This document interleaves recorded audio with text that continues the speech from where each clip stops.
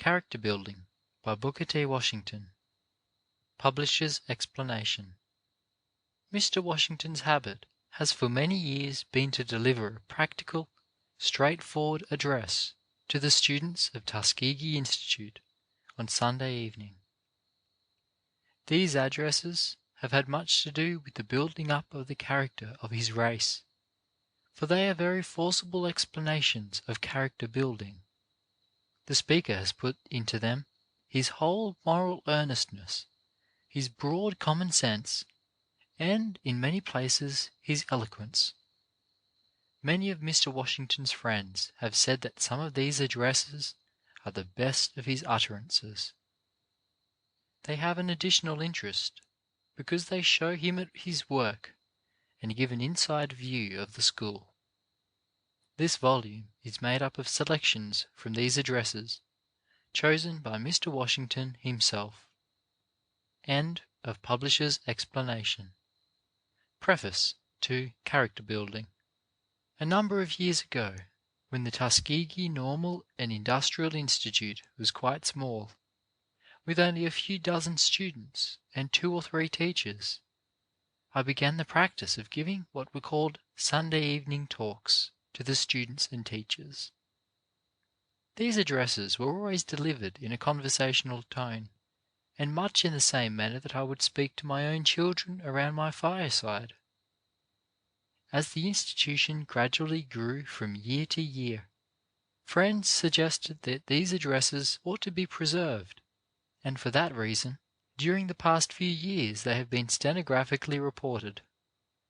For the purpose of this book, they have been somewhat revised, and I am greatly indebted to my secretary, Mr. Emmett J. Scott, and to Mr. Max Bennett Thrasher for assisting me in the revision and in putting them into proper shape for publication, and to Mr. T. Thomas Fortune for suggesting that these addresses be published in book form. In these addresses, I have attempted from week to week to speak straight to the hearts of our students and teachers and visitors concerning the problems and questions that confront them in their daily life here in the South. The most encouraging thing in connection with the making of these addresses has been the close attention which the students and teachers and visitors have always paid, and the hearty way in which they have spoken to me of the help that they have received from them. During the past 4 years these addresses have been published in the school paper each week. This paper, the Tuskegee Student, has a wide circulation among our graduates and others in the South, so that in talking to our students on Sunday evening, I have felt in a degree that I was speaking to a large proportion of the colored people in the South. If there is anything in these addresses which will be of interest or service to a still wider audience, I shall feel I have been more than repaid for any effort that I have put forth in connection with them. Booker T. Washington, Tuskegee, Alabama. Character Building by Booker T. Washington. Chapter 1. 2 Sides of Life. There are quite a number of divisions into which life can be divided, but for the purposes of this evening, I am going to speak of 2, the bright side of life and the dark side. In thought, in talk, in action, I think you will find that you can separate life into these 2 divisions, the dark side and the bright side, the discouraging side and the encouraging side. You will find, too, that there are 2 classes of people, just as there are 2 divisions of the subject. There is one class that is schooling itself and constantly training itself to look upon the dark side of life. And there is another class made up of people who are, consciously or unconsciously, constantly training themselves to look upon the bright side of life. Now, it is not wise to go too far in either direction. The person who schools himself to see the dark side of life is likely to make a mistake, and the person who schools himself to look only upon the bright side of life, forgetting all else, also is apt to make a mistake. Notwithstanding this, I think I am right in saying that persons who accomplish the most in this world, those to whom on account of their helpfulness the world looks most for service, those who are most useful in every way, are those who are constantly seeing and appreciating the bright side as well as the dark side of life.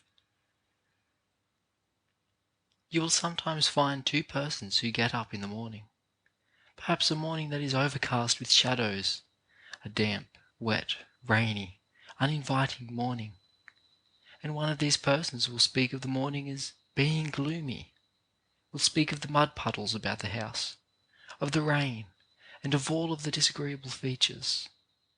The second person, the one who has schooled himself to see the brighter side of life, the beautiful things in life, will speak of the beauties that are in the raindrops and the freshness of the newly bathed flowers, shrubs, and trees. Notwithstanding the gloomy and generally disconsolate appearance of things, he will find something attractive in the scene out of doors, and will discover something in the gloomy morning that will cheer him. Suppose that you see these two same persons eat their breakfast. Perhaps they will find out that the rolls are bad, but that the coffee is excellent.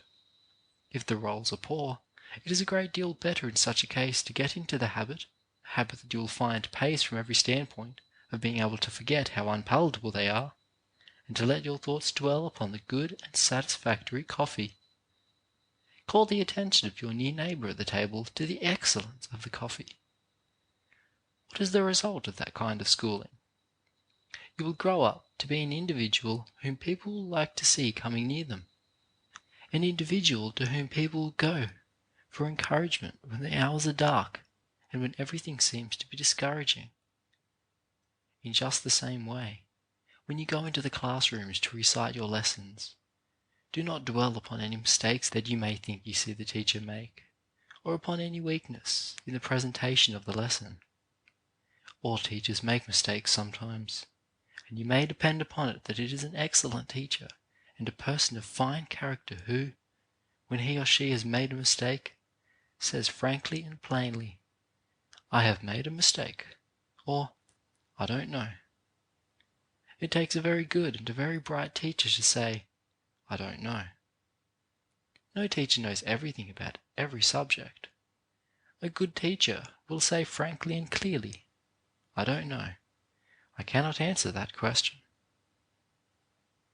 Let me tell you right here, too, that when you go out from here to become teachers yourselves, as a large proportion of you will go, whenever you get to a point where a student asks you a question which you are not able to answer, or asks you something about a subject on which you are not well informed, you will find it better to say frankly and honestly, "I am unable to answer your question."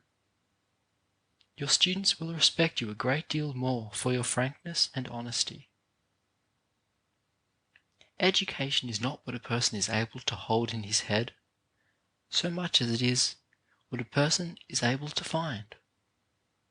I believe it was Daniel Webster who said that the truly educated man was not the one who had all the knowledge in his head, but the one who knew where to look for information upon any subject upon which at any time he might want information.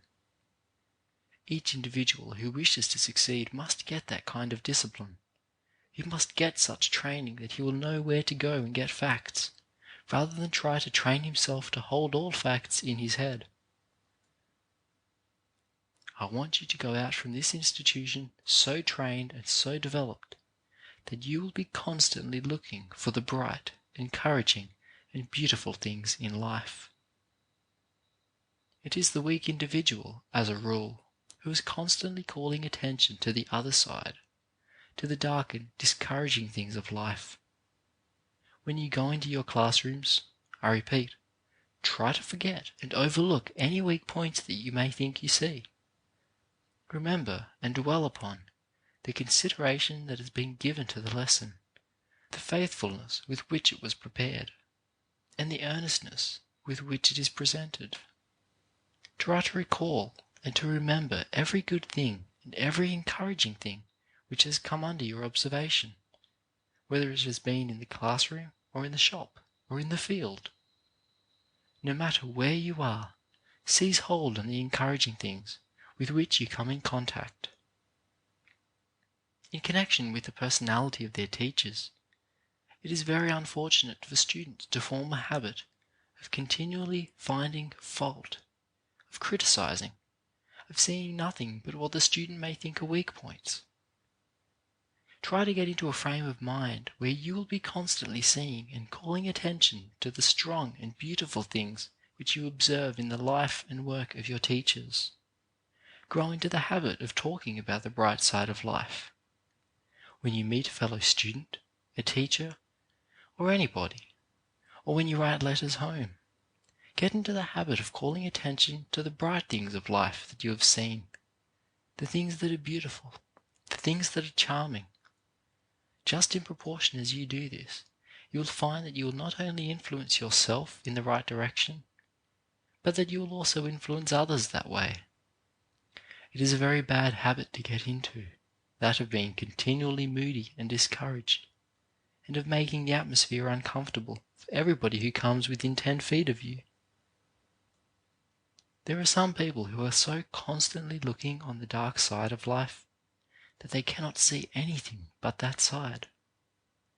Everything that comes from their mouths is unpleasant, about this thing and that thing, and they make the whole atmosphere around them unpleasant for themselves and for everybody with whom they come in contact. Such persons are surely undesirable. Why, I have seen people coming up the road who caused me to feel like wanting to cross over on the other side of the way so as not to meet them. I didn't want to hear their tales of misery and woe. I had heard those tales so many times that I didn't want to get into the atmosphere of the people who told them. It is often very easy to influence others in the wrong direction, and to grow into such a moody, fault-finding disposition that one not only is miserable and unhappy himself, but makes everyone with whom he comes in contact miserable and unhappy. The persons who live constantly in a fault-finding atmosphere, who see only the dark side of life, become negative characters. They are the people who never go forward. They never suggest a line of activity. They live simply on the negative side of life. Now, as students, you cannot afford to grow in that way. We want to send each one of you out from here, not as a negative force, but as a strong, positive, helpful force in the world. You will not accomplish the task which we expect of you if you go with a moody, discouraged, fault-finding disposition. To do the most that lies in you, you must go with a heart and head full of hope and faith in the world, believing that there is work for you to do, believing that you are the person to accomplish that work, and the one who is going to accomplish it. In 9 cases out of 10, the person who cultivates the habit of looking on the dark side of life is the little person, the miserable person, the one who is weak in mind, heart, and purpose. On the other hand, the person who cultivates the habit of looking on the bright side of life, and who calls attention to the beautiful and encouraging things in life, in 9 cases out of 10, is the strong individual, the one to whom the world goes for intelligent advice and support. I'm trying to get you to see, as students, the best things in life. Do not be satisfied with second-hand or third-hand things in life. Do not be satisfied until you have put yourselves into that atmosphere where you can seize and hold on to the very highest and most beautiful things that can be got out of life. Chapter 2. Helping Others. There are a few things essential in an institution of this kind that I think it is well for you to keep ever before you. This institution does not exist for your education alone. It does not exist for your comfort and happiness altogether, although those things are important and we keep them in mind. It exists that we may give you intelligence, skill of hand, and strength of mind and heart. And we help you in these ways that you in turn may help others. We help you that you may help somebody else. And if you do not do this, when you go out from here, then our work here has been in vain. You would be surprised to know how small a part of your own expenses you pay here. You pay but little. And by reason of that fact it follows that as trustees of the funds which are given to this institution, we have no right to keep an individual here who we do not think is going to be able to go out and help somebody else. We have no right to keep a student here who we do not think is strong enough to go out and be of assistance to somebody else. We are here for the purpose of educating you, that you may become strong, intelligent, and helpful. If you were paying the cost of your board here, and for your tuition, and fuel, and lights, then we should have a different problem. But so long as it is true that you pay so small a proportion of your expenses as you do, we must keep in view the fact that we have no right to keep a student here, no matter how much we may sympathize with him or her, unless that student is going to be able to do somebody else some good. Every young man and every young woman should feel that he or she is here on trust, that every day here is a sacred day, that it is a day that belongs to the race. Our graduates, and the majority of the students who have gone out from here, have ever had an unselfish spirit, and have been willing to go out and work at first for small salaries and in uncomfortable places, where in a large degree conditions have been discouraging and desolate. We believe that kind of spirit will continue to exist in this institution, and that we shall continue to have students who will go out from here to make other persons strong and useful. Now no individual can help another individual unless he himself is strong. You notice that the curriculum here goes along in three directions: along the line of labour, of academic training, and of moral and religious training. We expect those who are here to keep strong and to make themselves efficient in these three directions, in each of which you are to learn to be leaders. Some people are able to do a thing when they are directed to do it, but people of that kind are not worth very much. There are people in the world who never think, who never map out anything for themselves, who have to wait to be told what to do. People of that kind are not worth anything. They really ought to pay rent for the air they breathe, for they only vitiate it. Now we do not want such people as those here. We want people who are going to think, people who are going to prepare themselves. I noticed an incident this morning. Did you ever hear that side door creak on its hinges before this morning? The janitor ought to have noticed that creaking and put some oil on the hinges without waiting to be told to do it. Then again, this morning, I noticed that after it had been raining hard for 24 hours, when it was wet and muddy, no provision had been made to protect the hogs at the sty, and they were completely covered with mud. Now the person who had charge of the sty should not have waited for someone to tell him to go down there and put some straw in for bedding and put boards over the sty to keep the animals dry. No one in charge of the hogs ought to have waited to be told to do a thing like that. The kind of persons we want here are those who are not going to wait for you to tell them to do such things, but who will think of them for themselves and do them. If we cannot turn out a man here who is capable of taking care of a pigsty, how can we expect him to take care of affairs of state? Then again, some of you are expected to take care of the roads. I should have liked to have seen boys this morning so much interested in working on the roads that they would have put sawdust from this building to the gate. I should have liked to see them put down some boards and arrange for the water to drain off. We want such fellows as those here. The ones we want are the ones who are going to think of such things as these without being told. That is the only kind of people worth having. Those who have to wait to have somebody else put ideas into their minds are not worth much of anything. And, to be plain with you, we cannot have such people here. We want you to be thinkers, to be leaders. Yesterday and the night before, I travelled on the Mobile and Ohio Railroad from St. Louis to Montgomery, and there was a young man on the same train who was not more than 20 years old, I believe, who recently had been appointed a special freight agent of the road. All his conversation was about freight. He talked freight to me and to everybody else. He would ask this man and that man if they had any freight, and if so, he would tell them that they must have it shipped over the Mobile and Ohio Railroad. Now that man will be general freight agent of that road some day. He may be president of the road.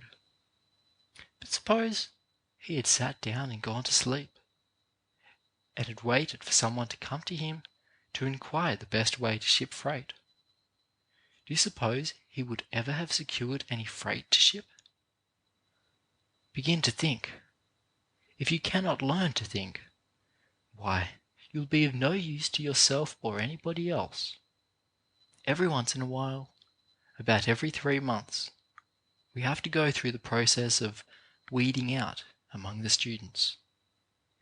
We are going to make that weeding out process stricter this year than ever before. We are compelled to get rid of every student here who is weak in mind, weak in morals, or weak in industry. We cannot keep a student here unless he counts for one. You must count one yourself. You eat for one, you drink for one, and you sleep for one. And so you will have to count for one if you are going to stay here. I want you to go out into the world, not to have an easy time, but to make sacrifices and to help somebody else. There are those who need your help and your sacrifice. You may be called upon to sacrifice a great deal. You may have to work for small salaries. You may have to teach school in uncomfortable buildings. You may have to work in desolate places, and the surroundings may be in every way discouraging. And when I speak of your going out into life, I do not confine you to the schoolroom. I believe that those who go out and become farmers and leaders in other directions, as well as teachers, are to succeed. The most interesting thing connected with this institution is the magnificent record that our graduates are making.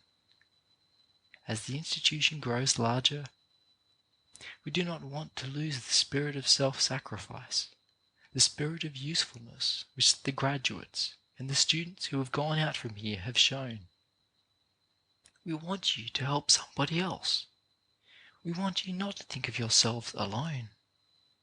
The more you do to make somebody else happy, the more happiness you will receive in turn. If you want to be happy, if you want to live a contented life, if you want to live a life of genuine pleasure, do something for somebody else. When you feel unhappy, disagreeable, and miserable, to someone else who is miserable, and to that person an act of kindness, you will find that you will be made happy. The miserable persons in this world are the ones whose hearts are narrow and hard. The happy ones are those who have great big hearts. Such persons are always happy. Chapter 3. Some of the Rocks Ahead. I feel sure that I can be of some degree of service to you tonight in helping you to anticipate some of the troubles that you are going to meet during the coming year. Do not look for trouble is a safe maxim to follow, but it is equally safe to prepare for trouble. All of you realize, of course, that where we have so large a machine as we happen to have here, when I speak of machine in this way, you will understand that I refer to the school. It takes some time to get it into perfect order. or anything bordering upon perfect running order. Now, I repeat, it is the wise individual who prepares himself beforehand for the day of difficulties, for the day of discouragements, for the rainy day. It is the wise individual who makes up his mind that life is not going to be all sunshine, that all is not going to be perpetual pleasure. What is true of everyday life is true of school life. There are a number of difficulties which it is probable you are going to meet, or which are going to meet you. I want you to prepare yourselves against these as wisely as you can. In the first place, a great many of you are going to be disappointed, if this has not already been the case, in the classes to which you will be assigned. The average individual thinks he knows a great deal more than he does know. The individual who really knows more than he thinks he knows is very rare indeed. The individual who really knows more than he thinks he knows is very rare indeed. When a student gets to the point where he knows more than he thinks he knows, the student is about ready to leave school. I wish a very large number of you had reached that point. I repeat, numbers of you are going to be disappointed during the year as to the classes to which you are going to be assigned. Now I want to give you this advice before you go to an institution. Examine the catalogue of that school. The catalogue will give you all the information about the school. Then make up your mind whether or not you have faith in that institution. Find out if it is the school you wish to attend, and then decide if you have faith enough in it to become its pupil.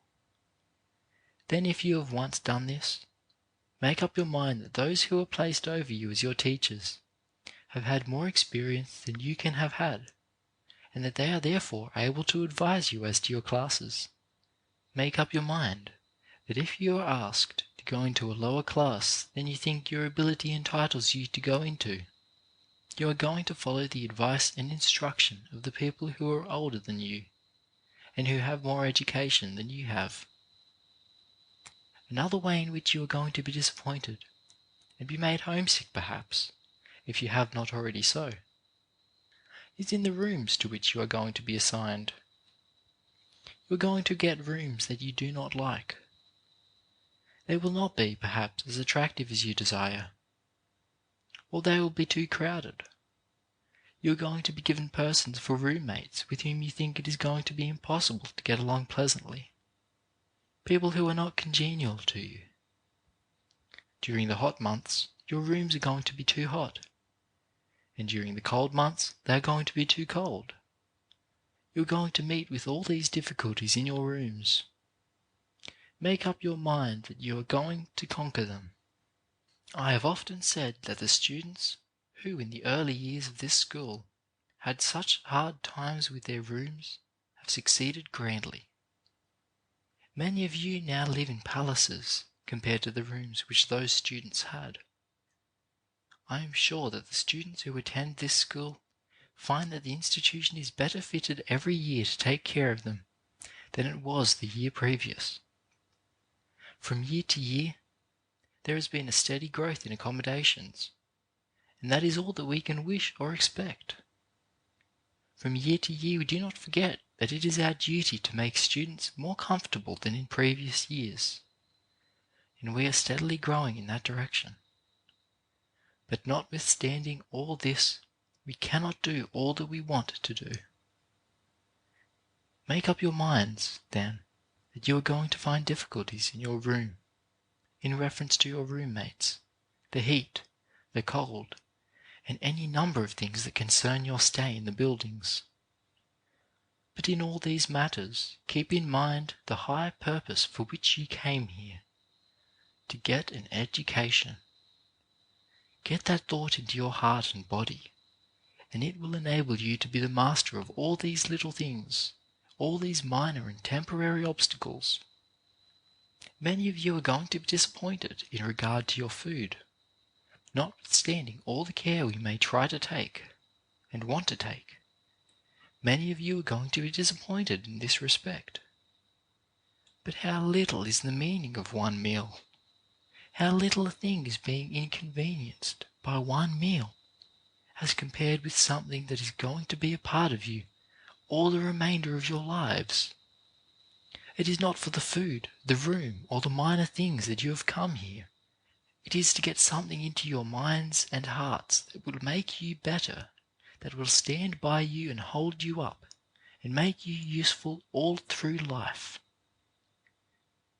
Some of you are going to find it difficult to obey orders. Sometimes orders will be given you which you think are wrong and unjust. Perhaps orders will be given you sometimes that really are unjust. In that respect, no institution is perfect. But I wanted to learn this lesson in respect to orders, that it is always best to learn to obey orders and respect authority, that it is better 10 times over for you to obey an order that you know is wrong, and which perhaps was given you in a wrong spirit or with a mistaken motive. It is better for you to obey even such an order as that, than it is for any individual to get into the habit of disobeying and not respecting those in authority. Make up your mind that if you want to add to your happiness and strength of character, you are before all things else going to learn to obey. If it should happen that for a minute or 5 minutes, one of your fellow students is placed in authority over you, that student's commands should be sacred. You should obey his commands just as quickly as you would obey those of the highest officer in this institution. Learn that it is no disgrace to obey those in authority. One of the highest and surest signs of civilization is that a people have learned to obey the commands of those who are placed over them. I want to add here that it is to the credit of this institution that, with very few exceptions, the students have always been ready and willing to respect authority.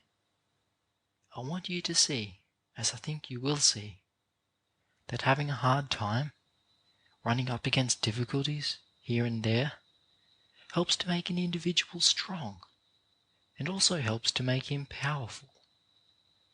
This is the point I want to make with you, that one of the reasons you are here is that you may learn to overcome difficulties. I have named some that you may expect to meet, but I have not named them all. They will keep springing up all the time. Just in proportion as you learn to rise above them and trample them under your feet, just in that proportion will you accomplish the high purpose for which you came here, and help to accomplish the purpose for which this institution exists. Chapter 4. On Influencing by Example. A few evenings ago, while in Cincinnati, I was very pleasantly surprised, after speaking at a large meeting, to be invited by a company of young colored men to attend for a few minutes a reception at their club room. I expected when I went to the place designated to find a number of young men who, perhaps, had hired a room and fitted it up for the purpose of gratifying their own selfish pleasures. I found that this was not the case.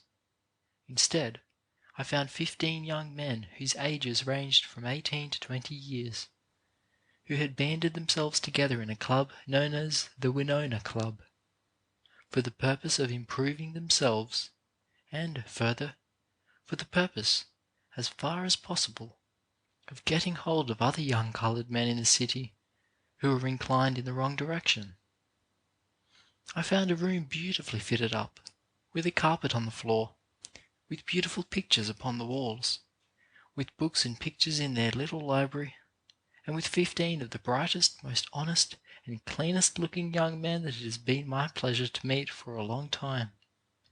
It was a very pleasant surprise to find these young men, especially in the midst of the temptations of a northern city, in the midst of evil surroundings, banded together for influencing others in the right direction. These young men came together, and at their first meeting said that they were going to band themselves together for the purpose of improving themselves and helping others. They said that the first article in their constitution should be to the effect that there should be no gambling in that club, that there must be no strong drink allowed in that club, and that there should be nothing there that was not in keeping with the life of a true and high-minded gentleman. I repeat that it was very pleasant and encouraging for me to find such work as this going on in Cincinnati. What was equally gratifying and surprising was that at the close of the reception they presented me with a neat sum of money which they had collected, and asked that this money be used to defray the expenses to some student at the school here. Now the point I especially want to make tonight is this. All of you must bear in mind the fact that you are not only to keep yourselves clean and pure and sober and true in every respect, but you owe a constant responsibility to yourself to see that you exert a helpful influence on others also. A large proportion of you are to go from here into great cities. Some of you will go into such cities as Montgomery, and some perhaps will go into the cities of the North, although I hope that the most of you will see your way clear to remain in the South. I believe that you will do better to remain in the country districts than to go into the cities. I believe that you will find it to your advantage in every way to try to live in a small town or in a country district rather than in a city. I believe that we are at our best in country life, in agricultural life, and too often at our worst in city life.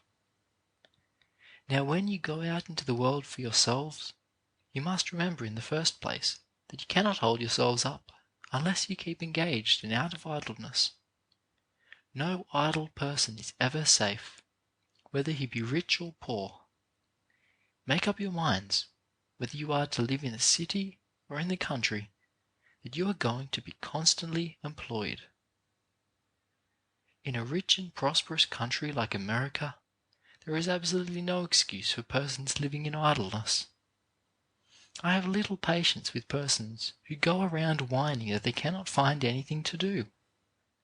Especially is this true in the South.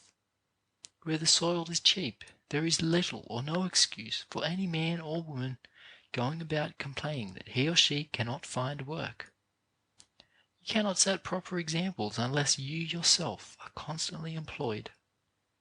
See to it then, whether you live in a city, a town, or in a country district, that you are constantly employed when you are not engaged in the proper kind of recreation or in rest. Unless you do this, you will find that you will go down as thousands of our young men have gone down, as thousands of our young men are constantly going down, who yield to the temptations which beset them. Refrain from staking your earnings upon games of chance. See to it that you pass by those things which tend to your degradation. Teach this to others. Teach those with whom you come in contact that they cannot lead strong, moral lives unless they keep away from the gambling table. See to it that you regulate your life properly, that you regulate your hours of sleep. Have the proper kinds of recreation. Quite a number of our young men in the cities stay up until 12, 1 or 2 o'clock each night. Sometimes they are at a dance, and sometimes at the gambling table, or in some brothel, or drinking in some saloon. As a result, they go late to their work, and in a short time you hear them complaining about having lost their positions. They will tell you that they have lost their jobs on account of race prejudice, or because their former employers are not going to hire colored help any longer. But you will find, if you learn the real circumstances, that it is much more likely that they have lost their jobs because they were not punctual, or on account of carelessness. Then, too, you will find that you will go down if you yield to the temptation of indulging in strong drink. That is a thing that is carrying a great many of our young men down. I do not say that all of our men are of this class, or that all of them yield to temptations, but I can go into many of the large cities and find just such men as those in Cincinnati to whom I have referred. You cannot hope to succeed if you keep bad company. As far as possible, try to form the habit of spending your nights at home. There is nothing worse for a young man or young woman than to get into the habit of thinking that he or she must spend every night on the street or in some public place. I want you, as you go out from this institution, whether you are graduates or not, whether you have been here 1 year or 4 years, to go out with the idea that you must set a high example for everyone in your community. You must remember that the people are watching you every day. If you yield to the temptation of strong drink, of going into bad company, others will do the same thing. They will shape their lives after yours. You must so shape your lives that the hundreds and thousands of those who are looking to you for guidance may profit by your example. Chapter 5. The Virtue of Simplicity. I hope that you all paid strict attention to what Mr. William H. Baldwin, Jr., who recently spoke to you, had to say. In the few words that he spoke, I think he told you the platform upon which this institution has been built. You will remember that he laid a great deal of stress upon the importance of the institution remaining simple, of keeping that degree of simplicity and thoroughness that it has always possessed. It is true that in the last few months the institution has come into a great deal of prominence, and is meeting with what the world calls success. But we must remember that very often it is with institutions as it is with individuals. Success may injure them more than poverty. Now, this institution will continue to succeed, will continue to have the goodwill and confidence, the cooperation of the best and wisest and most generous people in the country, just so long as its faculty, its students, and all connected with it remain simple, earnest, and thorough.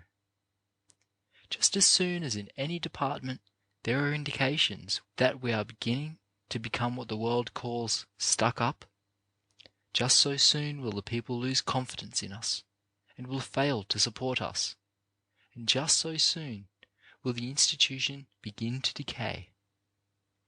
We will grow in buildings, in industries, in apparatus, in the number of teachers and of students, and in the confidence of the people, just in proportion as we do what the institution has set out to do, that is, teach young men and women how to live simple, plain, and honourable lives by learning how to do something uncommonly well.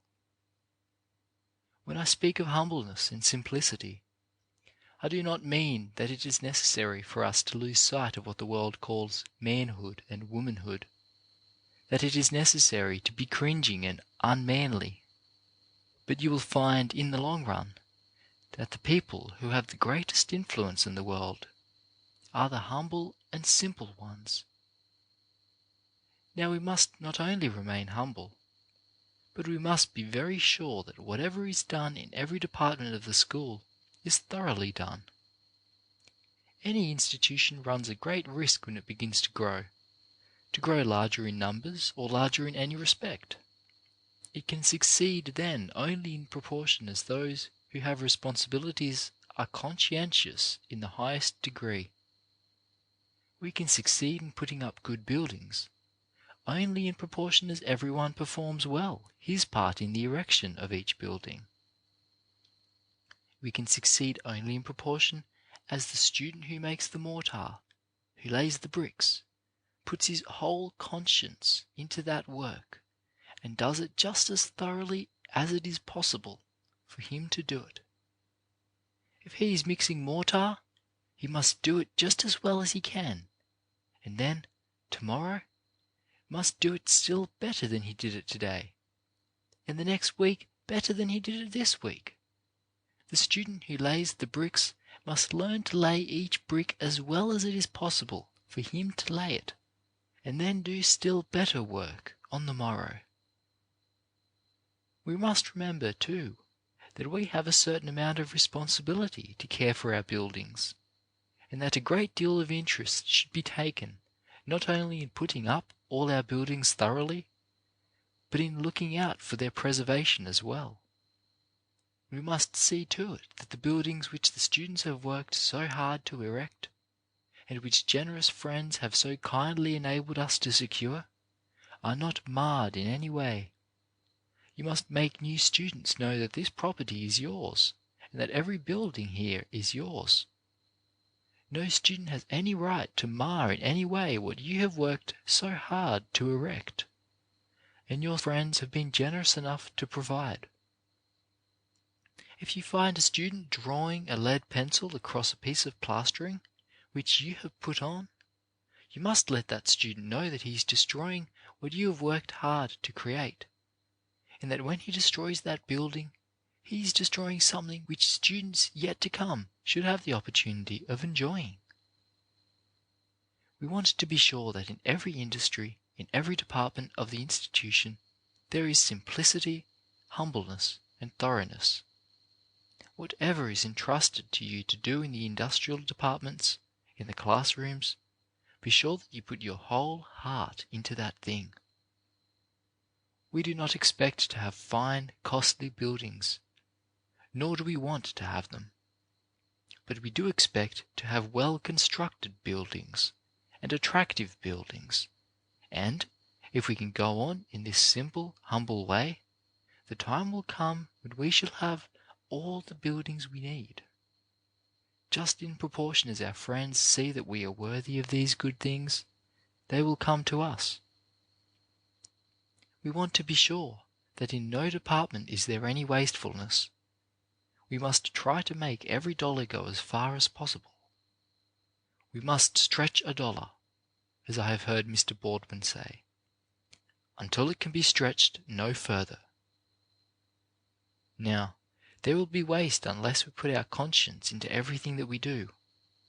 There will be waste in the boarding department, in the academic department, in the industrial department, in the religious department, in all the departments about us, unless we put our conscience into everything that we do. Let us be sure that not a single dollar that is given to us is wasted, because the same people who give to us are called upon almost every day in the week, each year, to give for hundreds of purposes, and they have to choose which they will support. They must decide whether they want to give to this cause or to that cause, and they will give to us if we make them feel that we are more worthy than other similar institutions. We want also to be sure that we remain simple in our dress and in all our outward appearance.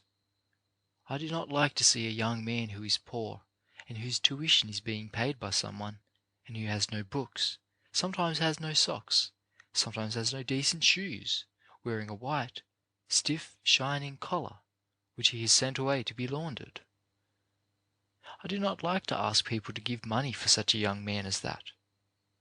It is much better for a young man to learn to launder his collars himself than to pretend to the world that he is what he is not. When you send a collar to the city laundry, it indicates that you have a bank account. It indicates that you have money ahead and can afford that luxury.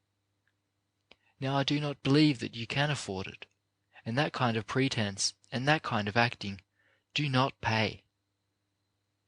Get right down to business, and, as I have said, if we cannot do up your collars well enough here to suit you, why, get some soap and water and starch and an iron, and learn to launder your own collars, and keep on laundering them until you can do them better than anybody else. I am not trying to discourage you about wearing nice collars. I like to see every collar shine. I like to see every collar as bright as possible. I like to see you wear good, attractive collars. I do not, however, want you to get the idea that collars make the man. You quite often see fine cuffs and collars when there is no real man there. You want to be sure to get the man first. Be sure that the man is there. And if he is, the collars and the cuffs will come in due time. If there is no man there, we may put on all the collars and cuffs we can get, and we shall find that they will not make the man. When you have finished school, After you have gone out and established yourselves in some kind of business, after you have learned to save money and have gotten a good bank account ahead, if you are aware the laundering is not sufficiently well done to suit you, why, perhaps you can afford to send your collars 40 or 50 miles away. But as I see you young men, I do not believe you can afford it. And if you can afford it, why, I should like to have you pay that money for a part of your tuition, which we now have to get someone else to pay for you. You want to be very sure, too, that as you go out into the world, you go out not ashamed to work, not ashamed to put in practice what you have learned here. As I come in contact with our graduates, I am very glad to be able to say that in almost no instance have I found a student who has been at Tuskegee long enough to learn the ways of the institution, or a graduate who has been ashamed to use his hands. Now that reputation we want to keep up. We want to be sure that such a reputation as this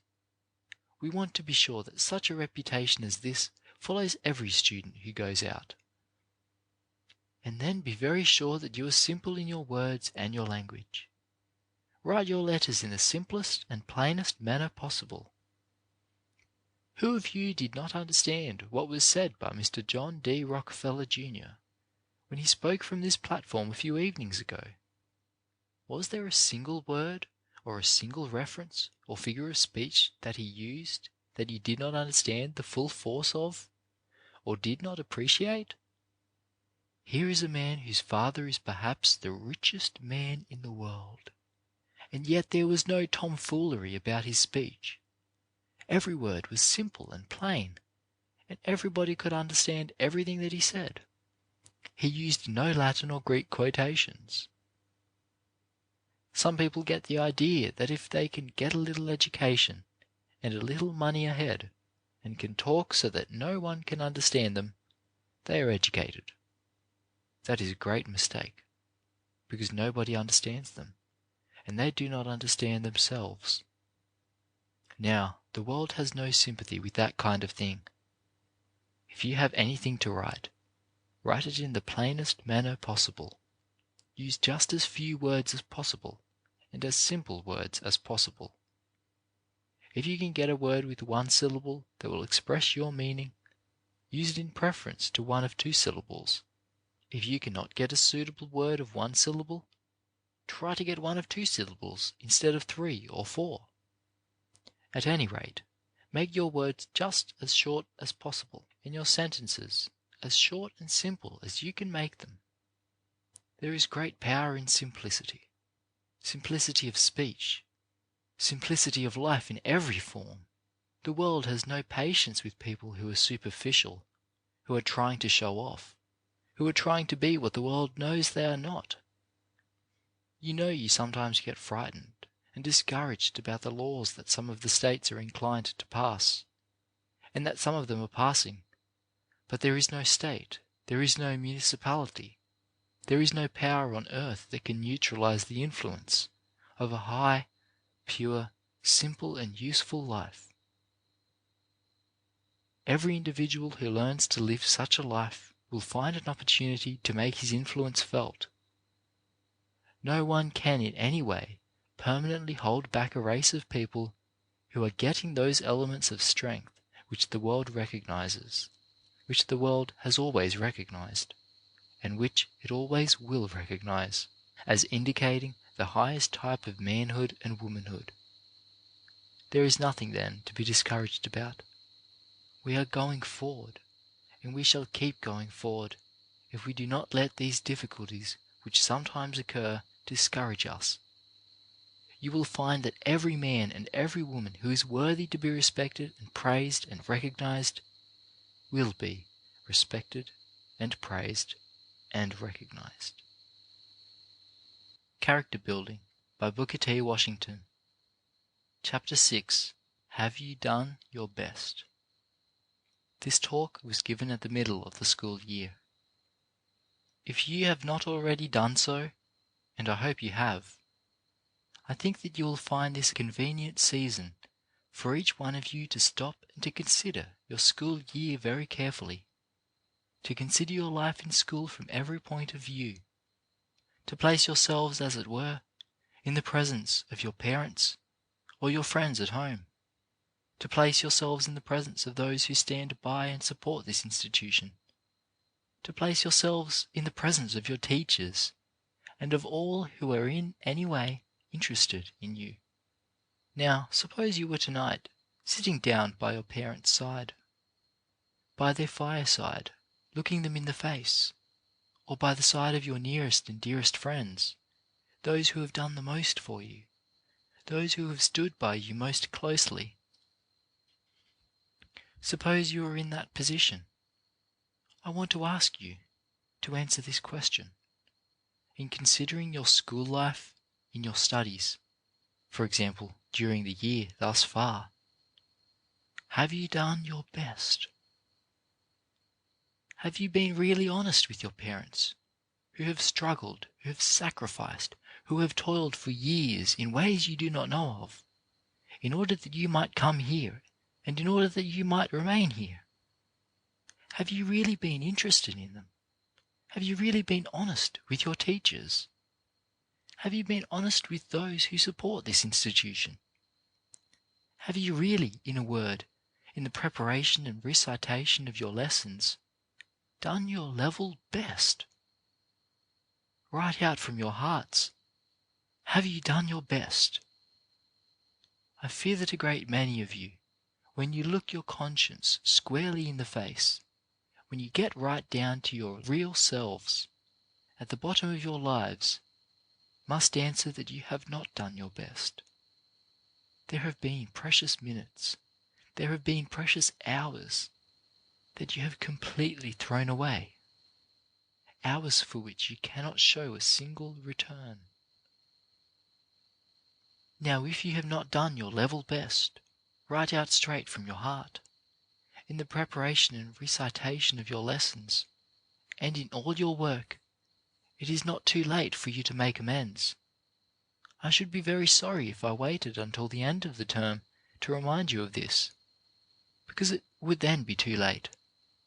There would be many of you with long faces who would say, if you were reminded then, that you could have done so much better, would have been so much more honest with your parents and friends, if you had only been reminded earlier, and that in every way you would have made your lives so different from what they had been.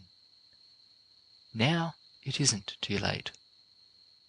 Grant, as I know that numbers of you will grant, that you have thrown away precious time, that you have been indifferent to the advice of your teachers, that you really haven't been honest with yourselves in the preparation of your lessons, that you have been careless in your recitations.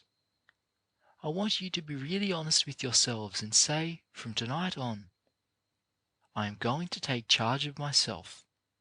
I am not going to drift in this respect. I am going to row up the stream, and my life, as a schoolboy or a schoolgirl, is going to be different from what it has been. Now place yourselves again in the presence of your parents, of those who are dearest to you, and answer this question. In your work, in your industrial work here, have you done your real best? In the field and in the shop, with the plough, the trowel, the hammer, the saw, have you done your level best? Have you done your best in the sewing room and in the cooking classes? Have you justified your parents in the sacrifice of time and money which they have made in order to allow you to come here? If you haven't done your best in these respects, and many of you haven't, there is still time for you to become a different man or woman. It isn't too late. You can turn yourselves completely around. Those of you who have been indifferent and slow, those of you who have been thoughtless and slovenly, those of you who have tried to find out how little effort of body or mind you could put into your industrial work here, it isn't too late for you to turn yourselves completely around in that respect, and to say that from tonight you are going to be a different man or woman.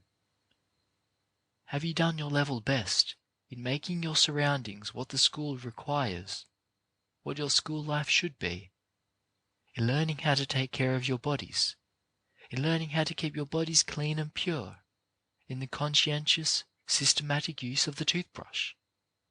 Have you done your best?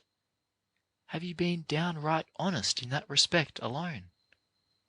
Have you used the toothbrush just because you felt it was a requirement of the school, or because you felt that you could not be clean or honest with your roommates, that you could not be yourself in the sight of God unless you used the toothbrush? Have you used it in the dark as well as in the light? Have you learned that even if your room was not going to be inspected on a certain day, it was just as important that you learn the lesson of being conscientious about keeping it in order as if you knew it was going to be inspected? Have you been careful in this respect? Have you shifted this duty or neglected that duty? Have you thrown some task off onto your roommates? Have you tried to slide out of it, or, as it were, to get by, as the slang phrase goes, without doing really honest, straightforward work as regards the cleanliness of your room, the improvement of it, the making of it more attractive? Have you been really honest with yourselves and your parents, with those who spend so much money for the support of this institution? Above all, have you been really true to your parents and to your best selves in growing in strength of character, in strength of purpose, in being downright honest? Those of you who came here, for instance, with the habit of telling falsehoods, of deceiving in one way or another, those of you who came here with the temptation, perhaps, in too many cases, overshadowing you and overpowering you, to take property which does not belong to you, have you been really honest in overcoming habits of this kind? Are you building character? Are you less willing to yield to temptation? Are you more able to overcome temptation now than you were? If you are not more able, you have not grown in this respect. But it is not too late. If there are some of you who have been unfortunate enough to allow little mean habits, mean dispositions, mean acts, mean thoughts, mean words to get the uppermost of you, in a word, if your life thus far has been a little dried up, narrow life, get rid of that life. Throw open your heart. Say now, I am not going to be conquered by little mean thoughts, words and acts any longer. Hereafter, all my thoughts, all my words, all my acts shall be large, generous, high, pure. In a word, I want you to get hold of this idea, that you can make the future of your lives just what you want to make it. You can make it bright, happy, useful, if you learn this fundamental lesson and stick to it while in school, or after you go away from here, that it doesn't pay any individual to do any less than his very best. It doesn't pay to be anything else but downright honest in heart. Any person who is not honest, who is not trying to do his very best in the classroom or in the shop, no matter where he may be, will find out that it does not pay in the long run. You may think it best for a little while, but permanently it does not pay any man or woman to be anything but really downright honest, and to do his or her level best. Now I want you to think about these things, not only here in the chapel tonight, but tomorrow in your classrooms, and with reference to everything you touch.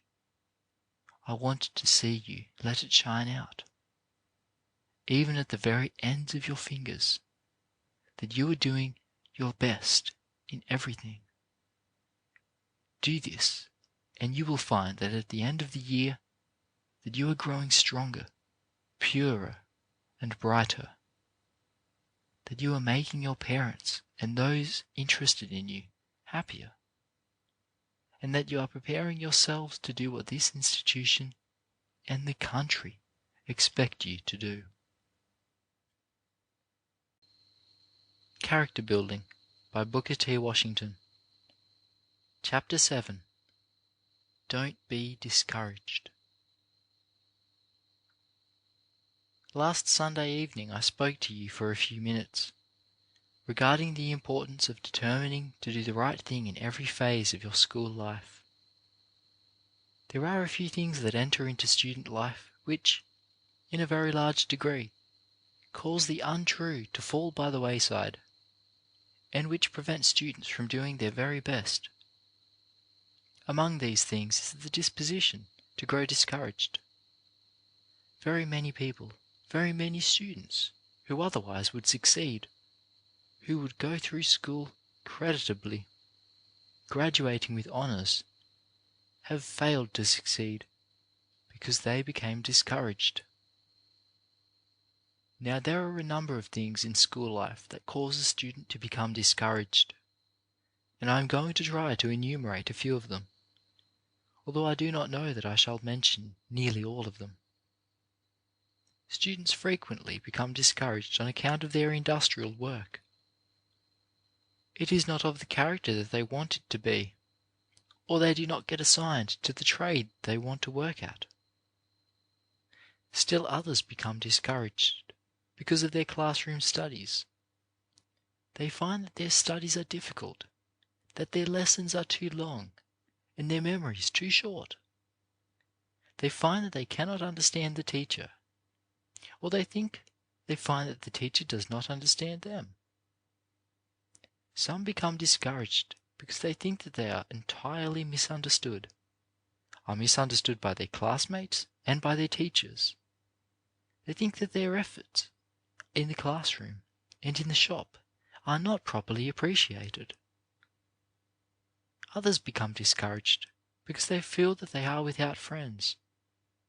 It seems to them that other students have friends on every hand who are encouraging them, who send them money, who supply them with clothing, and that they themselves have no such friends. You become discouraged for such reasons as these. You feel that your highest and best efforts are not appreciated. This tends to discourage you. There are not a few of you who get discouraged because you feel that you belong to a despised race, that for a long time you have been trampled upon because of your color, and because of certain peculiar characteristics, that you have been neglected or oppressed, and that there is no reason why you should make an effort to go forward, that you belong to a race that is doomed to disappointment, to stay under, and to not succeed. Some of you become discouraged and despondent because of poverty. Perhaps here I strike the basis of the reason for most of the discouragement. You come here, and your parents disappoint you. They do not supply you with money. You become discouraged because they do not supply you with proper clothing, or with what you think you ought to have, and, very often, with such as you really ought to have, and that disheartens you. You find that other students have money, and you have none. They have money not only for the necessities of school life, but for some of the luxuries, while you have not enough for even the bare necessities. Other students are more than supplied with clothing, while you are very scantily supplied. You shiver in many cases by reason of the cold, while others are comfortable and nicely dressed. Sometimes you are even ashamed to show yourself in public because of the appearance of the old coat or trousers or shoes that you have to wear. Some of you become discouraged because you find yourselves without the proper books. Some of you cannot get the money needed to purchase books, a toothbrush, and other necessary things. You find yourselves cramped and hampered on every hand. You are discouraged at this point and at that point, and you feel that nobody's lot is as hard as your own. You become discouraged, you become dissatisfied, and you feel like giving up. Now I want to suggest to you tonight that this very thing of discouragement, as an element in life, is for a purpose. I do not believe that any element of your lives is put into them without a purpose. I believe that every effort that we are obliged to make to overcome obstacles will give us strength, and will also give us a confidence in ourselves that nothing else can give us. I would 10 times rather see you having a hard struggle to elevate yourselves, having a hard time either at work on the farm, or on the buildings, or in the shops, without money and without clothes, than to see you here having too much money, and having everything that you want come to you without any effort on your part. You are blessed, as compared with some people. The man or woman who has money, without having had to work for it, who has all the comforts of life, without effort, and who saves his own soul and perhaps the soul of somebody else, such an individual is rare, very rare indeed. Now it is not a curse to be situated as some of you are, and if you will make up your minds that you are going to overcome the obstacles and the difficulties by which you are surrounded, you will find that in every effort you make to overcome these difficulties, you are growing in strength and confidence. Make up your minds that you are not going to allow anything to discourage you. Make up your minds that poor lessons, scoldings on the part of your teachers, want of money, and want of books, that none of these shall discourage you. Make up your mind that in spite of race and colour, in spite of the obstacles that surround you, in spite of everything, you are going to succeed in your school life, and are going to prepare yourself for usefulness hereafter. Every person who has grown to any degree of usefulness, every person who has grown to distinction, almost without exception, has been a person who has risen by overcoming obstacles, by removing difficulties, by resolving that when he met discouragements, he would not give up. Make up your minds that you are going to overcome every discouragement, and that you are not going to let any discouragement overcome you. Those of you who have been inclined to be moody and morose, or have been inclined to feel that the whole world is against you, that there is no use for you to try to elevate yourselves, make up your minds that your future is just as bright as that of anybody else. Do this, and you will find that you have it in your power to make your future bright or gloomy, just as you desire. Chapter 8 of Character Building, on Getting a Home. Every coloured man owes it to himself and to his children as well, to secure a home just as soon as possible. No matter how small the plot of ground may be, or how humble the dwelling placed on it, something that can be called a home should be secured without delay. A home can be secured much easier than many imagine.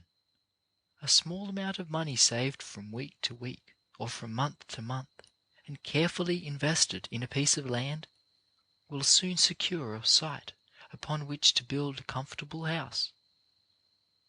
No individual should feel satisfied until he has a comfortable home. More and more, the Southern states are making one of the conditions for voting the ownership of at least $300 worth of property, so that persons who own homes will not only reap the benefits that come from owning a home in other directions, but will also find themselves entitled to cast their ballot.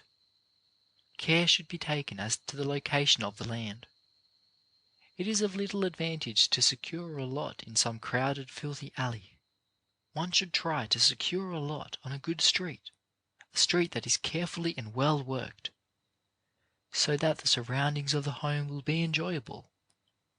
Even if one has to go a good ways into the country to secure such a lot, it is much better than to buy a building spot on an unsightly, undesirable alley.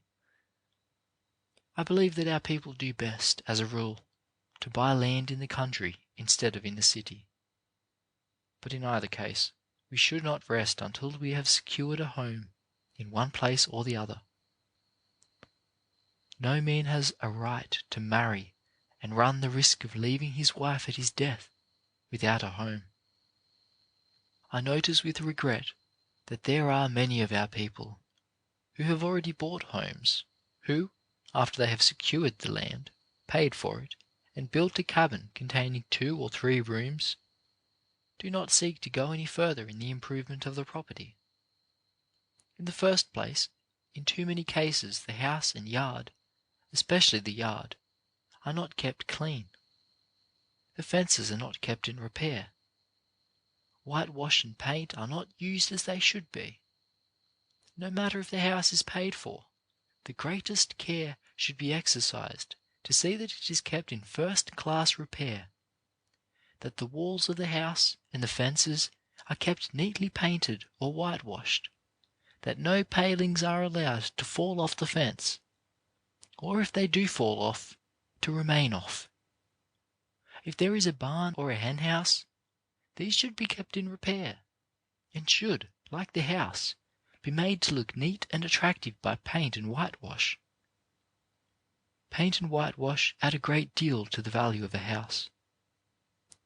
If persons would learn to use even a part of the time they spend in idle gossip or in standing about on the streets, in whitewashing or painting their houses, it would make a great difference in the appearance of the buildings, as well as add to their value. Only a short time ago, near a certain town, I visited the house, I could not call it a home, of a presiding elder, a man who had received considerable education, and who spent his time in going about over his district, preaching to hundreds and thousands of coloured people. And yet, the home of this man was almost a disgrace to him and to his race. The house was not painted or whitewashed. The fence was in the same condition. The yard was full of weeds. There were no walks laid out in the yard. There were no flowers in it. In fact, everything on the outside of the house and in the yard presented a most dismal and discouraging appearance. So far as I could see, there was not a single vegetable around this house, nor did I see any chickens or fowls of any kind. This is not the way to live, and especially is it not the way for a minister or a teacher to live, for they are men who are supposed to lead their people not only by word but by example. Every minister and every teacher should make his home, his yard, and his garden models for the people whom he attempts to teach and lead. I confess that I have no confidence in the preaching of a minister whose home is in the condition of the one I have described. There is no need why, as a race, we should get into the miserable and unfortunate habit of living in houses that are of repair, that are not whitewashed or painted, that are not comfortable, and, above else, in houses that we do not own.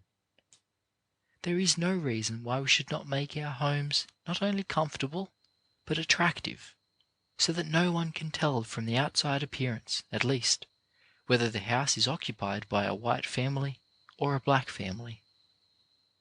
After a house has been paid for, it not only should be improved from year to year and kept in good repair, but as the family grows, new rooms should be added.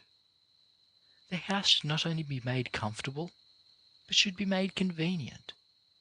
As soon as possible, there should be a sitting room where books and papers can be found, a room in which the whole family may read and study during the winter nights. I do not believe that any house is complete without a bathroom. As soon as possible, every one of our houses should be provided with a bathroom, so that the body of every member of the family can be baptized every morning in clean, invigorating, fresh water. Such a bath puts one in proper condition for the work of the day, and not only keeps one well physically, but strong morally and religiously. Another important part of the home is the dining room. The dining room should be the most attractive and most comfortable room in the house. It should be large and airy, a room into which plenty of sunlight can come, and a room that can be kept comfortable both in the summer and in the winter. These suggestions are made to you with the hope that you will put them into practice, and also that you will influence others to do the same. They are all suggestions that we, as a race, notwithstanding our poverty, in most cases can find a way to put into practice. Every one of them should be taken up by our teachers, our ministers, and by our educated young people. They should be taught and urged in school, in church, in farmers' meetings, in women's meetings, and, in fact, wherever the people of the race come together. Chapter 9. Calling Things by Their Right Names. A few evenings ago I talked with you about the importance of learning to be simple, humble, and childlike before going out into the world. You should remain in school until you get to the point where you feel that you do not know anything, where you feel that you are willing to learn from anyone who can teach you. Unfortunately, there are many things here in the South which tends to lead away from this simplicity to which I have referred. There is a great inclination to make things appear what they are not. For example, take the schools. There is a great tendency to call schools by names which do not belong to them, and which do not correctly represent that which in reality exists. You will find the habit growing more prevalent every year, I fear, of calling a school a university, or a college, or an academy, or a high school. In fact, we seldom hear of a plain, common, public or graded school. We do ourselves no good when we yield to that temptation. If a school is a public school, call it one. But do not think that we gain anything by calling a little country school with 2 or 3 rooms and 1 or 2 teachers, where some of the students are studying the alphabet, a university. And still this is too often done throughout the South, as you know. No respect or confidence is gained by the practice, but, on the contrary, sensible people get disgusted with such false pretenses. When you go out into the world and meet with such cases as this, try to make the people see that it is a great deal better to call their small public school by a name which truly represents it than to call it a high school or an academy. I do not by any means intend to say that schools do not have the right to aspire to become high schools or colleges. What I mean to say is that it is hurtful to the race to get into the habit of calling every little institution of learning that is opened a college or a university. It weakens us and prevents us from getting a solid, sure foundation.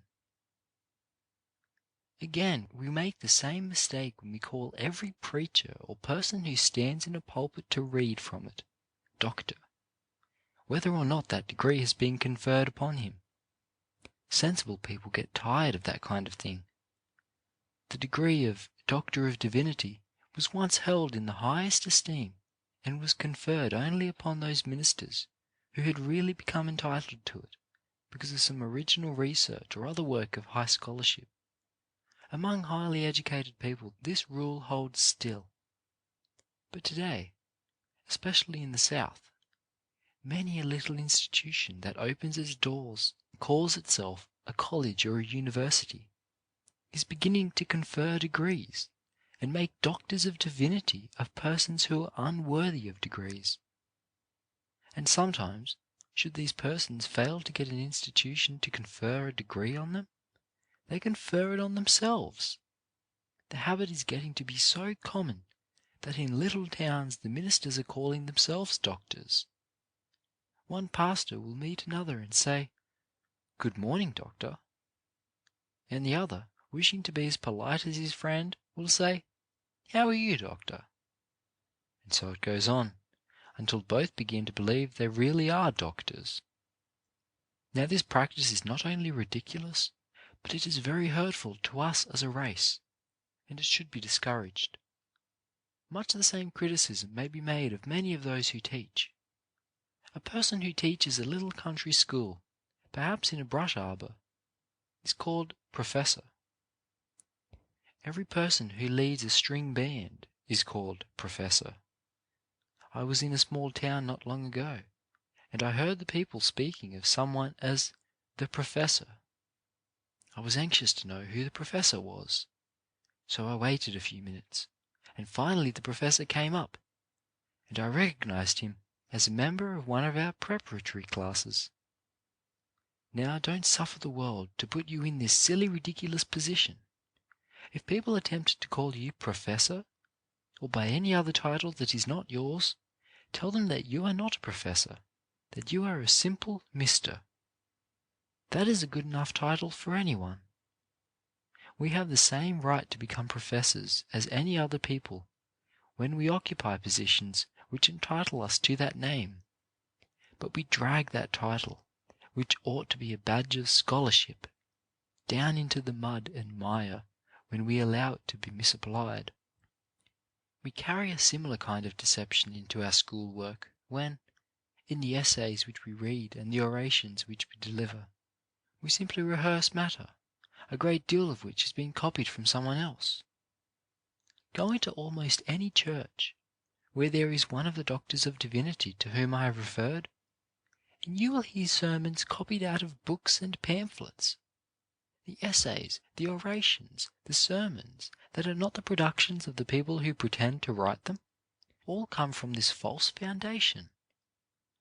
Then there is another error to which I wish to call your attention.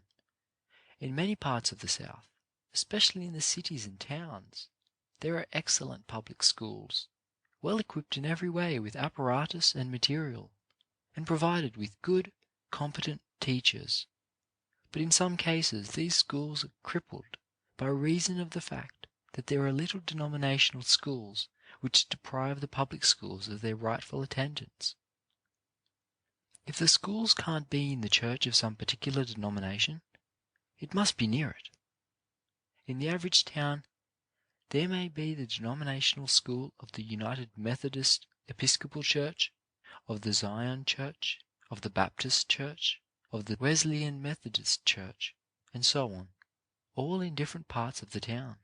Instead of supporting one public school, provided at the expense of the town or city, there exists this little narrow denominational spirit, which is robbing these innocent children of their education.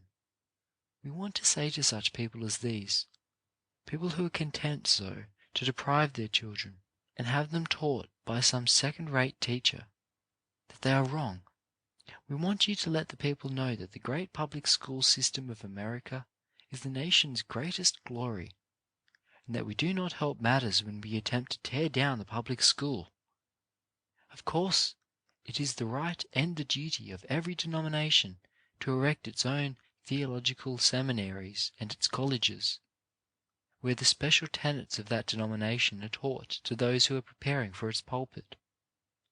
But no one has a right to let this denominational spirit defeat the work of a public school to which all should be free to go. I have in mind a place where the coloured people have an excellent school, equal to that of the whites. I went through the building and found it supplied with unproved apparatus and capable teachers, and saw that first-class work was done there. Later, I was taken about a mile outside the city, where there was a school with all incapable teachers, and some 60 or 70 pupils being poorly taught. Here was a third-rate teacher in a third-rate building. Poor work, and the children suffering for lack of proper instruction. Why? This was simply because the people wanted a school of their own denomination in that part of the city. Now you want to cultivate courage, and see to it that you are brave enough to condemn these wrongs and to show the people the mistakes which they make in these matters. I mention all these things because they hinder us from getting a solid foundation. They hinder us, further, in that in many cases they prevent us from getting the right power of leadership in teaching, in the work of the ministry, and in many other respects. Wherever you go, then, make up your minds that you are going to make your influence felt in favor of better prepared teachers and preachers, in better preparation of all of those who stand for leaders of the people. Just in proportion as you set your lives right in this matter, will the masses of the race be inclined to follow you. Chapter 10. European Impressions. Some people here in America think that some of us make too much ado over the matter of industrial training for the Negro. I wish some of the skeptics might go to Europe and see what races that are years ahead of us are doing there in that respect. I shall not take the time here to outline what is being done for men in the direction of industrial training in Europe, but I shall give some account of what I saw being done for women in England. Mrs. Washington and I visited the Agricultural College for Women at Swanley, England, where we found 40 intelligent, cultivated women who were most of them graduates from high schools and colleges, engaged in studying practical agriculture, horticulture, dairying and poultry raising. We found the women in the laboratory and classrooms, studying agricultural chemistry, botany, zoology, and applied mathematics.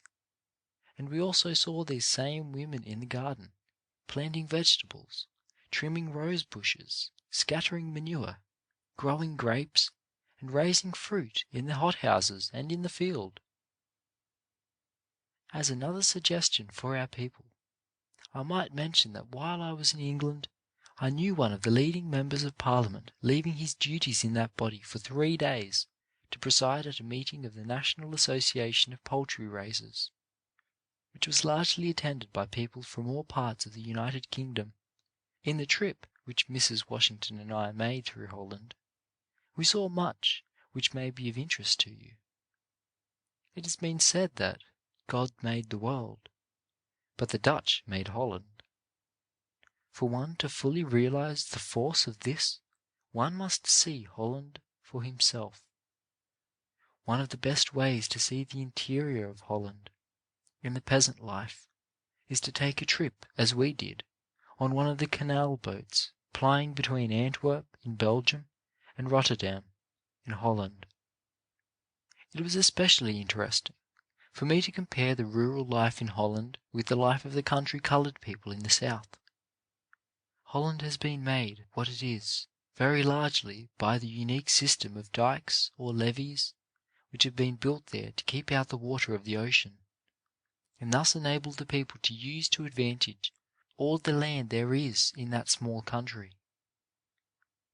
The great lesson which our coloured farmers can learn from the Dutch is how to make a living from a small plot of ground well cultivated, instead of from 40 or 50 acres poorly tilled. I have seen a whole family making a comfortable living by cultivating 2 acres of land there, while our southern farmers, in too many cases, try to till 50 or 100 acres and find themselves in debt at the end of the year. In all Holland, I do not think one can find 100 acres of waste land. Every foot of land is covered with grass, vegetables, and grain or fruit trees. Another advantage which our southern farmers might have in trying to pattern after the farmers of Holland would be that they would not be obliged to go to so much additional expense for horse or mule power. Most of the cultivating of the soil there is done with a hoe and spade. I saw the people of Holland on Sunday and on weekdays, but I did not see a single Dutch man, woman, or child in rags. There were practically no beggars and no very poor people. They owe their prosperity, too, very largely to their thorough and intelligent cultivation of the soil. Next to the thorough tilling of the soil, the thing of most interest there, from which the coloured people in America may learn a lesson, is the fine dairying which has made Holland famous throughout the world. Even the poorest family has its herd of Holstein cattle, and they are the finest specimens of cattle that it has ever been my pleasure to see. To watch thousands of these cattle grazing on the fields is worth a trip to Holland, as the result of the attention which they have given to breeding Holstein cattle. Dutch butter and cheese are in demand all through Europe. The most ordinary farmer there has a cash income as the result of the sale of his butter and milk.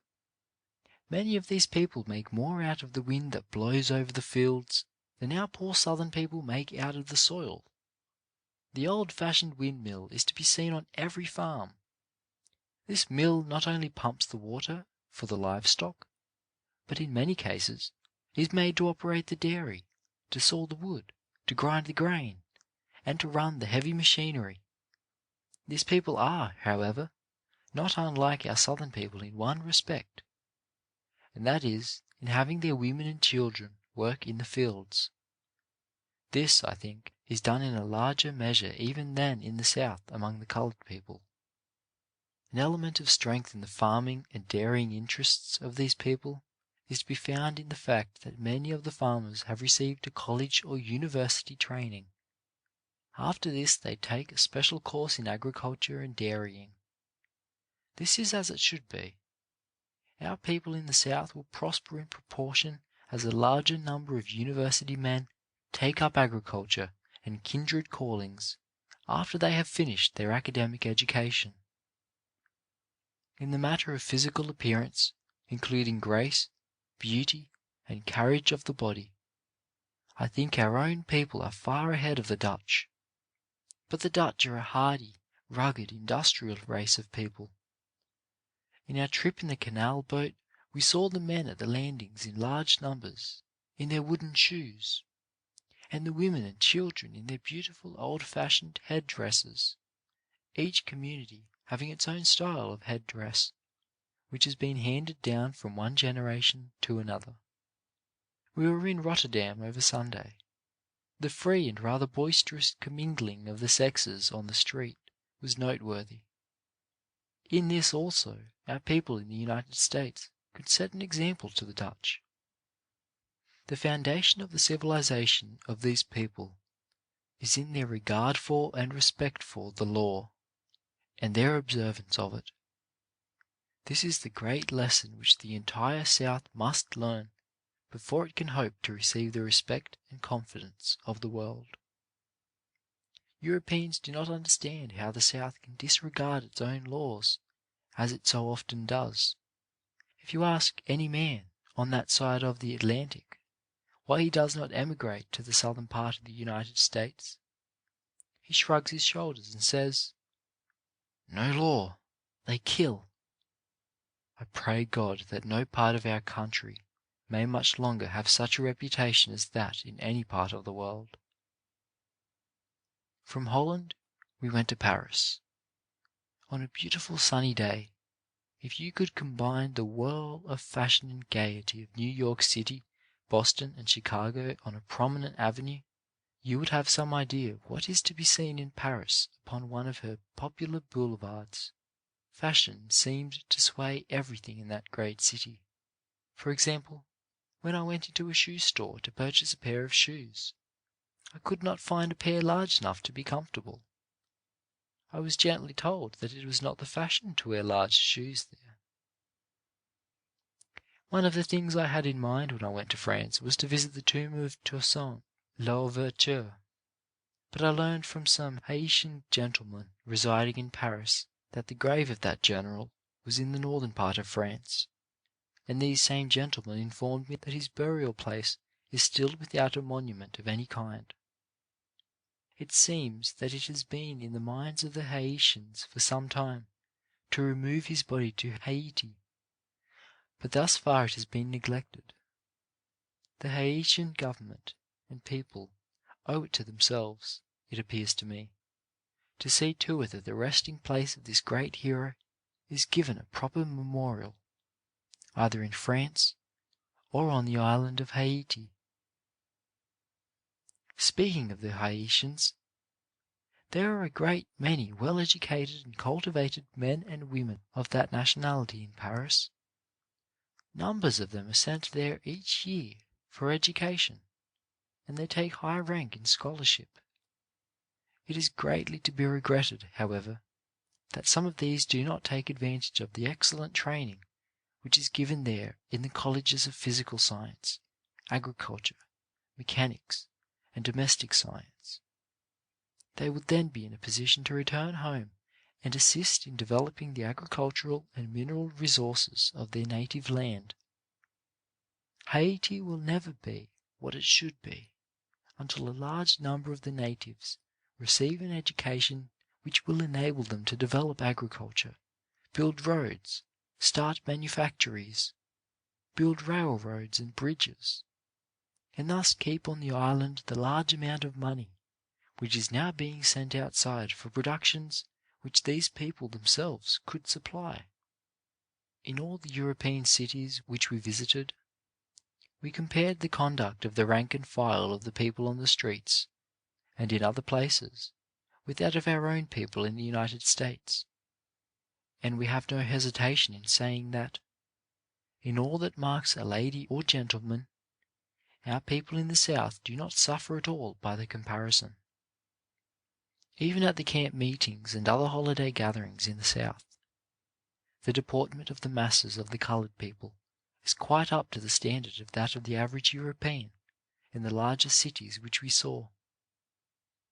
I should strongly advise our people against going to Europe, and especially to Paris, with the hope of securing employment, unless fortified by strong friends and a good supply of money. In 1 week in Paris, 3 men of my race called to see me, and in each case I found the man to be practically in a starving condition. They were well-meaning, industrious men who had gone there with the idea that life was easy and work sure, but notwithstanding the fact that they walked the streets for days, they could get no work. The fact that they did not speak the language, nor understand the customs of the people, made their life just so much the harder. With the assistance of other Americans, I secured passage for one of these men to America. His parting word to me was, "The United States is good enough for me in the future." Chapter 11. The Value of System in Home Life. Most of you are going out from Tuskegee sooner or later to exert your influence in the home life of our people. You are going to have influence in homes of your own. You are going to have influence in the homes of your mothers and fathers, or in the homes of your relatives. You are going to exert an influence for good or for evil in the homes wherever you may go. Now the question, how to bring about the greatest amount of happiness in these homes, is one that should concern every student here. I say this because I want you to realize that each one of you is to go out from here to exert an influence. You are to exercise this influence in the communities where you go. And if you fail to exercise it for the good of other individuals, you have failed to accomplish the purpose for which this institution exists. In the first place, you want to exert your influence in those directions that will bring about the best results. Among these, it is important that the people have presented to them the highest forms of home life.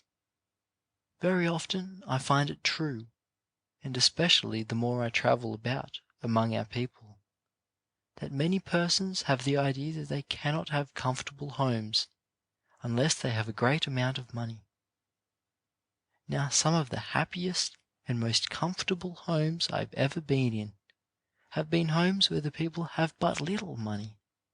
In fact, they might well be called poor people. But in these homes there was a certain degree of order and convenience which made you feel as comfortable as if you were in the homes of people of great wealth. I want to speak plainly. In the first place, there must be promptness in connection with everything in the life of the home. Take the matter of the meals, for instance. It is impossible for a home to be properly conducted unless there is a certain time for each meal, and promptness must be insisted on. In some homes, the breakfast may be eaten at 6 o'clock one morning, at 8 o'clock the next morning, and perhaps at 9 o'clock the morning after that. Dinner may be served at 12, 1, or 2 o'clock, and supper may be eaten at 5, 6, or 7. And even then, one half the members of the family are absent when the meal is served. There is useless waste of time and energy in this, and an unnecessary amount of worry. It saves time, and it saves a great amount of worry, to have it understood that there is to be a certain time for each meal, and that all the members of the family are to be present at that time. In this way the family will get rid of a great deal of annoyance, and precious time will be saved to be used in reading or in some other useful occupation.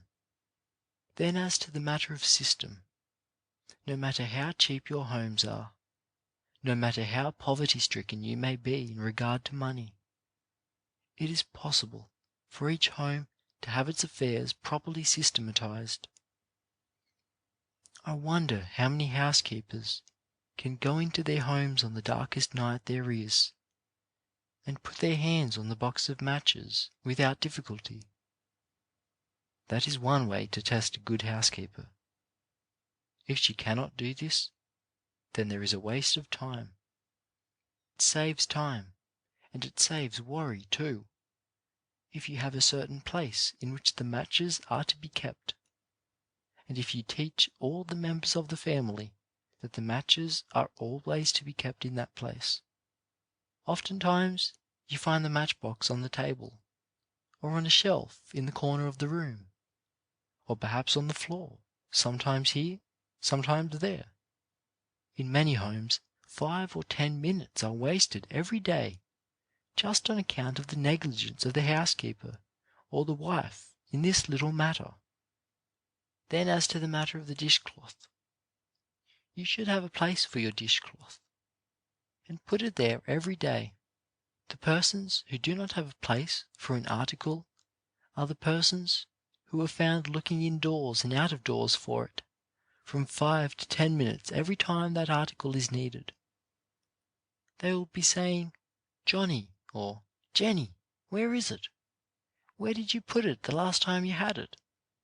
and all that kind of thing. The same thing is true of the broom. In the first place, in the home where there is system, you do not find the broom left standing on the wrong end.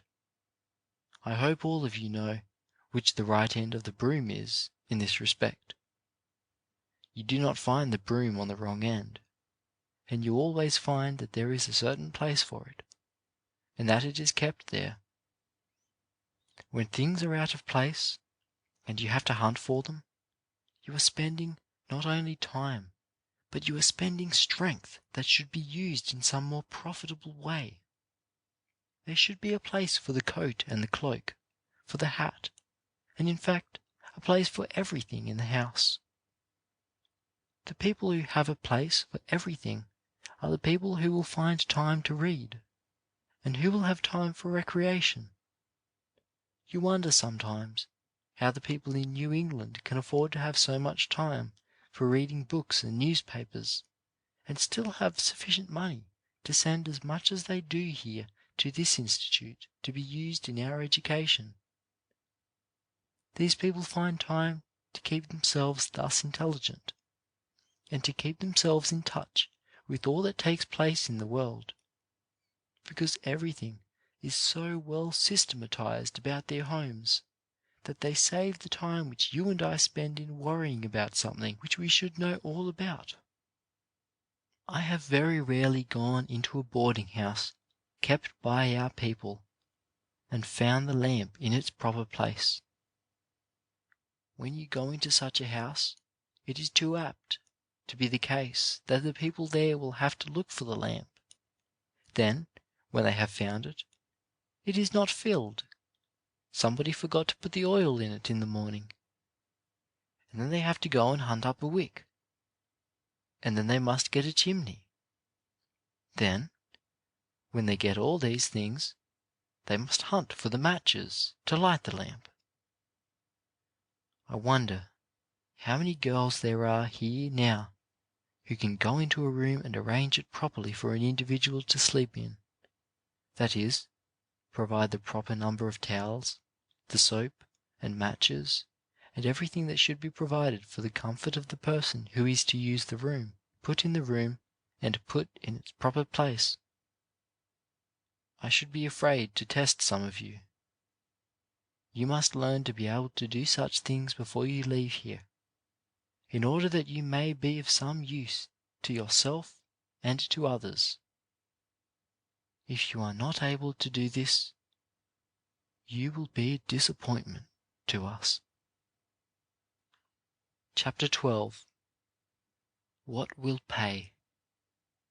I wish to talk with you for a few minutes upon a subject that is much discussed, especially by young people. What things pay in life?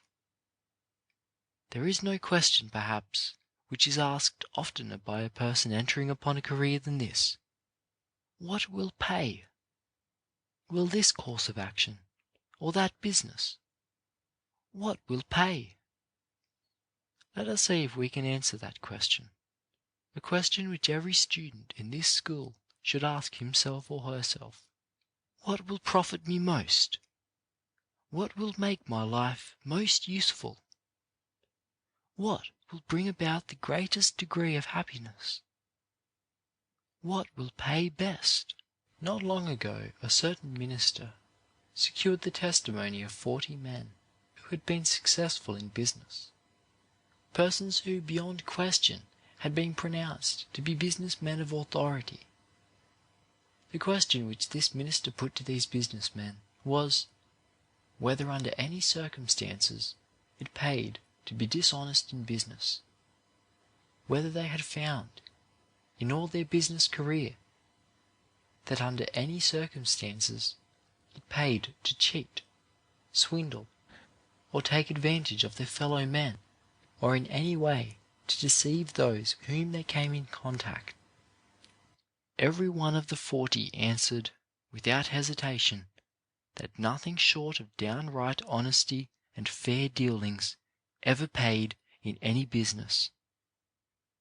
They said that no one could succeed permanently in business that was not honest in dealing with his fellow men, to say nothing of the future life, or of doing right for right's sake.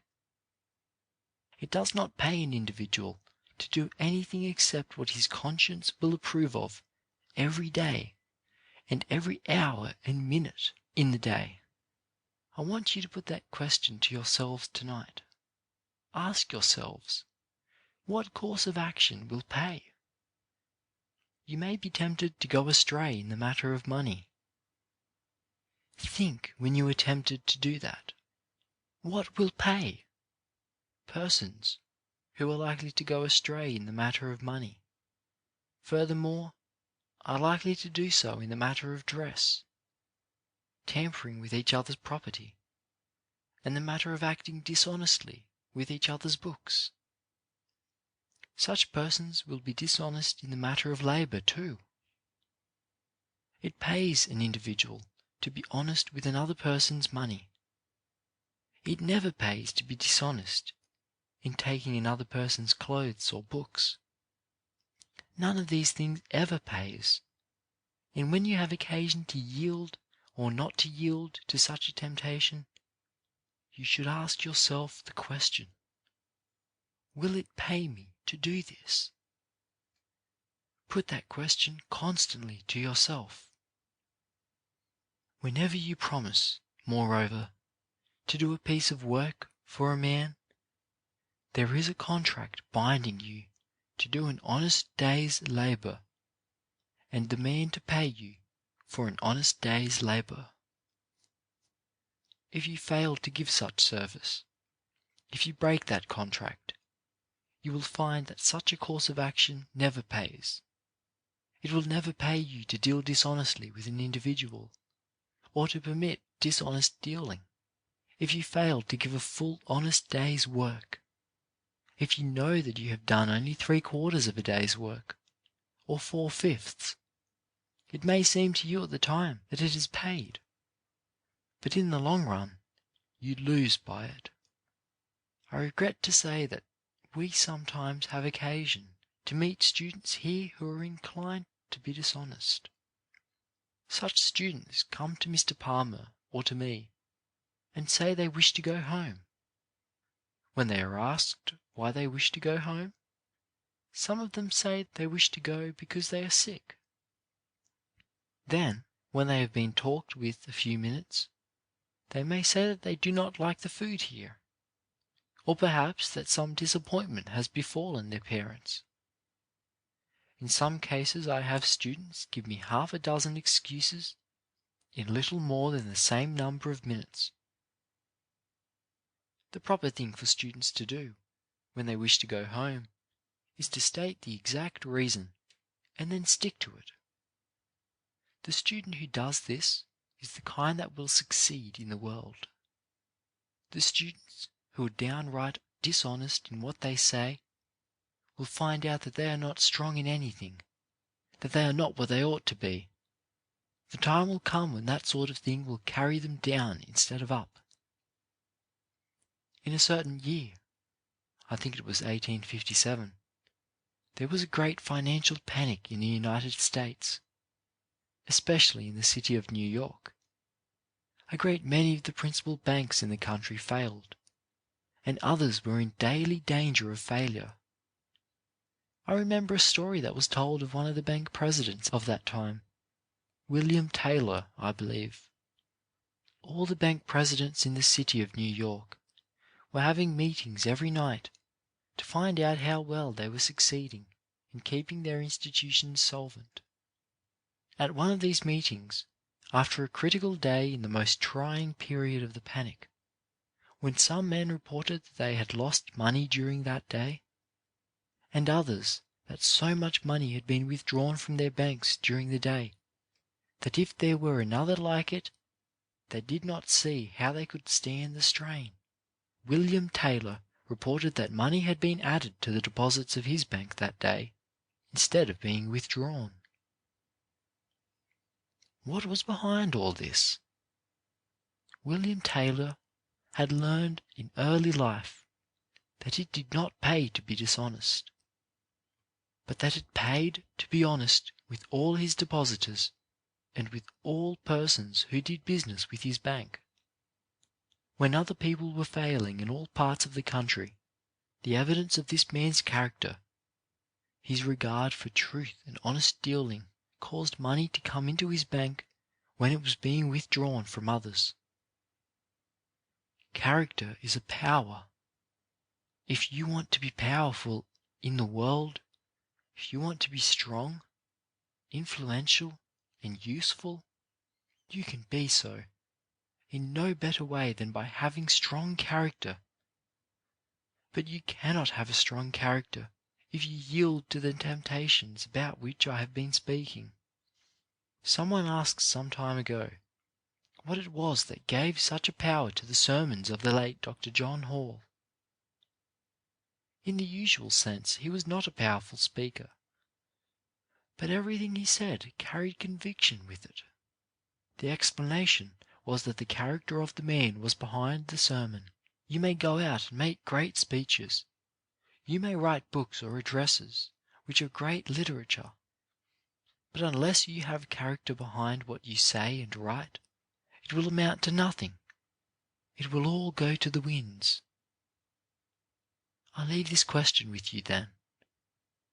When you are tempted to do what your conscience tells you is not right, ask yourself, will it pay me to do this thing which I know is not right?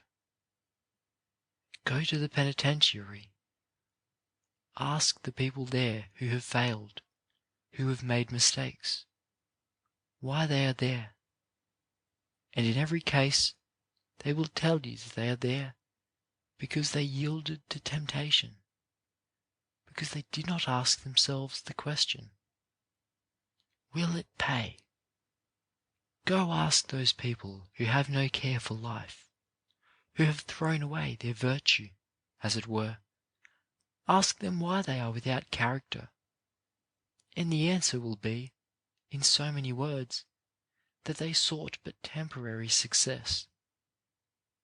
In order to find some short road to success, in order to have momentary happiness, they yielded to temptation. We want to feel that in every student who goes out from here, there is a character which can be depended upon in the night as well as in the day. That is the kind of young men and young women we wish to send out from here. Whenever you are tempted to yield a hair's breadth in the direction which I have indicated, ask yourself the question, over and over again, will it pay me in this world? Will it pay me in the world to come? Chapter 13. Education that Educates.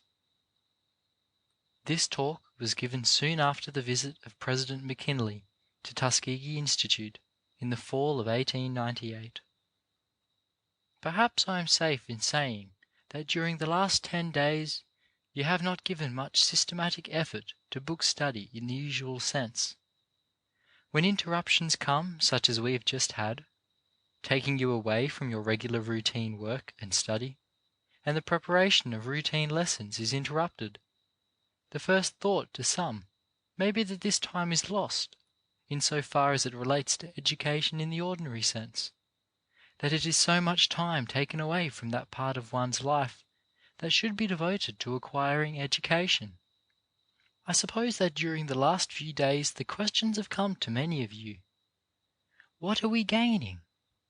What are we getting from the irregularity that has characterized the school grounds within the last week, that will in any degree compensate for the amount of book study that we have lost? To my mind, I do not believe that you have lost anything by the interruption. On the other hand, I am convinced that you have got the best kind of education. I do not mean to say that we can depend upon it for all time to come, for systematic training of the mind. But so far as real education, so far as development of the mind and heart and body are concerned, I do not believe that a single student has lost anything by the irregularity of the last week or more. You have gained in this respect, in preparing for the reception and entertainment of the President of the United States and his Cabinet, and the distinguished persons who accompanied the party. You have had to do an amount of original thinking which you, perhaps, have never had to do before in your lives. You have been compelled to think. You have been compelled to put more than your bodily strength into what you have been doing. You could not have made the magnificent exhibition of our work which you have made if you had not been compelled to do original thinking and execution. Most of you never saw such an exhibition before. I never did.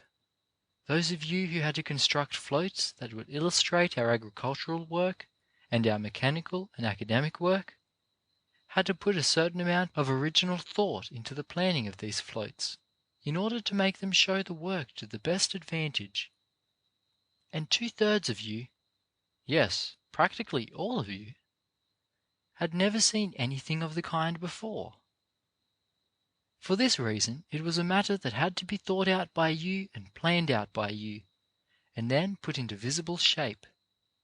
Now compare that kind of education with the mere committing to memory of certain rules, or something which someone else thought out and executed 1,000 years ago perhaps. And that is what a large part of our education really is.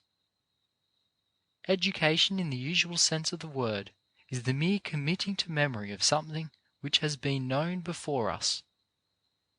Now during the last 10 days we have had to solve problems of our own, not problems and puzzles that someone else originated for us. I do not believe that there is a person connected with the institution who is not stronger in mind, who is not more self-confident and self-reliant, so far as the qualities relate to what he is able to do with his mind or his hands, than he was 10 or 12 days ago. There is the benefit that came to all of us. It put us to thinking and planning. It brought us into contact with things that are out of the ordinary. And there is no education that surpasses this. I see more and more every year that the world is to be brought to the study of men and of things, rather than to the study of mere books. You will find more and more as the years go by that people will gradually lay aside books and study the nature of man in a way they have never done as yet. I tell you, then, that in this interruption of the regular school work, you have not lost anything. You have gained. You have had your minds awakened, your faculties strengthened, and your hands guided. I do not wish to speak of this matter egotistically, but it is true that I have heard a great many persons from elsewhere mention the pleasure which they have received in meeting Tuskegee students, because when they come in contact with a student who has been here, they are impressed with the fact that he or she does not seem to be dead or sleepy. They say that when they meet a Tuskegee boy or girl, they find a person who has had contact with real life. The education that you have been getting during the last few days, you will find, as the years go by, has been of a kind that will serve you in good stead all through your lives. Just in proportion as we learn to execute something, to put our education into tangible form, as we have been doing during the last few days, in just the same proportion will we find ourselves of value as individuals and as a race. Those people who came here to visit us knew perfectly well that we could commit to memory certain lines of poetry. They knew we were able to solve certain problems in algebra and geometry. They understood that we could learn certain rules in chemistry and agriculture.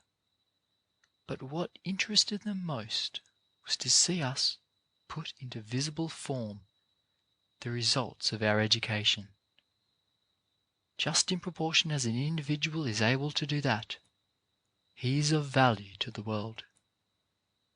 That is the object of the work which we are trying to do here. We are trying to turn out men and women who are able to do something that the world wants done, that the world needs to have done. Just in proportion as you can comply with that demand, you will find that there is a place for you. There is going to be standing room.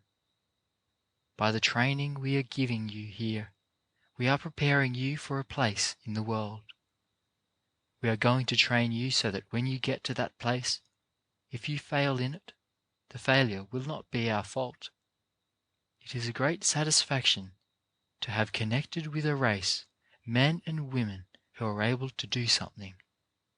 Not merely to talk about doing it, not merely to theorize about doing it, but actually to do something that makes the world better to live in, something that enhances the comforts and conveniences of life. I had a good example of this last week. I wanted something done in my office which required a practical knowledge of electricity. It was a great satisfaction when I called upon one of the teachers to have him do the work in a careful, praiseworthy manner. It is very well to talk or lecture about electricity, but it is better to be able to do something of value with one's knowledge of electricity.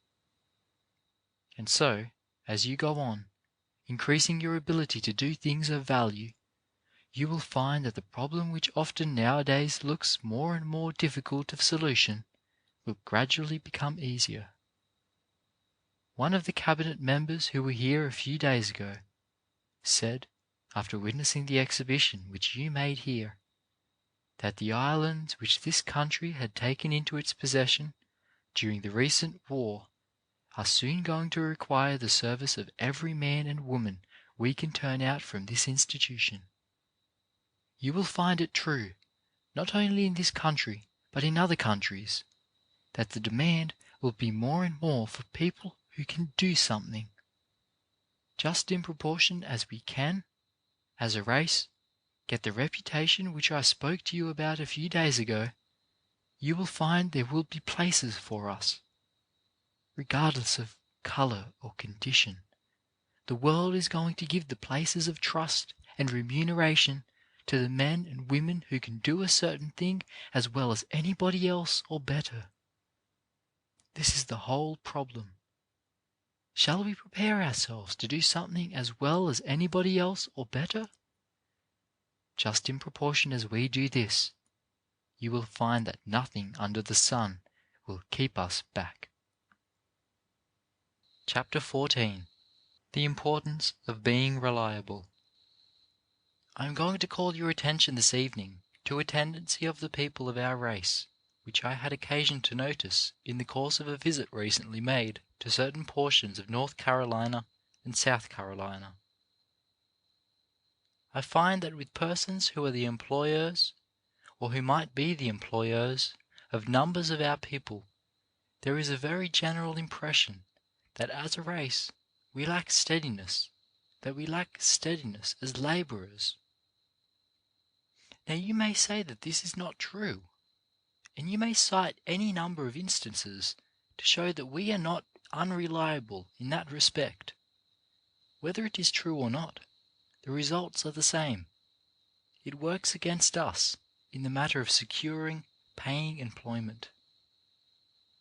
Almost without exception, in talking with persons who are in a position to employ us, or who have been employing us, or who are thinking of employing us, I have found that this objection has been very largely in their minds, that we cannot be depended upon, that we are unsteady and unreliable in matters of labour.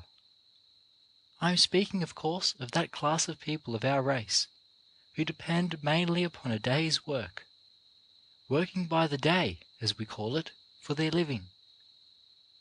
These men with whom I talked gave several illustrations of this tendency. In the first place, I think they mentioned, without exception, this fact, that if the coloured people are employed in a factory, they work well and steadily for a few days, say until Saturday night comes, and they are paid their week's wages. Then they cannot be depended upon to put in an appearance the following Monday morning.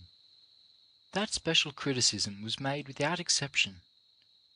The coloured people, these men said, would work earnestly and give good satisfaction until they got a little money ahead, and got food enough assured to last them 2 or 3 weeks. Then they would give up the job, or simply remain away from the factory until others had been put in their places. That was one of the statements that was made to me over and over again. People also mentioned to me as an unfavourable tendency the inclination which the people of our race have to go on excursions. They said that if an excursion were going to Wilmington, or Greensboro, or Charleston, and the coloured people had a little money on hand, you could not depend on their going to work instead of going on the excursion. That people would say that they must go on this or that excursion, and that nothing should stop them. A great many people lose employment and money because of this tendency to go on excursions. Another thing that was mentioned to me was the Sunday dinners. Our people are too likely to starve all through the week, and then on Sunday invite all the neighbours to come in and eat up what they have made through the week. People say that we take our week's earnings on Saturday night and go to the market and spend it all, and then invite all of our kindred and neighbours to come in on Sunday to have a great party. Then by Monday morning we have made ourselves so ill by overeating that we are unfit for work. This was given as one of the reasons which cause people to complain of our race for unsteadiness.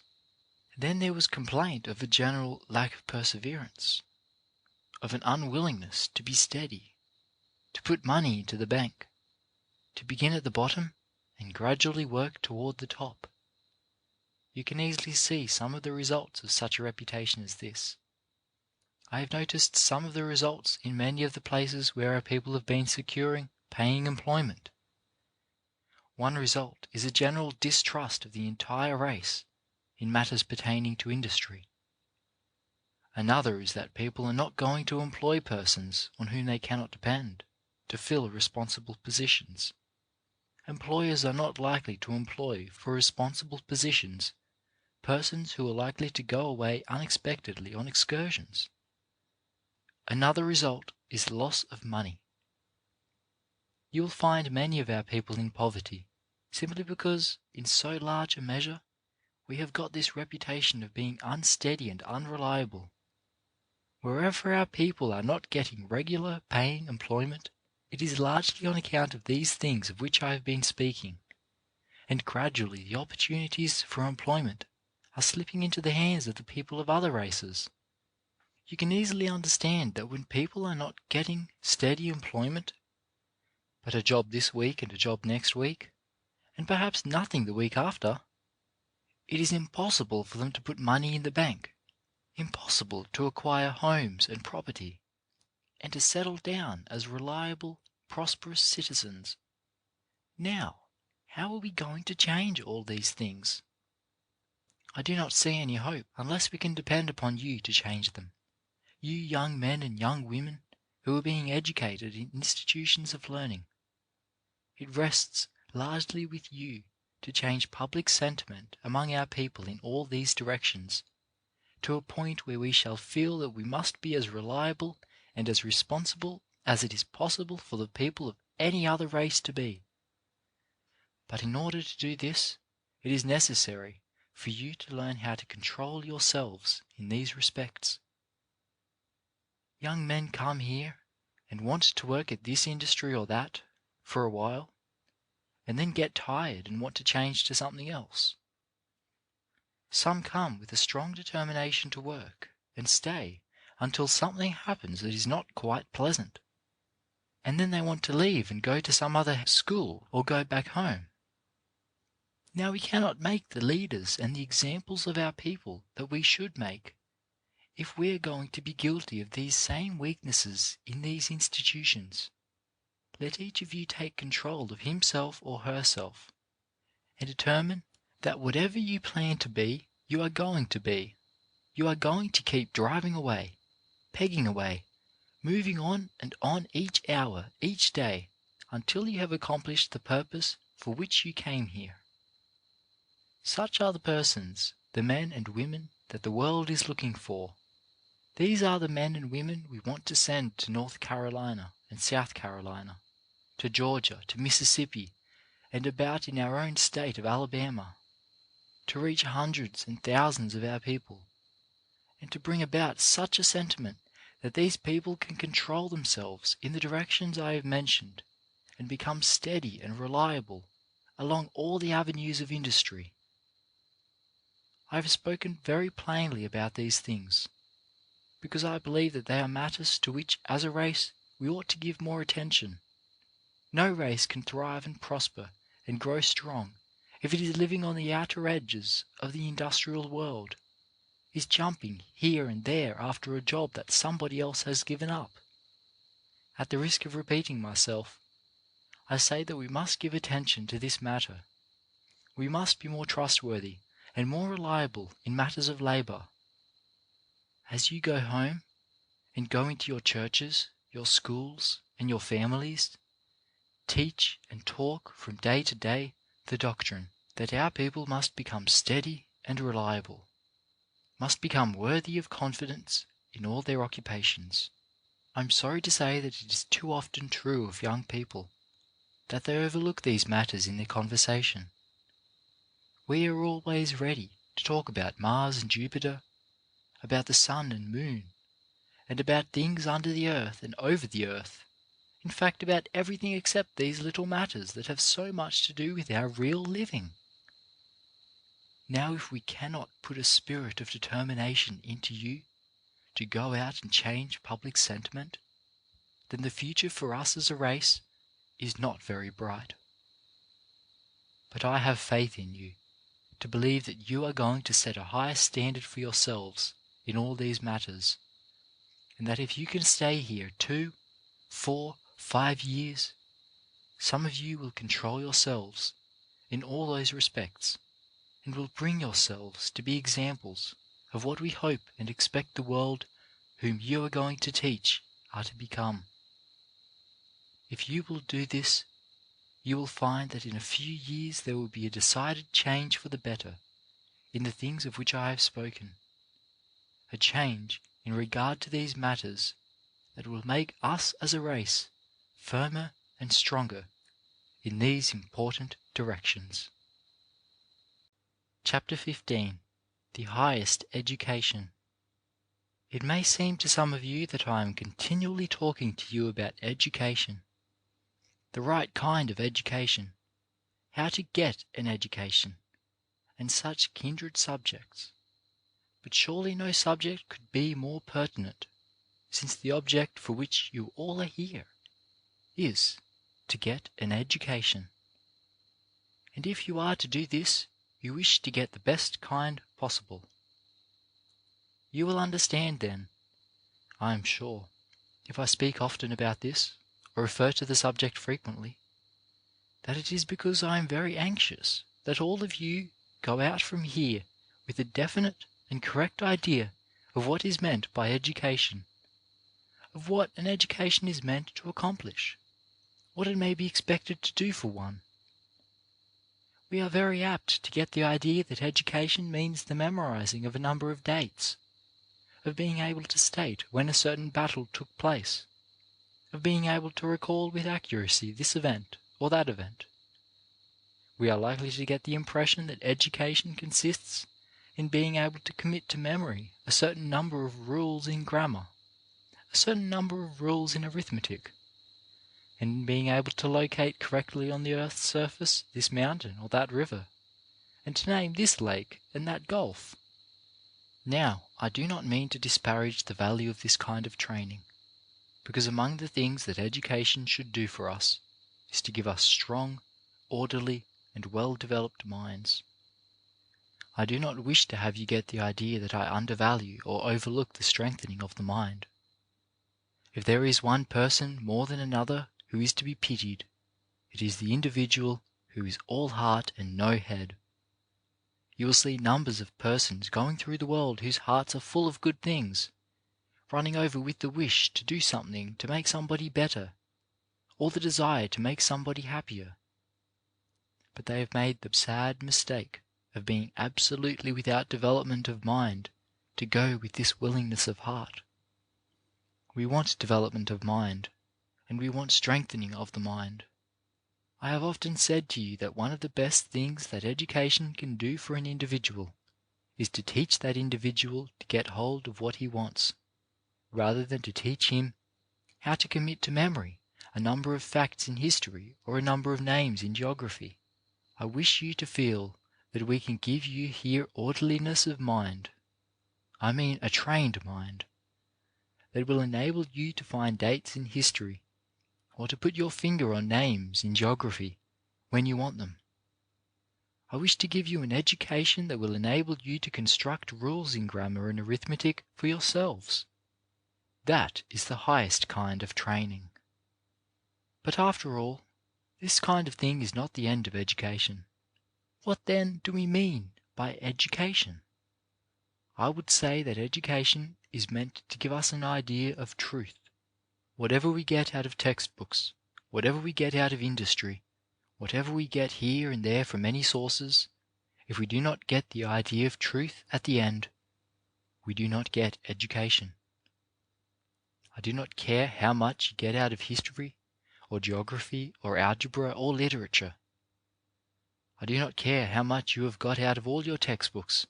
Unless you have got truth, you have failed in your purpose to be educated. Unless you get the idea of truth so pure that you cannot be false in anything, your education is a failure. Then education is meant to make us just in our dealings with our fellow men. The man or woman who has learned to be absolutely just, so far as he can interpret, has, in that degree, an education, is to that degree an educated man or woman. Education is meant to make us change for the better, to make us more thoughtful, to make us so broad that we will not seek to help one man because he belongs to this race or that race of people, and seek to hinder another man because he does not belong to this race or that race of people. Education in the broadest and truest sense will make an individual seek to help all people, regardless of race, regardless of color, regardless of condition. And you will find that the person who is most truly educated is the one who is going to be kindest and is going to act in the gentlest manner toward people who are unfortunate, toward the race or the individual that is most despised. The highly educated person is the one who is the most considerate of those individuals who are less fortunate. I hope that when you go out from here and meet persons who are afflicted by poverty, whether of mind or body, or persons who are unfortunate in any way, that you will show your education by being just as kind and just as considerate toward those persons as it is possible for you to be. That is the way to test a person with education. You may see ignorant persons who perhaps think themselves educated, going about the street, who, when they meet an individual who is unfortunate, lame, or with a defect of body, mind, or speech, are inclined to laugh at and make sport of that individual. But the highly educated person, the one who is really cultivated, is gentle and sympathetic to everyone. Education is meant to make us absolutely honest in dealing with our fellows. I don't care how much arithmetic we have, or how many cities we can locate. It all is useless unless we have an education that makes us absolutely honest. Education is meant to make us give satisfaction and to get satisfaction out of giving it. It is meant to make us get happiness out of service for our fellows. And until we get to the point where we can get happiness and supreme satisfaction out of helping our fellows, we are not truly educated. Education is meant to make us generous. In this connection, let me say that I very much hope that when you go out from here, you will show that you have learned this lesson of being generous in all charitable objects, in the support of your churches, your Sunday schools, your hospitals, and in being generous in giving help to the poor. I hope, for instance, that a large proportion of you, in fact all of you, will make it a practice to give something yearly to this institution. If you cannot give but 25 cents, 50 cents, or $1 a year, I hope you will put it down as a thing that you will not forget, to give something to this institution every year. We want to show to our friends who have done so much for us, who have supported this school so generously, how much interest we take in the institution that has given us so nearly all that we possess. I hope that every senior in particular will keep this in mind. I am glad to say that we have many graduates who send us such sums, even if small, and one graduate who, for the last 8 or 10 years, has sent us $10 annually. I hope a number of you in the senior class that I see before me will do the same thing. Education is meant to make us appreciate the things that are beautiful in nature. A person is never educated unless he is able to go into the swamps and woods and see something that is beautiful in the trees and shrubs there, is able to see something beautiful in the grass and flowers that surround him, is, in short, able to see something beautiful, elevating and inspiring in everything that God has created. Not only should education enable us to see the beauty in these objects which God has put about us, but it is meant to influence us to bring beautiful objects about us. I hope that each one of you, after you graduate, will surround himself at home with what is beautiful, inspiring, and elevating. I do not believe that any person is educated so long as he lives in a dirty, miserable shanty. I do not believe that any person is educated until he has learned to want to live in a clean room made attractive with pictures and books, and with such surroundings as are elevating. In a word, I wish to say again that education is meant to give us that culture, that refinement, that taste which will make us deal truthfully with our fellow men, and will make us see what is beautiful, elevating, and inspiring in what God has created. I want you to bear in mind that your textbooks, with all their contents, are not an end, but a means to an end. A means to help us get the highest, the best, the purest, and the most beautiful things out of life. Chapter 16. Unimproved Opportunities. Several of the things which I shall say to you tonight may not sound very agreeable or encouraging to many of you, yet I think you will agree with me that they are facts that cannot be denied. We must recognize the fact, in the first place, that our condition as a race is, in a large measure, different from the condition of the white race by which we are surrounded. That our capacity is very largely different from that of the people of the white race. I know we like to say the opposite. It sounds well in compositions, does well in rhetoric, and makes a splendid essay, for us to make the opposite assertion. It does very well in a newspaper article. But when we come down to hard facts, we must acknowledge that our condition and capacity are not equal to those of the majority of the white people with whom we come in daily contact. Of course, that does not sound very well, but to say that we are equal to the whites is to say that slavery was no disadvantage to us. That is the logic of it. To illustrate, suppose a person has been confined in a sick room, deprived of the use of his faculties, the use of his body and senses, and that he comes out and is placed by the side of a man who has been healthy in body and mind.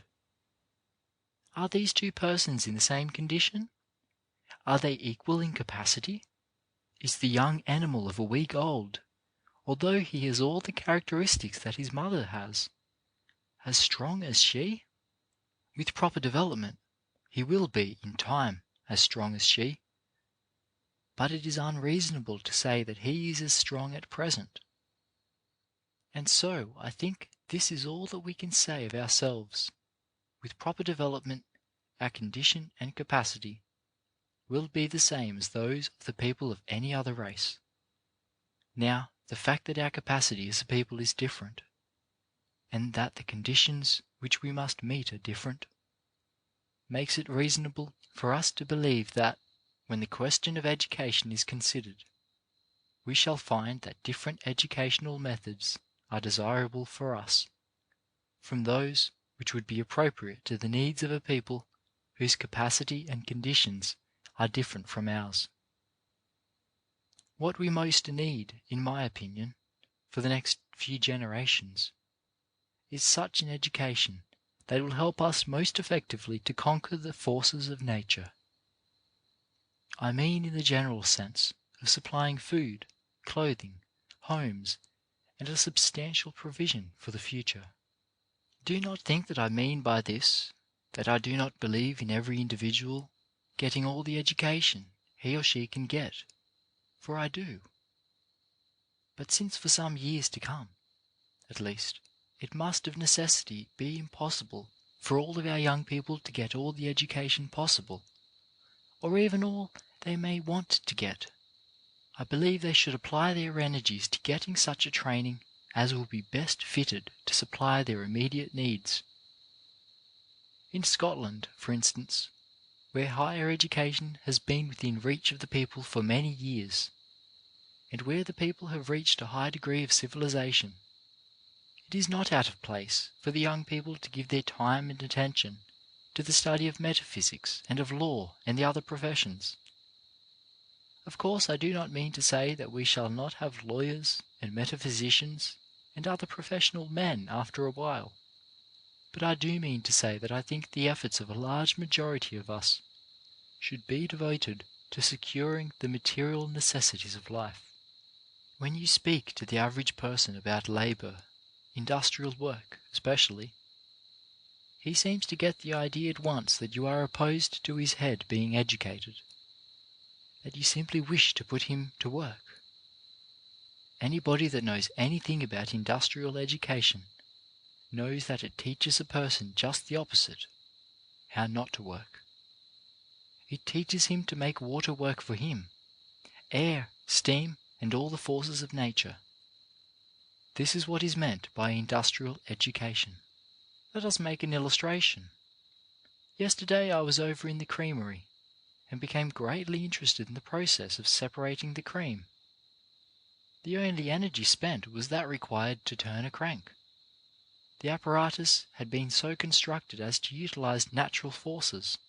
Now compare the old process of butter making with the new. Before, you had to go through a long process of drudgery before the cream could be separated from the milk, and then another long process before the cream could be turned into butter. And then, even after churning 3 or 4 hours at a time, you got only a small portion of butter. Now what we mean by giving you an industrial education is to teach you so to put brains into your work that if your work is butter making, you can make butter simply by standing at a machine and turning a crank. If you are studying chemistry, be sure you get all you can out of the course here, and then go to a higher school somewhere else. Become as proficient in the science as you can. When you have done this, do not sit down and wait for the world to honor you because you know a great deal about chemistry. You will be disappointed if you doubt if you wish to make the best use of your knowledge of chemistry. Come back here to the South and use it in making this poor soil rich, and in making good butter where the farmers have made poor butter before. Used in this way, you will find that your knowledge of chemistry will cause others to honor you. During the last 30 years, we, as a race, have let some golden opportunities slip from us, and partly, I fear, because we have not had enough plain talk in the direction I am following with you tonight. If you ever have an opportunity to go into any of the large cities of the North, you will be able to see for yourself what I mean. I remember that the first time I went North, and it was not so very many years ago, it was not an uncommon thing to see the barber shops in the hands of coloured men. I know coloured men who in that way could have become comfortably rich. You cannot find today in the city of New York or Boston a first-class barber shop in the hands of coloured men. That opportunity is gone, and something is wrong that it is so. Coming nearer home, go to Montgomery, Memphis, New Orleans, and you will find that the barber shops are gradually slipping away from the hands of the coloured men, and they are going back into dark streets, and opening little holes. These opportunities have slipped from us largely because we have not learned to dignify labour. The coloured man puts a dirty little chair and a pair of razors into a dirtier looking hole, while the white man opens his shop on one of the principal streets, or in connection with some fashionable hotel, fits it up luxuriously with carpets, handsome mirrors, and other attractive furniture, and calls the place a tonsorial parlour. The proprietor sits at his desk and takes the cash. He has transformed what we call drudgery into a paying business. Still another instance. You can remember that only a few years ago, one of the best paying positions that a large number of coloured men filled was that of doing whitewashing. A few years ago it would not have been hard to see coloured men in Boston, Philadelphia, or Washington carrying a whitewash tub and a long pole into somebody's house to do a job of whitewashing. You go into the North today, and you will find very few coloured men at that work. White men learned that they could dignify that branch of labour, and they began to study it in schools. They gained knowledge of chemistry, which would enable them to understand the mixing of the necessary ingredients. They learned decorating and frescoing, and now they call themselves house decorators. Now that job is gone, perhaps to come no more, for now that these men have elevated this work and introduced more intelligent skill into it, do you suppose anyone is going to allow some old man with a pole and a bucket to come into the house? Then there is the field occupied by the cooks. You know that all over the South we have held and still hold to a large extent the matter of cooking in our hands. Wherever there was any cooking to be done, a coloured man or a coloured woman did it. But while we still have something of a monopoly of this work, it is a fact that even this is slipping away from us. People do not wish always to eat fried meat, and bread that is made almost wholly of water and salt. They get tired of such food, and they desire a person to cook for them who will put brains into the work. To meet this demand, white people have transformed what was once the menial occupation of cooking into a profession. They have gone to school and studied how to elevate this work. And if we can judge by the almost total absence of coloured cooks in the North, we are led to believe that they have learned how. Even here in the South, coloured cooks are gradually disappearing, and unless they exert themselves, they will go entirely. They have disappeared in the North because they have not kept pace with the demand for the most improved methods of cooking, and because they have not realized that the world is moving forward rapidly in the march of civilization. A few days ago, when in Chicago, I noticed in one of the fashionable restaurants a fine-looking man, well dressed, who seemed to be the proprietor.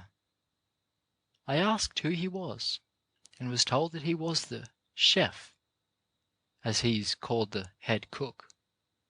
Of course, I was surprised to see a man dressed so stylishly and presenting such an air of culture, filling the place of chief cook in a restaurant.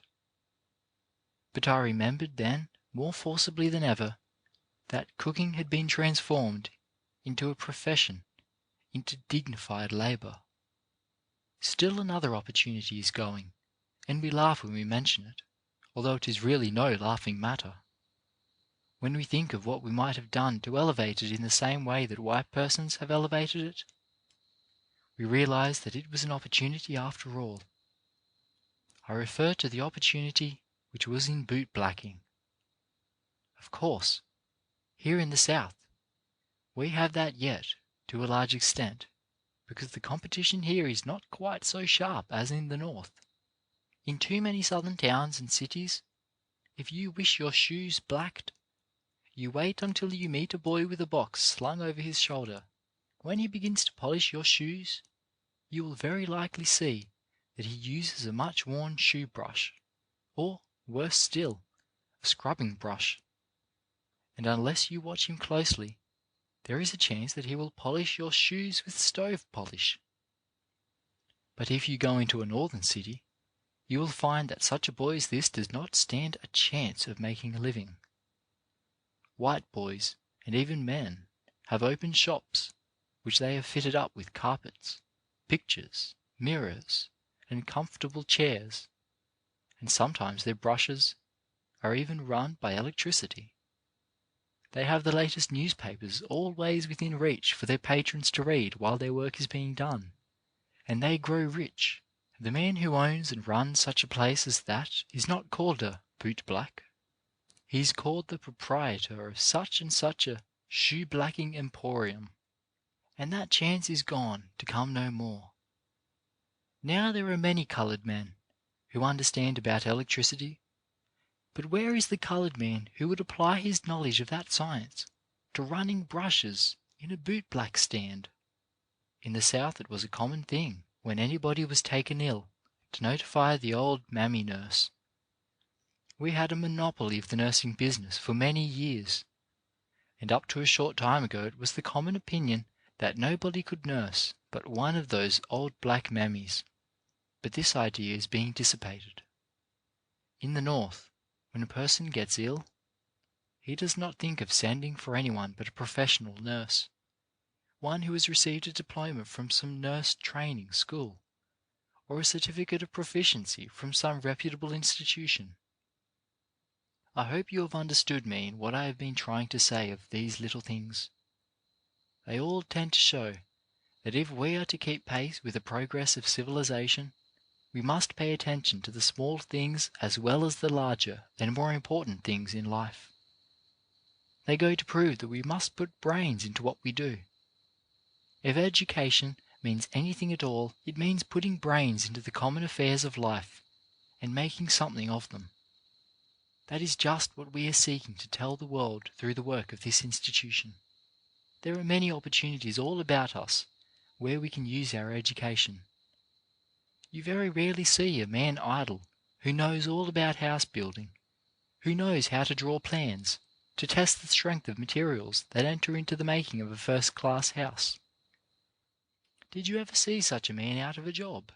Did you ever see such a man as that, writing letters to this place and that place, applying for work? People are wanted all over the world who can do work well. Men and women are wanted who understand the preparation and supplying of food. I don't mean in the small menial sense, but people who know all about it. Even in this there is great opportunity. A few days ago I met a woman who had spent years in this country and in Europe studying the subject of food economics in all its details. I learned that this person is in constant demand by institutions of learning and other establishments where the preparation and the serving of food are important features. She spends a few months at each institution. She is wanted everywhere because she has applied her knowledge to one of the most important necessities of life. And so you will find it all through life. Those persons who are going to be constantly sought after, constantly in demand, are those who make the best use of their opportunities, who work unceasingly to become proficient in what they attempt to do. Always be sure that you have something out of which you can make a living, and then you will not only be independent, but you will be in a much better position to help your fellow men. I have spoken about these matters at this length because I believe them to be the foundation of our future success. We often hear a man spoken of as having moral character. A man cannot have moral character unless he has something to wear and something to eat 365 days in a year. He cannot have any religion either. You will find at the bottom of much crime the fact that the criminals have not had the common necessities of life supplied them. Men must have some of the comforts and conveniences, certainly the necessities of life supplied them, before they can be morally or religiously what they ought to be. Chapter 17. Keeping Your Word. I do not want to speak to you continually about subjects that tend to show up the weaker traits of character which our race has. But there are some characteristic points in our life so important that it seems to me well that we emphasize those which are especially weak just now. A few weeks ago I mentioned 2 or 3 examples which had come under my own personal observation of the unreliability of the race. And to those I now add 1 or 2 more. On 3 distinct occasions, while travelling, I have found it necessary to make engagements with hack men to call at a certain hour in the morning to take me to an early train, and on no one of these occasions has the hack man kept his word. In the first case the man disappointed me entirely, so that I had to walk to the station, a distance of a mile or more. In the second instance, the hackman was to come at 6 o'clock, and did not come until 6:30. By this time I had started to walk, and had gone 2 or 3 squares, meeting him on the way to the place where I had stopped.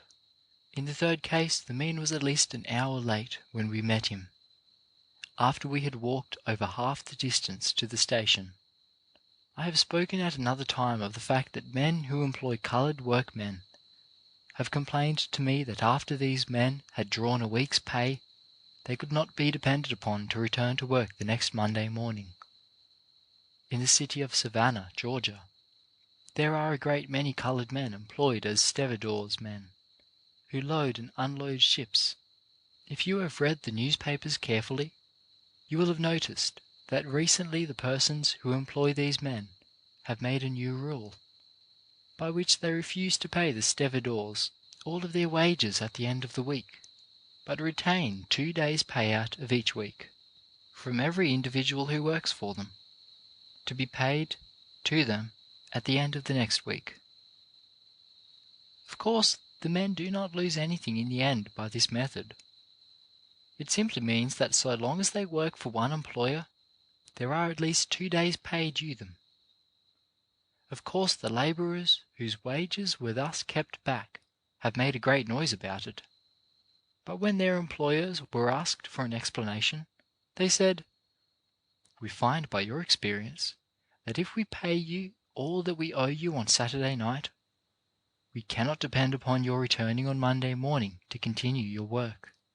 You are apt to get drunk or to debauch yourselves on Sunday, so that you are unfitted for your work the next day." This is the decision these men have arrived at after having employed these men for a number of years. Now, think of the things I have spoken to you about. You may say with regard to the last, that to a great extent this action on the part of the Savannah employers was due to prejudice, to a desire to use the money withheld for their own selfish purposes, and because they had the power to do so. But you can very easily understand that if a person goes on being disappointed month after month in his business, he will soon conclude that it is best for him to try a hackman of some other colour and disposition, and that if these Savannah employers find year after year that they cannot depend on coloured men to give them thorough, regular, systematic labour, they are going to look out for persons of another race who will do their work properly. It is not necessary for me to continue in this strain, and to call attention to other incidents of this kind, to show, as I have told you before, that one of the weak points which we as a race must fight against is that of not being reliable. Of course, I understand that it is not always possible for a person to keep an engagement, but if he cannot, it is very rarely the case that he cannot send word to the persons with whom he has made the engagement of his inability to keep his part of it. In the case of the hackmen who disappointed me, if they had sent word 2 or 3 hours ahead of the time that they could not come, or if they had sent another hackman to fill the engagement for them, I should have thought nothing about it. In the case of those Savannah labourers, when they found that they could not go back to their work promptly, if they had sent word to that effect, their absence, perhaps, could have been excused. But it is this habit of disappointing people in business matters without apparent care or concern that has given the race the damaging reputation which it has for unreliability. I speak of these things repeatedly and so plainly because I am constantly meeting persons who are employers or who would be employers of our people, and they tell me every time when I speak to them about work that their only objection to employing coloured labour is this very matter I have been speaking of, its unreliability. Many of them say that they want to employ coloured people, would be glad to give them places of responsibility, but that they cannot find men who will stick to their work. You may say that it is impossible for us to grow and develop, to get positions of trust and responsibility that will pay good wages, simply because we are coloured. I will give you an example on this very point. A few days ago I was in New Orleans, visiting a large sugar refinery. The firm which operates this refinery employs from 200 to 300 men. I found the young man who has charge of all the bookkeeping of the firm, through whose hands all the business and cash of the firm pass. I found this man to be coloured, and that all the other persons filling responsible positions under him were white. I remember some 2 or 3 years ago having met one of the partners of this firm in the White Mountains, and he told me at that time of this young man. He told me that a great many persons came to him and said, "You ought not to have this coloured man filling this position when there are so many white persons who want the place." He told me that he said to these persons, This young man does my work better than anyone else I have yet found, and so long as he does this, so long shall I employ him. This gentleman has since died, but the business is in the hands of his widow, who has so much confidence in the ability of this young coloured man to manage the affairs of a great business. Mr. Lewis is his name. Perhaps some of you know him, that he is retained practically at the head of this great establishment. This single instance shows that notwithstanding his colour, a man can rise for what is in him, that he can advance when he shows that he can be depended upon. Remember that whether you are hackmen or businessmen, it pays, whenever you cannot fill an engagement, to explain beforehand why you cannot, and that unless you make a practice of doing this, it will be impossible for you to get ahead or to attain to places of trust and responsibility, no matter how much education you may have. As I have so often said before, if we cannot send out from Tuskegee and similar schools young men and women who can be depended upon, our reputation as a race, for the years that are to come, is not going to be very bright. On the other hand, if we can succeed in sending out young men and women with a high sense of responsibility, who can at all times be relied upon to be prompt in business matters, we shall have gone a long way in redeeming the character of the race and in lifting it up. In this important matter, all of you can help. Do not wait until you go out from Tuskegee, but begin tomorrow morning, every boy and girl, to be reliable and to keep at it until reliability becomes a part of you. Chapter 18. Some Lessons of the Hour. This evening I am going to remind you of a few things which you should get out of the school year. But it will be of very little use for me to do this unless you make up your minds to do two things. In the first place, you must resolve that you are going to remember the things I am going to say. And in the second place, you must put my suggestions into practice.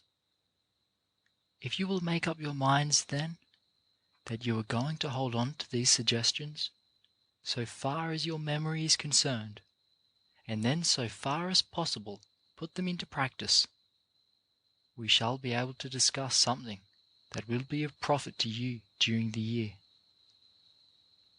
I want you to get it firmly fixed in your minds that books, industries, or tools of any character, no matter how thoroughly you master them, do not within themselves constitute education.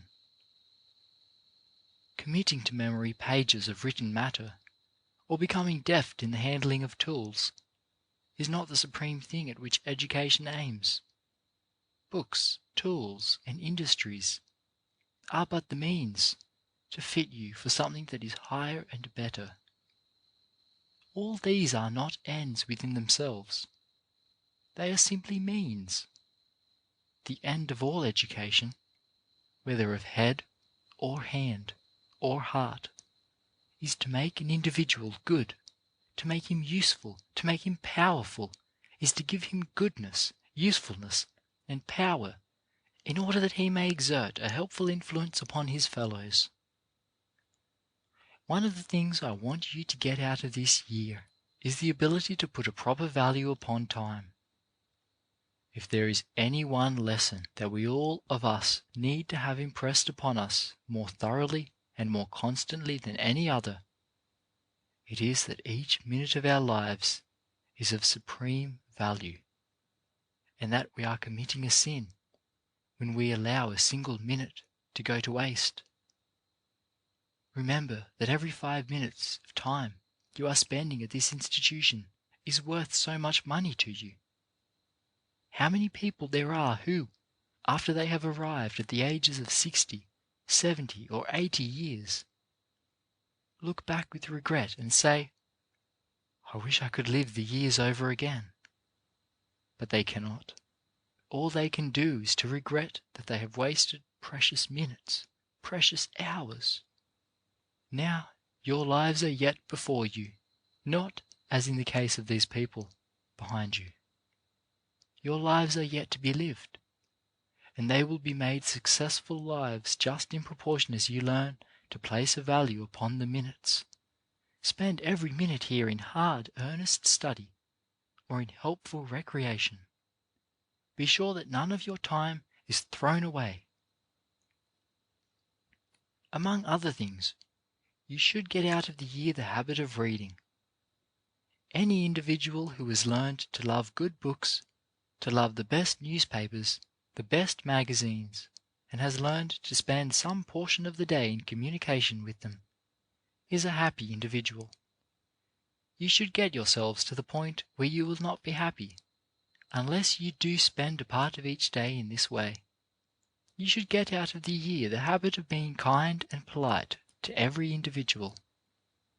As a general thing, it is not difficult for a person to be polite in words and courteous in actions to individuals who are classed in the same social scale, or who, perhaps, are above him in wealth and influence.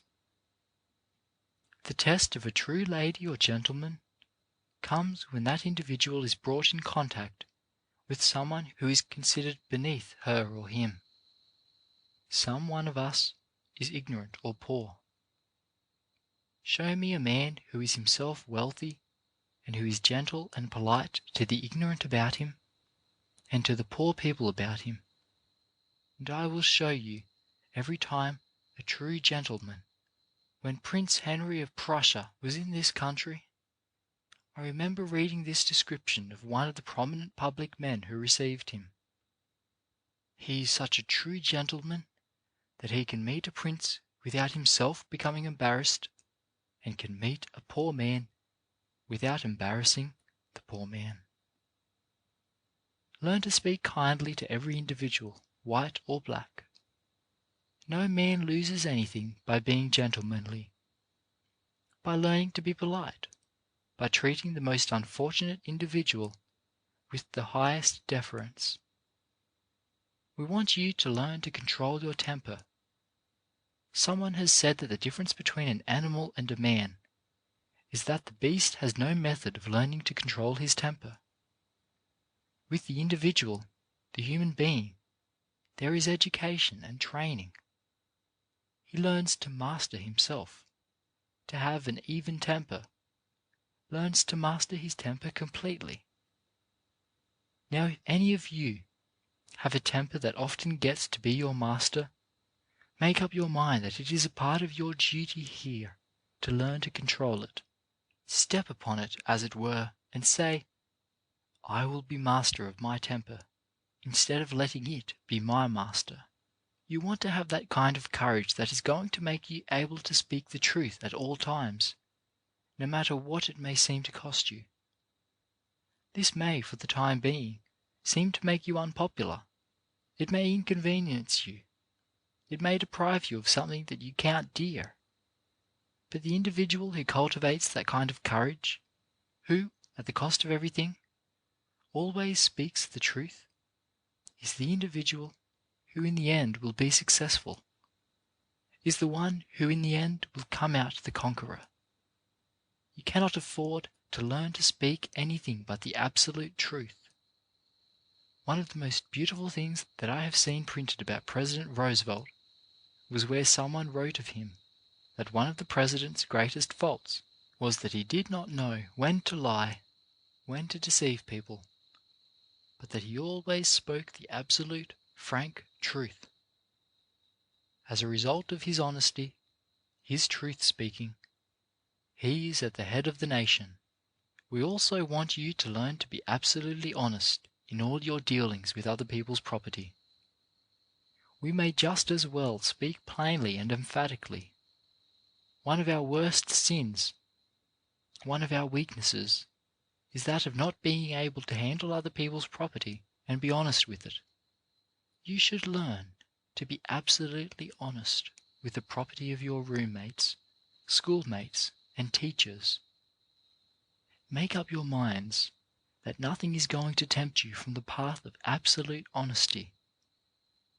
There is no man or woman who begins with meddling with other people's property and affairs, who begins to learn to take that which does not belong to him or her, who is not beginning in a downward path ending in misery, sorrow, and disappointment. Make up your minds that you are going to be absolutely honest and truthful in all cases. There is no way to get happiness out of life. There is no way to get satisfaction out of your school career except by following the lessons that I have here tried to emphasize. When we speak of honesty, the first thought may be that the word applies only to the taking of property that does not belong to us. But this is not so. It is possible for a person to be dishonest by taking time or energy that belongs to someone else, just as much as tangible property. In going into a classroom, office, store, or shop, one man may ask himself the question, how little can I do today and still get through the day? Another man will have constantly before him the question, how much can I put into this hour or this day? Now we expect every student who goes out from Tuskegee to be, not the man who tries to see how little he can do, or the average man who proposes to do merely his duty, but the man above the average who will do more than his duty. And you will disappoint us unless you are above the average man, unless you go out from here with the determination that you are going to perform more than your duty. I like to see young men or young women who, if employed in any capacity, no matter how small or unimportant that capacity may be, if the hour is 8 o'clock at which they must come to work, I like to see them at work 10 or 15 minutes before that hour. I like to see a man or woman who, if the closing hour is 5 o'clock or 6 o'clock, goes to the person in charge and says, "Shall I not stay longer? Is there not something else I ought to do before I go?" Put your whole souls into whatever you attempt to do. That is honesty. Another thing you should learn this year is to get into touch with the best people there are in the world. You should learn to associate with the best students in the institution. Take them as models, and say that you are going to improve from month to month and from year to year until you are as good as they are, or better. You cannot reach these things all at once, but I hope that each one of you will make up his mind or her mind that from tonight, throughout the year and throughout life, there is going to be a hard striving on your part toward reaching the best results. If you do this, when you get ready to leave this institution, you will find that it has been worth your while to have spent your time here. Chapter 19. The Gospel of Service. The subject on which I am going to speak to you for a few minutes tonight, the Gospel of Service, may not, when you first hear it, strike a very responsive chord in your hearts and minds, but I assure you I have nothing but the very highest and best interest of the race at heart when I select this subject to talk about. The word service has too often been misunderstood, and on this account it has in too many cases carried with it a meaning which indicates degradation. Every individual serves another in some capacity, or should do so. Christ said that he who would become the greatest of all must become the servant of all.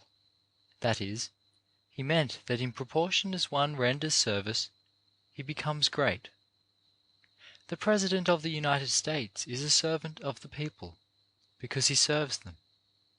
The Governor of Alabama is a servant, because he renders service to the people of the state. The greatest merchant in Montgomery is a servant, because he renders service to his customers. The school teacher is a servant, because it is his duty to serve the best interests of his pupils. The cook is a servant, because it is her duty to serve those for whom she works. The housemaid is a servant, because it is her duty to care for the property entrusted to her in the best manner in which she is able. In one way or another, every individual who amounts to anything is a servant. The man or the woman who is not a servant is one who accomplishes nothing. It is very often true that a race, like an individual, does not appreciate the opportunities that are spread out before it, until those opportunities have disappeared. Before us, as a race in the South today, there is a vast field for service and usefulness which is still in our hands, but which I fear will not be ours to the same extent very much longer unless we change our ideas of service and put new life, put new dignity and intelligence into it. Perhaps I am right in thinking that in no department of life has there been such great progress and such changes for the better during the last 10 years as in the department of domestic service or housekeeping. The cook who does not make herself intelligent, who does not learn to do things in the latest and in the neatest and cleanest manner, will soon find herself without employment, or will at least find herself a drug on the market, instead of being sought after and paid higher wages. The woman who does not keep up with all the latest methods of decorating and setting her table, and of putting the food on it properly, will find her occupation gone within a few years. The same is true of general housekeeping, of laundering, and of nursing.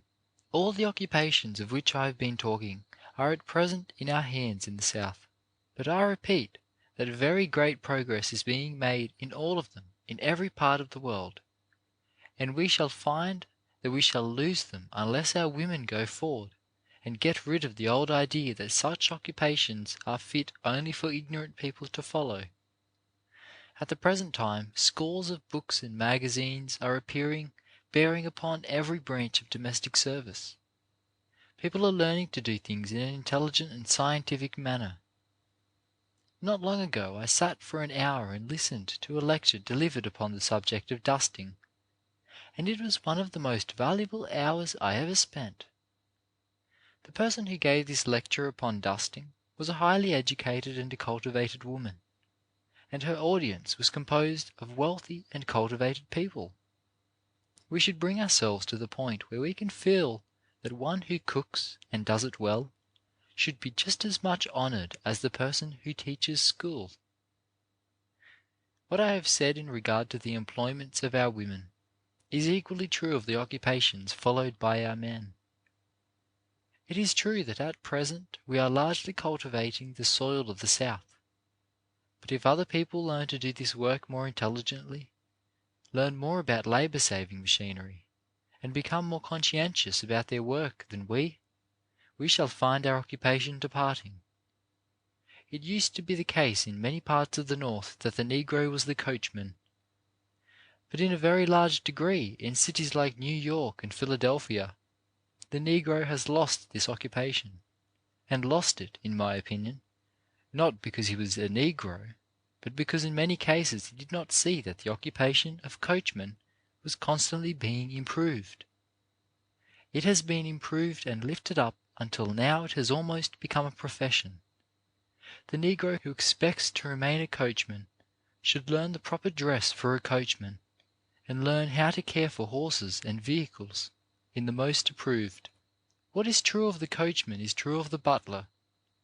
In too many cases, I fear, we use these occupations merely as stepping stones, holding on to them until we can find something else to do, in a careless and shipshod manner.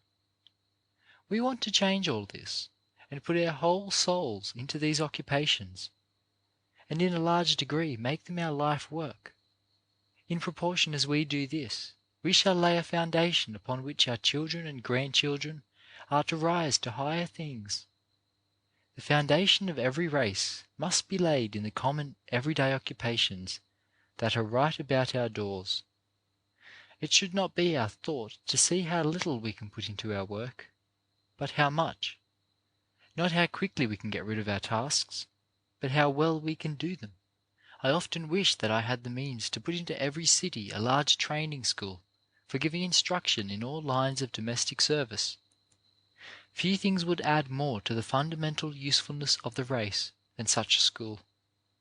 Perhaps it may be suggested that my argument has reference only to our serving white people. It has reference to doing whatever we do in the best manner, no matter whom we serve. The individual who serves a black man will serve a white man poorly. Let me illustrate what I mean. In a southern city, a few days ago, I found a large hotel conducted by colored people. It is one of the very cleanest and best and most attractive hotels for colored people that I have found in any part of the country. In talking with the proprietors, I asked them what was the greatest obstacle they had had to overcome, and they told me it was in finding colored women to work in their house who would do their work systematically and well. Women who would, in a word, keep the rooms in every part of the hotel thoroughly swept and cleaned. This hotel had been opened 3 months, and I found that during that time the proprietors had employed 15 different chambermaids, and they had got rid of a large proportion of these, simply because they were determined not to have people in their employment who did not do their work well. One weakness pertaining to the whole matter of domestic employment in the South, at present, is this: it is too easy for our people to find work. If there was a rule followed in every family that employs persons, that no man or woman should be hired unless he or she brought a letter of recommendation from the last employer, we should find that the whole matter of domestic service would be lifted up 100%. So long as an individual can do poor work for one family, and perhaps be dishonest at the same time, and be sure that he or she will be employed by some other family, without regard to the kind of service rendered the last employer, so long will domestic service be poor and unsatisfactory. Many white people seldom come in contact with the Negro in any other capacity than that of domestic service. If they get a poor idea of our character and service in that respect, they will infer that the entire life of the Negro is unsatisfactory from every point of view. We want to be sure that wherever our life touches that of the white man, we conduct ourselves so that he will get the best impression possible of us. In spite of all the fault I have found, I would say this before I stop. I recognize that the people of no race, under similar circumstances, have made greater progress in 35 years than is true of the people of the Negro race. If I have spoken to you thus plainly and frankly, it is that our progress in the future may be still greater than it has been in the past. Chapter 20. Your Part in the Negro Conference.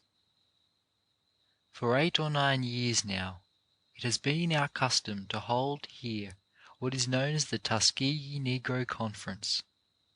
A number of years ago it occurred to some of us that instead of confining the work of this institution to the immediate body of students gathered within its walls, we perhaps could extend and broaden its scope so as to reach out to, and try to help, the parents of the students and the older people in the country districts, and, to some extent, if possible, in the cities also. With this end in view, we, some years ago, invited a number of men and women to come and spend the day with us, and while here, to tell us in a very plain and straightforward manner something about their material, moral, and religious condition. Then the afternoon of that same day was spent in hearing from these same men and women suggestions as to how they thought this institution and other institutions might help them, and also how they thought they might help themselves. Out of these simple and small meetings has grown what we now call the Tuskegee Negro Conference, which in the last few years has grown until it numbers from 900 to 1200 persons. we not only have that large number of persons, most of whom come from farms and are engaged in farm work, but we now also have the Workers' Conference, which meets on the day following the Negro Conference. This Workers' Conference brings together representatives from all the larger institutions for the education of the Negro in the South. Now these meetings for this year begin next Wednesday morning, and the practical question that I wish to discuss with you tonight is, what can we do to make that conference a success? What can you do for the conference? And what can the conference do for you? I wish you to grasp the idea that is growing through the country, that very few institutions now confine themselves in their work to mere teaching in the classroom in the old-fashioned manner. Very few now confine themselves in their work to the comparatively small number of students that they can reach in that way, as they did a few years ago. In many cases they have their college extension work. In one way or another, they are reaching out and getting hold of the young people and getting a hold on the older people as well. And just so, to a very large degree, through this conference, Tuskegee is doing something of the same kind of thing. During these few days, we shall have hundreds of the farmers, with their wives and daughters, gathered here. We want each and every one of you here in the institution to make up your mind that you can do something to help these people. We want each one of you here tonight to feel that he or she has a special responsibility during the time these people are gathered together at Tuskegee. We sometimes speak of it as their one day of schooling in the whole year. That is, the one day out of the whole 365 days in the year when, perhaps, they will give the greatest amount of attention to matters pertaining to themselves. In inviting them here, not only the teachers and officers of this institution have a responsibility, but each and every student here also has a responsibility. I want you to feel that, and see to what extent you can take hold of these people while they are here, to inspire and encourage them, so as to have them go away from here feeling that it is worth their while to come to the Institute for this meeting, even if, as is true of some of them, they have come a long distance. Some of these people who will come here are ignorant, so far as books are concerned, but I want you to know that not every person who cannot read and write is ignorant. Some of the persons whom I have met and from whom I have learned much are persons who cannot write a word. Very many of the people who will come here may not be able to read or write, but we can learn something from them notwithstanding, while they are here, and they can learn something from us.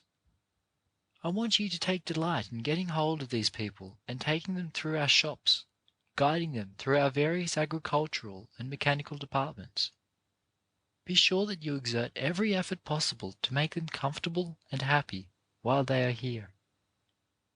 Heretofore, the students have been so generous at the time of this meeting that many of them, if necessary, have given up their rooms that these people might have a comfortable night's rest. I do not know where you have slept, but I do not think that in the history of the school a student was ever asked to give up his room to any of these people that he did not gladly and freely do so. I believe that you are going to do the same thing this year.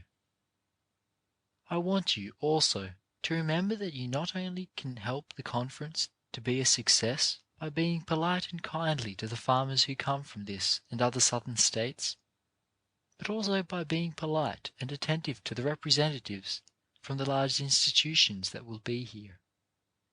We will have present representatives from every large institution engaged in the education of our people. It means much for the principals and instructors in these large colleges and industrial schools to leave their work and come as far as many of them do, to spend these days here. We have a responsibility on their account.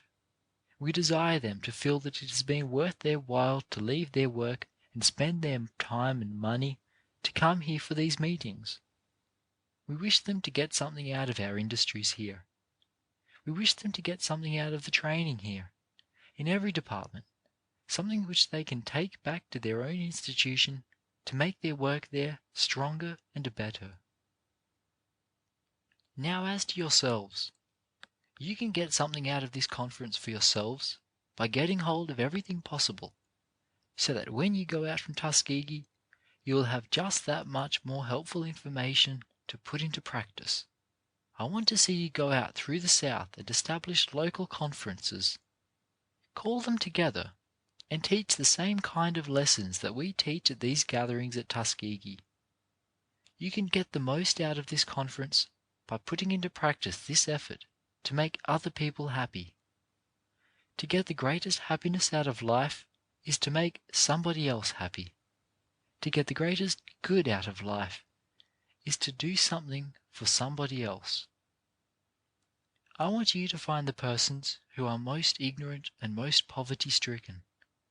I want you to find the persons who are most forlorn and most discouraged, and do something for them to make their hours happy. In doing that, you will do the most for yourselves. I want each boy and each girl who belongs to this institution to be deep down in his or her heart a gentleman or a lady. A gentleman means simply this: a generous person, one who has learned to be kind, one who has learned to think not of himself first, but of the happiness and welfare of others. Let us put this spirit into our conference day the coming week, and the day and week will be the greatest and most successful we have ever had. Let our resolution be that the persons who come here, whether they represent a university, a college, an industrial school, a farm, or a shop, let our resolve be that when these people leave here, they shall take away with them from Tuskegee something that will make their lives happier, brighter, stronger, and more useful. Chapter 21. What is to be our future? Last Thursday afternoon, I received a telegram from a gentleman stopping for a time in a city in Georgia, asking me to come there at once on important business, and being rather curious to know what he wanted of me, I went. I found that this person was in the act of making his will, and that he had in mind the putting aside of a considerable sum in his will, some 20,000, in fact, for this institution. The special point upon which this gentleman wished to consult me was the future of the institution. He said that he had worked very hard for his money, that it had come as a result of much sacrifice and hard effort, and that there were friends of his who were beseeching him to use his money in other directions, because they thought it would be more likely to do permanent good elsewhere. And so he wished to know what the future of this institution is likely to be, because he did not care to risk his money upon an uncertain venture, one that was likely to prosper for a few years and then fail. He said that he would not like to give his money to an institution where it would not go on through the years, accomplishing a certain amount of good. Accordingly, the question he repeated to me over and over again was, "What is to be the future of Tuskegee?" He wished to know whether, if we were given the money, it would go on from year to year, blessing one generation after another. My point in speaking to you tonight is to emphasize what I think our good friend Professor Brown has already brought to our attention in one or two of his talks to us this week: the importance of making this institution what it ought to be, what its reputation gives it, and what its name implies. More and more I realize and I remember that the gentleman of whom I have spoken repeated this to me with great emphasis, that so far as the outside world is concerned, Tuskegee is sure. You need not have the least doubt that the institution will be supported. If we keep things right at the institution, if it is worthy of support, the moneyed people of the country will support it and stand by it. More and more each year this impression grows upon me, and more each year there are convincing evidences of the fact that the permanence and growth of this institution do not rest upon whether the people of the South or the people of the North are going to support it with their means. I have the most implicit confidence that the Institute is going to be supported. But the question that comes to us with the greatest force is, are we going to be worthy of that support? Shall we be worthy of the confidence of the public? That is the question that is most serious. That is the question that presses most heavily upon my heart and upon the hearts of the other teachers here.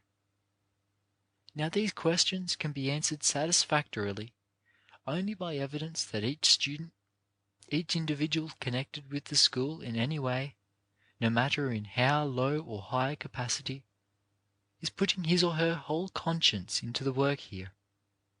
When I say work, I mean study of books, work of the hand, effort of the body, willingness of the heart. No matter what the thing is, put your conscience into it. Do your best. Let it be possible for you to say, I have put my whole soul into my study, into my work, into whatever I have attempted. Whatever I have done, I have honestly endeavored to do to the best of my ability.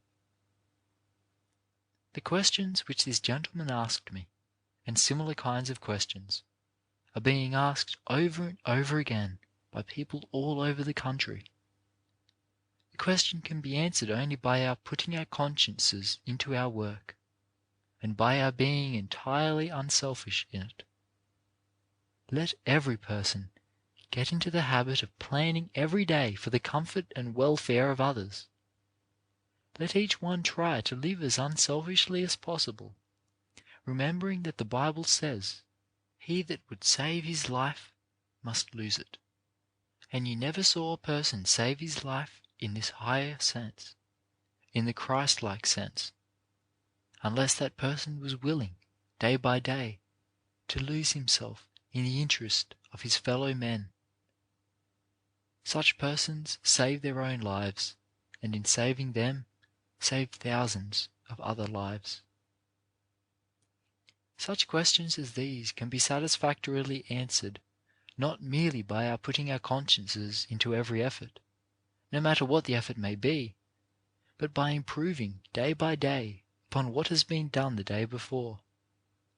In large institutions and establishments, it is comparatively easy to find persons who will sweep a room day by day, or plough a field during certain seasons of the year, and do other work at certain other seasons of the year. But the difficulty comes in finding persons who make improvements in the manner of sweeping rooms, of ploughing fields, and planting corn. The question for us is, are we going to put so many brains into our efforts every year that we are going to go on steadily and constantly improving from year to year? Are you going to get into the habit of so thinking about your work here that the habit will become, as it were, a part of yourself, so that when you go out into the world, you will not be satisfied to take a position and go on in the same humdrum manner, but will not be satisfied until your work has been improved in every possible detail and made easier, more systematic, and more convenient? We must put brains into our work. There must be improvement in every department of this institution every year. It is absolutely impossible for an institution to stand still. It must go forward or backward, grow better or worse each year. An institution grows stronger and more useful each year, or weaker and less useful. This institution can grow only by each person putting his thought into his work, by planning how he can improve the work of his particular department, by constantly striving to make his work more useful to the institution, by keeping the place where he works cleaner, and making his work more businesslike and more systematic. That is the only way in which the questions which people all over the country are asking about this institution can be satisfactorily answered. You will find that people will look to us more and more for tangible results. Not only here, but all over the country, our race is going to be called on to answer the question, what can the race really accomplish? It is perfectly well understood by our friends, as well as by our enemies, that we can write good newspaper articles and make good addresses, that we can sing well and talk well, and all that kind of thing is perfectly well understood and conceded. But the question that will be more and more forced upon us for an answer is, can we work out our thoughts? Can we put them into tangible shape so that the world may see from day to day actual evidences of our intellectuality? Last winter I was in the town of Clinton, Iowa. I think I had never heard of the place before, and when I got there I was surprised to find it a place of more than 16,000 inhabitants. The gentleman who was to entertain me wanted to take me to a colored restaurant. I expected to go into a restaurant of the kind operated by our people generally, and I was very surprised when he took me into a large 2-story building. I found the floors carpeted, and everything about the place as pleasant and attractive as it was possible to make it. In fact, the restaurant compared very favourably with many in the largest cities in the country. I found the waiters clean, the service good, and everything conducted in the most systematic manner. And there was not the least thing, except the colour of the proprietor's skin, to show that the place was operated by coloured people.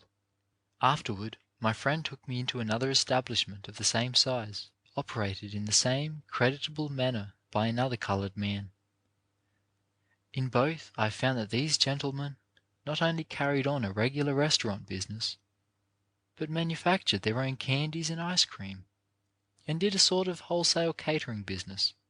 I asked the white people there what they thought of the coloured people, and I did not find a single white person who did not have the most implicit confidence in the coloured people. The trouble was that there were not many coloured people there. That accounts possibly for the good opinion which the white people have of them. But you see what just 2 black men can do. These people had never seen many black people, but fortunately for us, they had with them 2 of the best specimens of our race that I have ever seen anywhere in this country. As a result, you do not find anyone cursing the black man in that town. Everybody had the utmost confidence in black people and respected them. Just in proportion as we can establish object lessons of this kind all over the country, you will find that the problem that now is so perplexing will disappear. Until we do this, we shall not be able to talk away or to argue away this prejudice.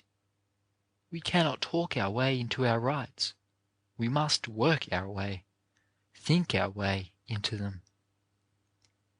And you will find that just in proportion as we do this, we are going to get all we deserve. Chapter 22. Some Great Little Things. I am going to speak to you for a few minutes tonight upon what I shall term some great little things. I speak of them as great because of their supreme importance, and I speak of them as little because they come in a class of things which are usually looked upon by many people as small and unimportant. But in an institution like this, I think they often hold first place. Certainly, they come under the head of important things that we can learn. You will remember that in the sermon the chaplain preached this morning, he mentioned the 3-fold division of our nature: the physical part, the mental part, and the spiritual part. What I shall refer to tonight has largely to do with the material, the physical part of our natures. There are certain little things that each one of you can learn now in connection with the care of your bodies, which, if left unlearned now, will perhaps go without being learned all your lives. You are now, as it were, at the parting of the ways. You are going to make these habits a part of yourselves, or you are going to let them escape you forever, and be weak in a measure all your lives for not having made them a part of yourselves. I am going to speak very plainly, because I feel that such talk means nothing unless it is in language which everyone can appreciate and understand. Now, among the first things that a person going to a boarding school should learn, if he has not already learned it at home, and I am constantly being surprised at the number who seem to have thus left it unlearned, is the habit of regular and systematic bathing. No person who has left this habit unlearned can reach the highest success in life. I mean by that a person who does not get into the habit of keeping the body clean cannot do the highest work and the greatest amount of work in the world. When it comes to competing with persons who have learned the habit of keeping the body in good condition, you will find that the first named persons usually win in the race of life. I think many of you have already learned from your physiologies that when it comes to the combating of disease, where two persons are on a sick bed with the same disease, the one who is habitually clean in his personal habits has a far greater chance for recovery than the one who has not learned the habit of cleanliness. You will also find that the person who is in the habit of caring for his body is in a better condition of study. He is in a condition to bear prolonged and severe exertion, while the person whose body is unclean is in a weak condition. Take the matter of the teeth. Persons cannot call themselves educated and refined who do not make the matter of the cleanliness and proper care of their teeth an important part of themselves. When I speak of making such a thing a part of yourselves, I mean that you should make it such a strong habit that to leave it undone would seem unnatural. Some person has defined man as a bundle of habits. There are many habits that I wish you to make a part of yourselves by practicing so constantly that they may really be said to have become that. There is the matter of the care of the hair, which everyone should make a part of himself. There is also the proper care of the fingernails. Now all of these are common things, but they are great things.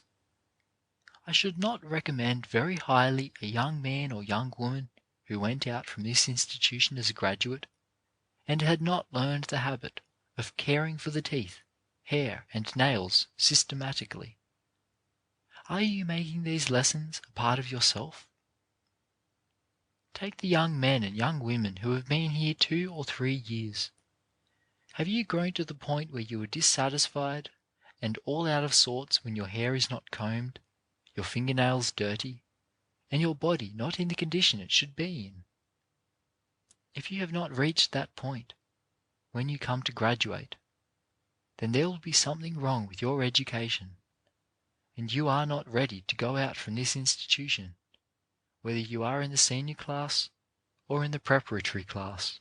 Another thing, I confess that I cannot have the highest kind of respect for the person who is in the habit of going day after day with buttons off his clothes. There is no excuse for it, when buttons are so cheap. I wonder how many of you could stand, if I were now to ask all to stand who have every button in its place. I cannot have the best opinion of a girl who will let a hole remain in her apron day after day. Nor can I think well of a man who does not remove a grease spot from his coat as soon as he discovers it. You have more respect for yourselves, and other people have more respect for you, when you get into the habit of polishing your shoes, no matter where you are, but especially when you are at school. Every man should get into the habit of polishing his shoes. See to it that they are in proper condition at all times. I need not repeat here, after what I have said, that it is of the utmost importance that every person wears the cleanest of linen. If I speak to you so plainly, it is because I want you to make these matters a part of yourselves to such an extent that they will be essential to your happiness and success. I want every girl who goes away from here to be so neatly perfect in her dress that she cannot be happy if there is any detail unattended to. And I want the same thing to be true of the young men. Let these things have an important bearing on your education here, and on your life hereafter.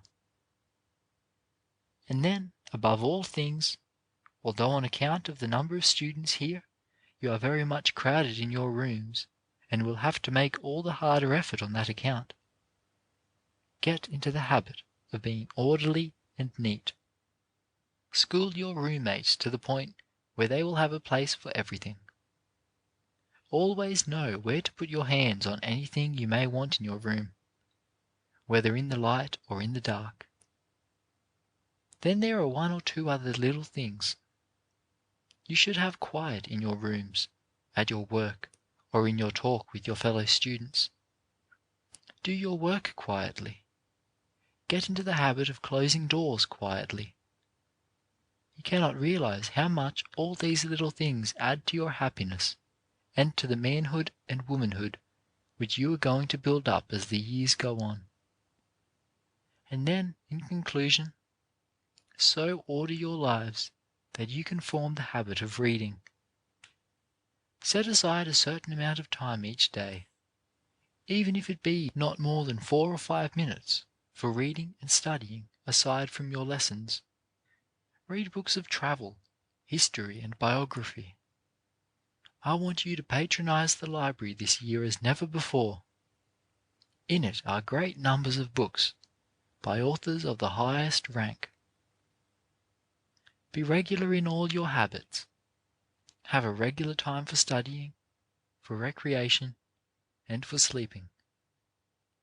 And last, but far from least, set aside a regular time for thinking, for meditating with yourself.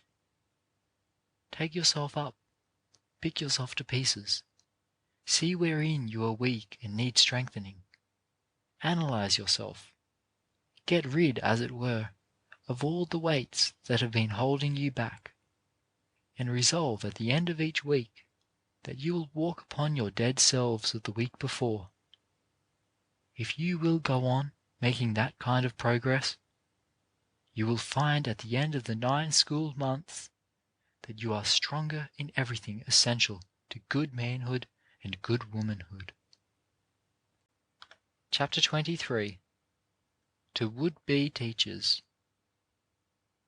Since very many of you whom I see before me tonight will spend some part of your lives after you leave here as teachers, even if you do not make teaching your life work, I am going to talk over with you again a subject on which I have spoken elsewhere: how to build up a good school in the South. The coloured schools of the South, especially in the country districts and smaller towns, are not kept open by the state fund, as a rule, longer than 3 or 4 months in the year. One of the great questions, then, willing teachers and parents, is how to extend the school term to 7 or 8 months, so that the school shall really do some good. I want to give a few plain suggestions which will, I think, if carefully followed, result in placing a good school in almost every community. In this I am not speculating, because more than one Tuskegee graduate has built up a good school on the plan I outline. In the first place, the teacher must be willing to settle down in the community, and feel that that is to be his home, and teaching there his chief object in life while he is there. Not only must he not feel that he can move about from place to place every 3 months, but he must feel that he is not working for his salary alone. He must be willing to sacrifice for the good of the community. The next thing is to get a convenient schoolhouse. Usually in the far South, The state has not been able to build a schoolhouse. How is it to be secured? A good schoolhouse should be carefully planned. Then the teacher or someone else should go among the people in the community, coloured and white, and get each individual to give something, no matter how small an amount if in money, or if not in money, how little in value, for purchasing lumber. When we were getting started here at Tuskegee, one old coloured woman brought me 6 eggs as her contribution to our work. If enough money cannot be secured by subscription and collection to pay for the lumber, a supper, a festival, entertainment or church collection will help out. After the lumber is secured, the parents should be asked to club in with their wagons and haul it free. Then at least one good carpenter should be secured to take the lead in building. Each member of the community should agree to give a certain number of days' work in helping to put up the structure. In this work of building, the larger pupils can help a good deal, and they will have all the more interest in the schoolhouse because they have had a hand in its erection. In these ways, by patient effort, a good frame schoolhouse can be secured in almost any community. Where it is possible, take a 3 or 4 months public school as a starting point, and work in cooperation with the school officers, but do not let the school close at the end of these 3 or 4 months, because if that is done, it will amount to almost nothing. As soon as the teacher goes into a community, he should organize the people into an educational society or club, and there should be regular meetings once a week, or once in 2 weeks, at which plans for the improvement of the school should be discussed. There are a number of ways for extending the school term. One is for each parent to pay 10, 15, 25, or 50 cents each month during the whole time the school is in session. Frequently parents who cannot pay in cash can let the teacher have eggs, chickens, butter, sweet potatoes, corn, or some other kind of produce which will help to supply the teacher with food. Another plan is for each farmer to set aside a portion of land and give all that is raised upon it to the school. Still another plan, and one that is being successfully carried out in at least one place, and one that I think much of, is for the teacher to secure, either by renting or purchase, a small tract of land, say from 2 to 5 acres, and let the children cultivate this land while they are attending school. If in this way 3 bales of cotton can be raised, and a variety of vegetables and grain also, the produce can be sold and the school term extended from 3 months to 6 or 7 months. Some parents may object to this at first, but they will soon see that it is better to let the school close at 1 o'clock or 2 o'clock in the afternoon, so that the children may work on the school land for an hour or 2, and in this way keep the school open 6 or 7 months, than to let it close entirely at the end of 3 months. There is another advantage in this latter plan. The teacher can in this way teach the students, in a practical way, better methods of farming. Short talks on the principles of agriculture are worth much more to them than time spent in committing to memory the names of mountain peaks in Central Africa. Very often there is enough land right around the schoolhouse for the pupils to cultivate. In every case, where it is possible, the teacher should buy a home in the community and make his home in every way a model for those of the people who live around him. The teacher should cultivate a farm, or follow some trade while not teaching. This not only helps him, but sets a good example for the people in the community. If the teacher be a woman, there are a few communities where she cannot add much to her income by sewing, dressmaking, or poultry raising. Chapter 24. The Cultivation of Stable Habits. I am going to speak with you a few minutes this evening upon the matter of stability. I want you to understand when you start out in school that no individual can accomplish anything unless he means to stick to what he undertakes. No matter how many possessions he may have, no matter how much he may have in this or that direction, no matter how much learning or skill of hand he may possess, an individual cannot succeed unless, at the same time, he possesses that quality which will enable him to stick to what he undertakes. In a word, he is not to be jumping from this thing to that thing. That is the reason why so many ministers fail. They preach a while, and then jump to something else. They do not stick to one thing. It is the same with many lawyers and doctors. They do not stick to what they undertake. Many businessmen fail for the same reason. When an individual gets a reputation, no matter what he has undertaken, of not having the quality of sticking to a thing until he succeeds in reaching the end, that reputation nullifies the influence for good of the better traits of his character in every direction. It is said of him that he is unstable. I want you to begin your school life with the idea that you are going to stick to whatever you undertake until you have completed it. I take it for granted that all of you have come here with that idea in mind, that before you came here you sat down and talked the matter over with your father and mother, read over the circulars giving information about the school, and then deliberately decided that this institution was the one whose course of study you wished to complete. I take it for granted that you have come here with that end in view. And I want to say to you now that you will injure yourselves, your parents, and the institution, and you will hurt your own reputation unless, after having come here with the determination to succeed, you remain here for that purpose, and remain for the full time until you receive your diploma. I hope every individual here, every young man and woman at the school, is here with the determination that he or she will not give up the struggle until the object aimed at has been attained.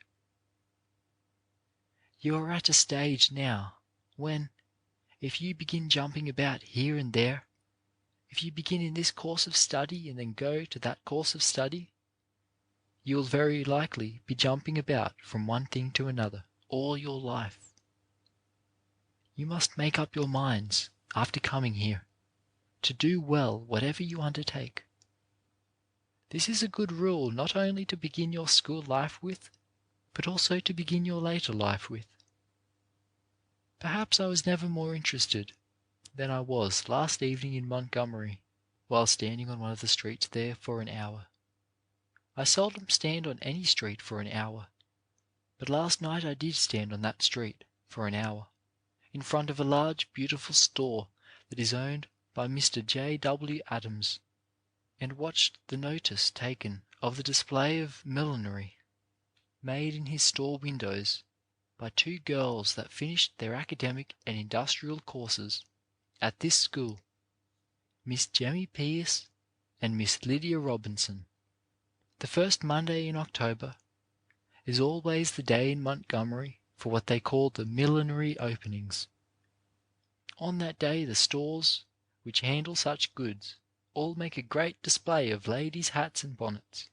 It was surprising and interesting to note how these two girls had entered a great city like Montgomery and had taken entire charge of the millinery department in a large store. Hundreds of people stopped to comment favourably upon the taste that was displayed in the decoration of those windows. Now all of this work was done by two Tuskegee graduates, and the complimentary remarks that were made came not only from coloured people, but from white people as well. No one could tell from the windows of that store whether it was a coloured or a white establishment. Many of the white ladies who were standing there did not know that they were standing in front of a store that was owned by a black man. It had none of the usual earmarks about it. Usually when you go into coloured establishments, you see grease on the doors or on the counters, or you see this sign or that sign that this is a coloured man's establishment. Those of you here who are going to go into business after you leave school do not want to have any such earmarks about your establishments. Such a store as that of Mr. Adams is the kind of a store to have. Now these two young women have made a reputation for themselves. They went into the millinery division while they were here, and they remained until they graduated. One of them, I believe, had not finished in the millinery department when she received her academic diploma, and so she came back last year and took a postgraduate course in millinery.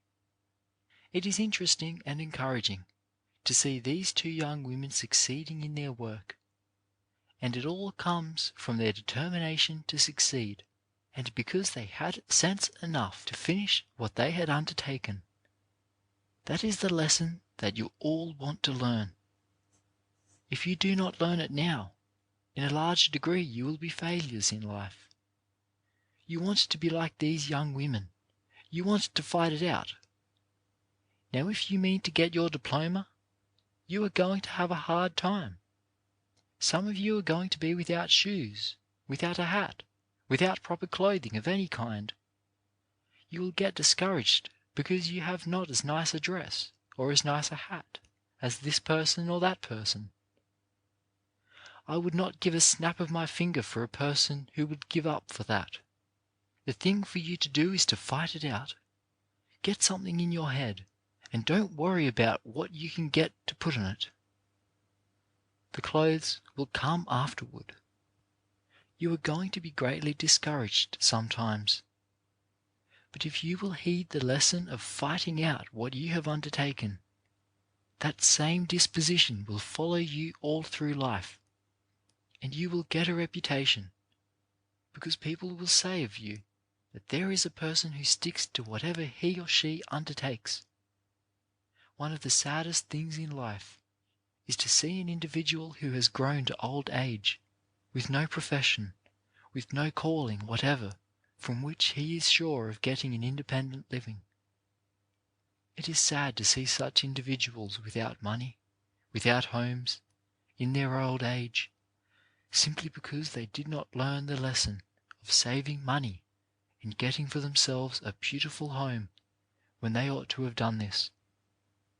And so, all through life, we can point to many people who have not learned this lesson, that for whatever they undertake, they must pay the price which the world asks of them if they would succeed. If we are going to succeed, we must pay the price for what we get.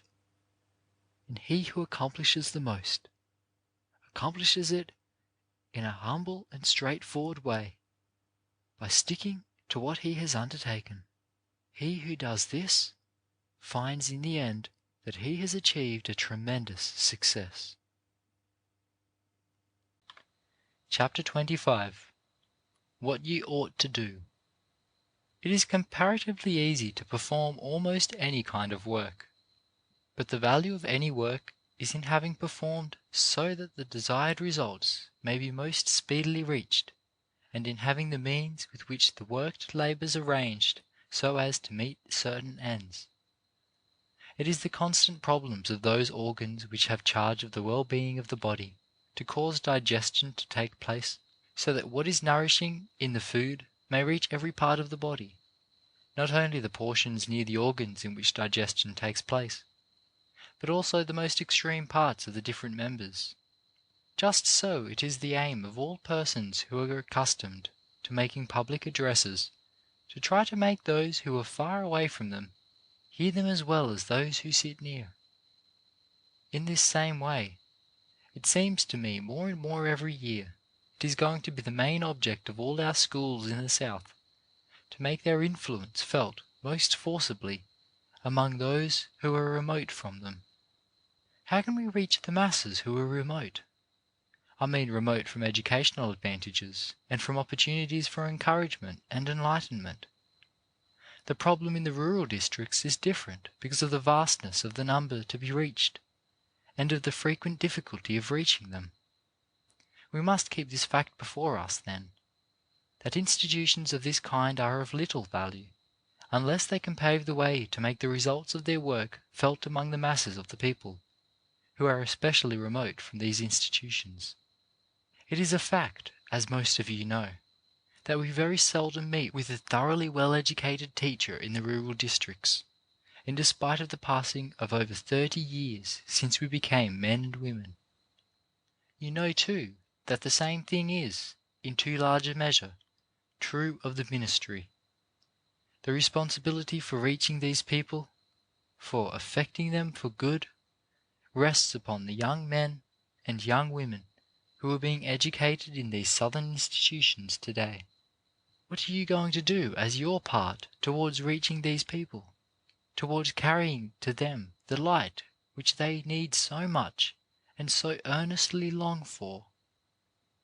Difficult as this problem is, it is not a discouraging one, because these people are ready to follow the light as soon as they are sure that the right kind of light is set up before them.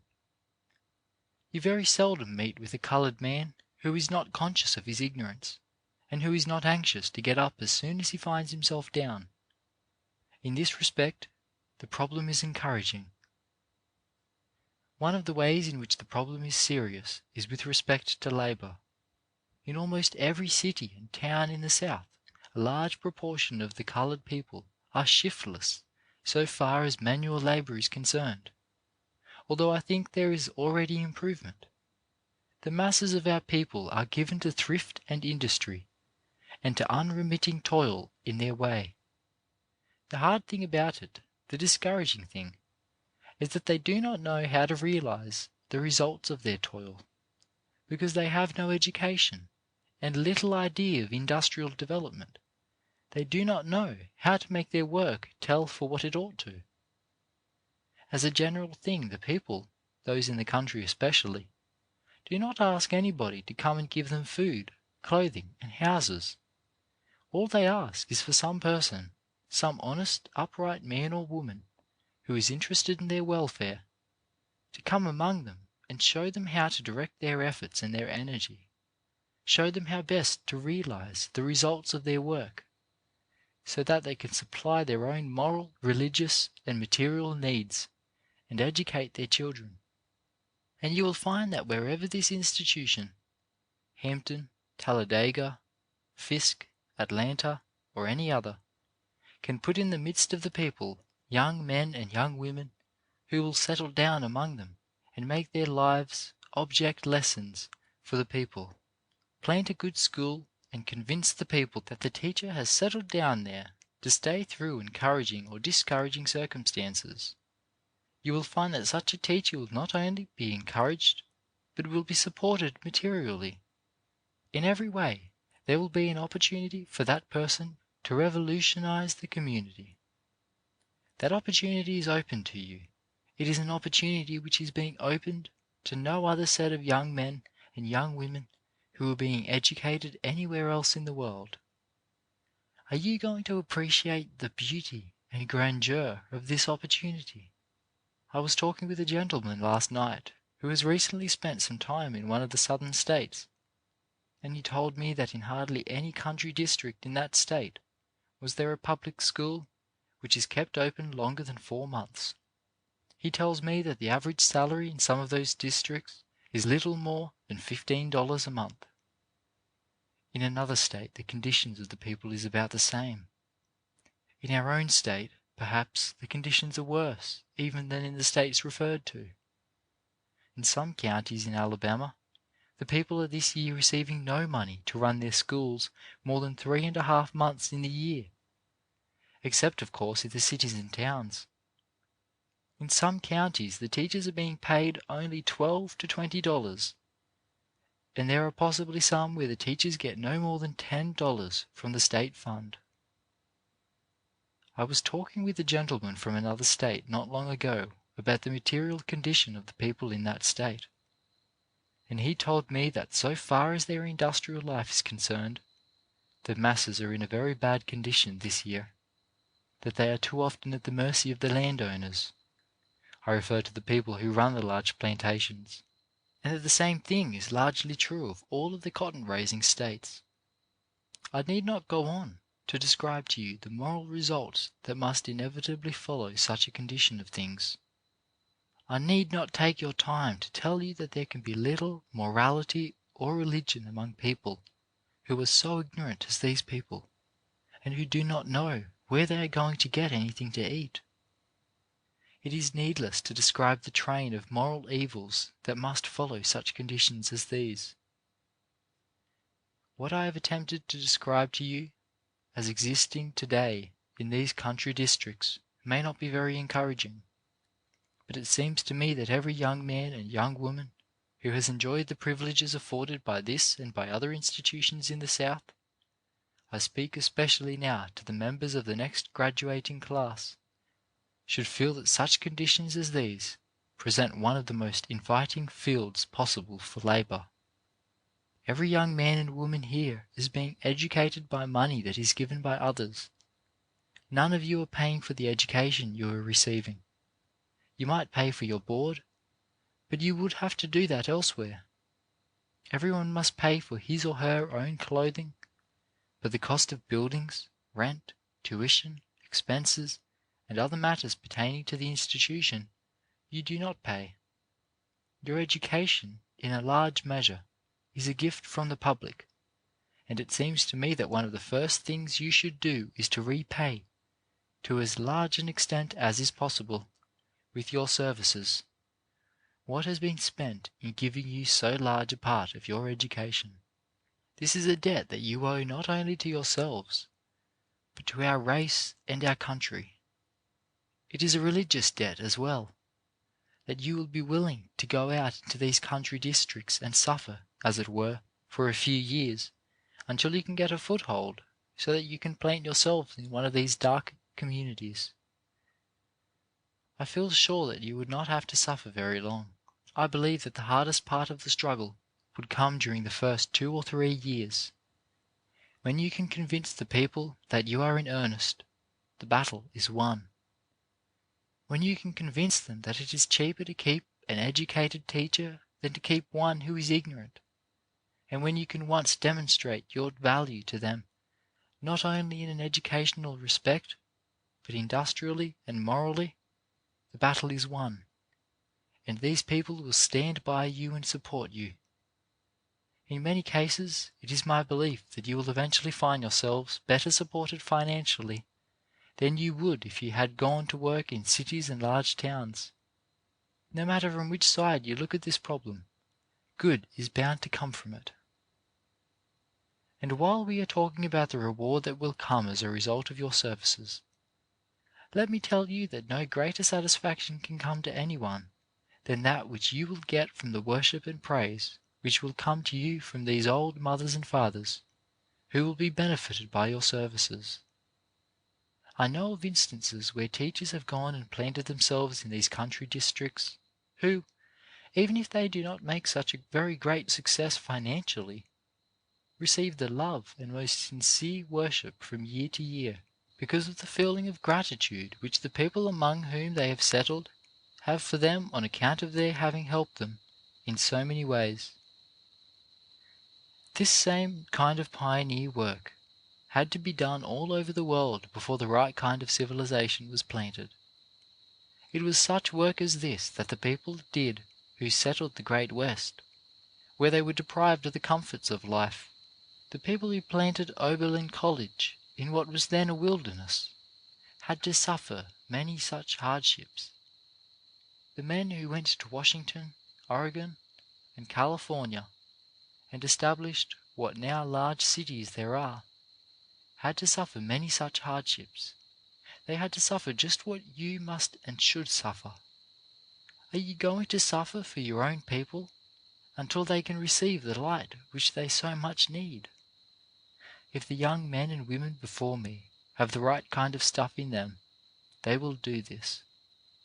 Most certainly do I hope that you are going to carry out into these dark communities the light which you receive here from day to day. I hope you will fill these districts with men and women of education, When you go out from here with your diploma, whether it be next May or at some other time, resolve to plant yourself in one community and stay there. No matter what your work is, you cannot accomplish much if you become the wandering Jew. Find the community where you think you can use your life to the best advantage, and then stay there. In the time that has elapsed since this talk was given, I think there has been improvement in many of the country schools in the South, and in the general condition of the people, as described to me then. Booker T. Washington. Chapter 26. Individual Responsibility. I have referred in a general way before this, when I have been speaking to you, to the fact that each one of you ought to feel an interest in whatever task is set for you to do here, over and above the mere bearing which that task has on your own life. I wish to speak more specifically tonight on this subject, on what I may term the importance of your feeling a sense of personal responsibility, not only for the successful performance of every task set you, but for the successful outcome of every worthy undertaking with which you come in contact. You ought to realize that your actions will not affect yourselves alone. In this age it is almost impossible for a man to live for himself alone. On every side our lives touch those of others. Their lives touch ours. Even if it were possible to live otherwise, few would wish to. A narrow life, a selfish life, is almost sure to be not only unprofitable, but unhappy. The happy people and the successful people are those who go out of their way to reach and influence for good as many persons as they can. In order to do this, though, in order best to fit one's self to live this kind of life, it is important that certain habits be acquired, and an essential one of these is the habit of realizing one's responsibility to others. Your actions will affect other people in one way or another, and you will be responsible for the result. You ought always to remember this, and govern yourselves accordingly. Suppose it is the matter of the recitation of a lesson, for instance. Some one may say, "It is nobody's business but my own if I fail in a recitation. Nobody will suffer but me." This is not so. Indirectly you injure your teacher also, for while a conscientious, hard-working teacher ought not to be blamed for the failures of pupils who do not learn simply because they do not want to, or are too lazy to try, it is generally the case that a teacher's reputation gains or loses as his or her class averages high or low, and each failure in recitation, for whatever cause, brings down the average. Then too, you are having an influence upon your classmates, even if it be unconscious. There is hardly ever a student who is not observed by someone at some time as an example. "There is such a boy," some other student says to himself. "He has failed in class ever so many times, and still he gets along. It can't make much difference if I fail once." And as a result he neglects his duty, and does fail. The same thing is true of work in the industrial departments.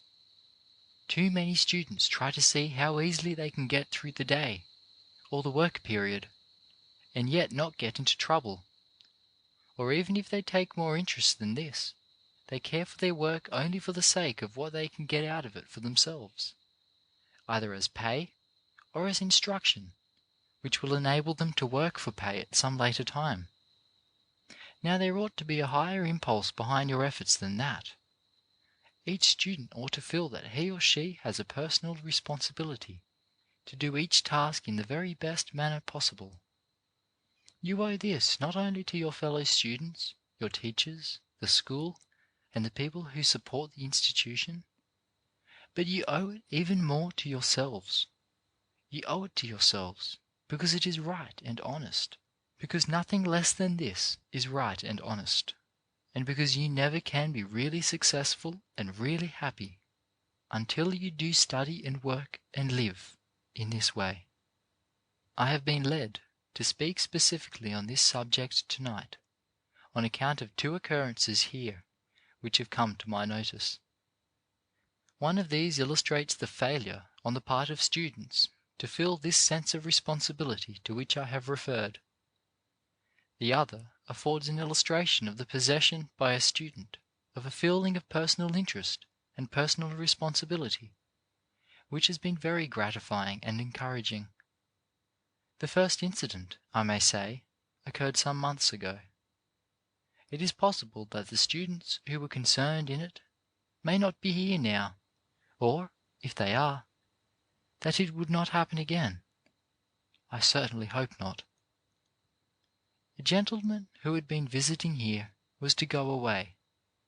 He left word at the office of his wish, saying that he planned to leave town on the 5 o'clock train in the afternoon. A boy was sent from the office early in the afternoon with a note to the barn, ordering a carriage to take this gentleman and his luggage to the station. 4:30 came, and the man had his luggage brought down to the door of the building in which he had been staying, so as to be ready when the team came. But no team came. The visitor finally became so anxious that he walked over to the barn himself. Just as he reached the barn, he met the man who was in charge there, with the note in his hand. The note had only just that moment reached this man, and of course no carriage had been sent, because the first person who felt that he had any responsibility in the matter had only just learned that a carriage was wanted. The boy who had brought the note had given it to another boy, and he to someone else, and he, perhaps, to someone else. At any rate, it had been delayed because no one had taken enough interest in the errand to see that whatever business the note referred to received proper attention. This occurred, as I have said, several months ago, before the local train here went over to Cheehaw to meet all of the trains. It happened that this particular passenger was going north, and it was possible by driving to Cheehaw for him to get there in time to take the northbound train. If he had been going the other way, though, towards Montgomery, he would have lost the train entirely, and, as chanced to be the case, would have been unable to keep a very important engagement. As it was, he was obliged to ride to Cheehaw in a carriage, and the time of a man and a team, which otherwise would have been saved, was required to take him there. Now when such a thing as this happens, no amount of saying, "I am sorry," by the person or persons to blame will help the matter any. It is too late to help it then. The thing to do is to feel some responsibility in seeing that things are done right yourself. Take enough interest in whatever you are engaged in to see that it is going to come out in the end just as nearly right, just as nearly perfect as anything you can will go towards making it right or perfect. And if the task or errand passes out of your hands before it is completed, do not feel that your responsibility in the matter ends until you have impressed it upon the mind and heart of the person to whom you turn over the further performance of the duty. The world is looking for men and women who can tell one why they can do this thing or that thing, how a certain difficulty was surmounted or a certain obstacle removed. But the world has little patience with the man or woman who takes no real interest in the performance of a duty, or who runs against a snag and gets discouraged, and then simply tells why he did not do a thing, and gives excuses instead of results. Opportunities never come a second time, nor do they wait for our leisure. The years come to us but once, and they come then only to pass swiftly on, bearing the ineffaceable record we have put upon them. If we wish to make them beautiful years or profitable years, we must do it moment by moment as they glide before us. The other case to which I have referred is pleasanter to speak about.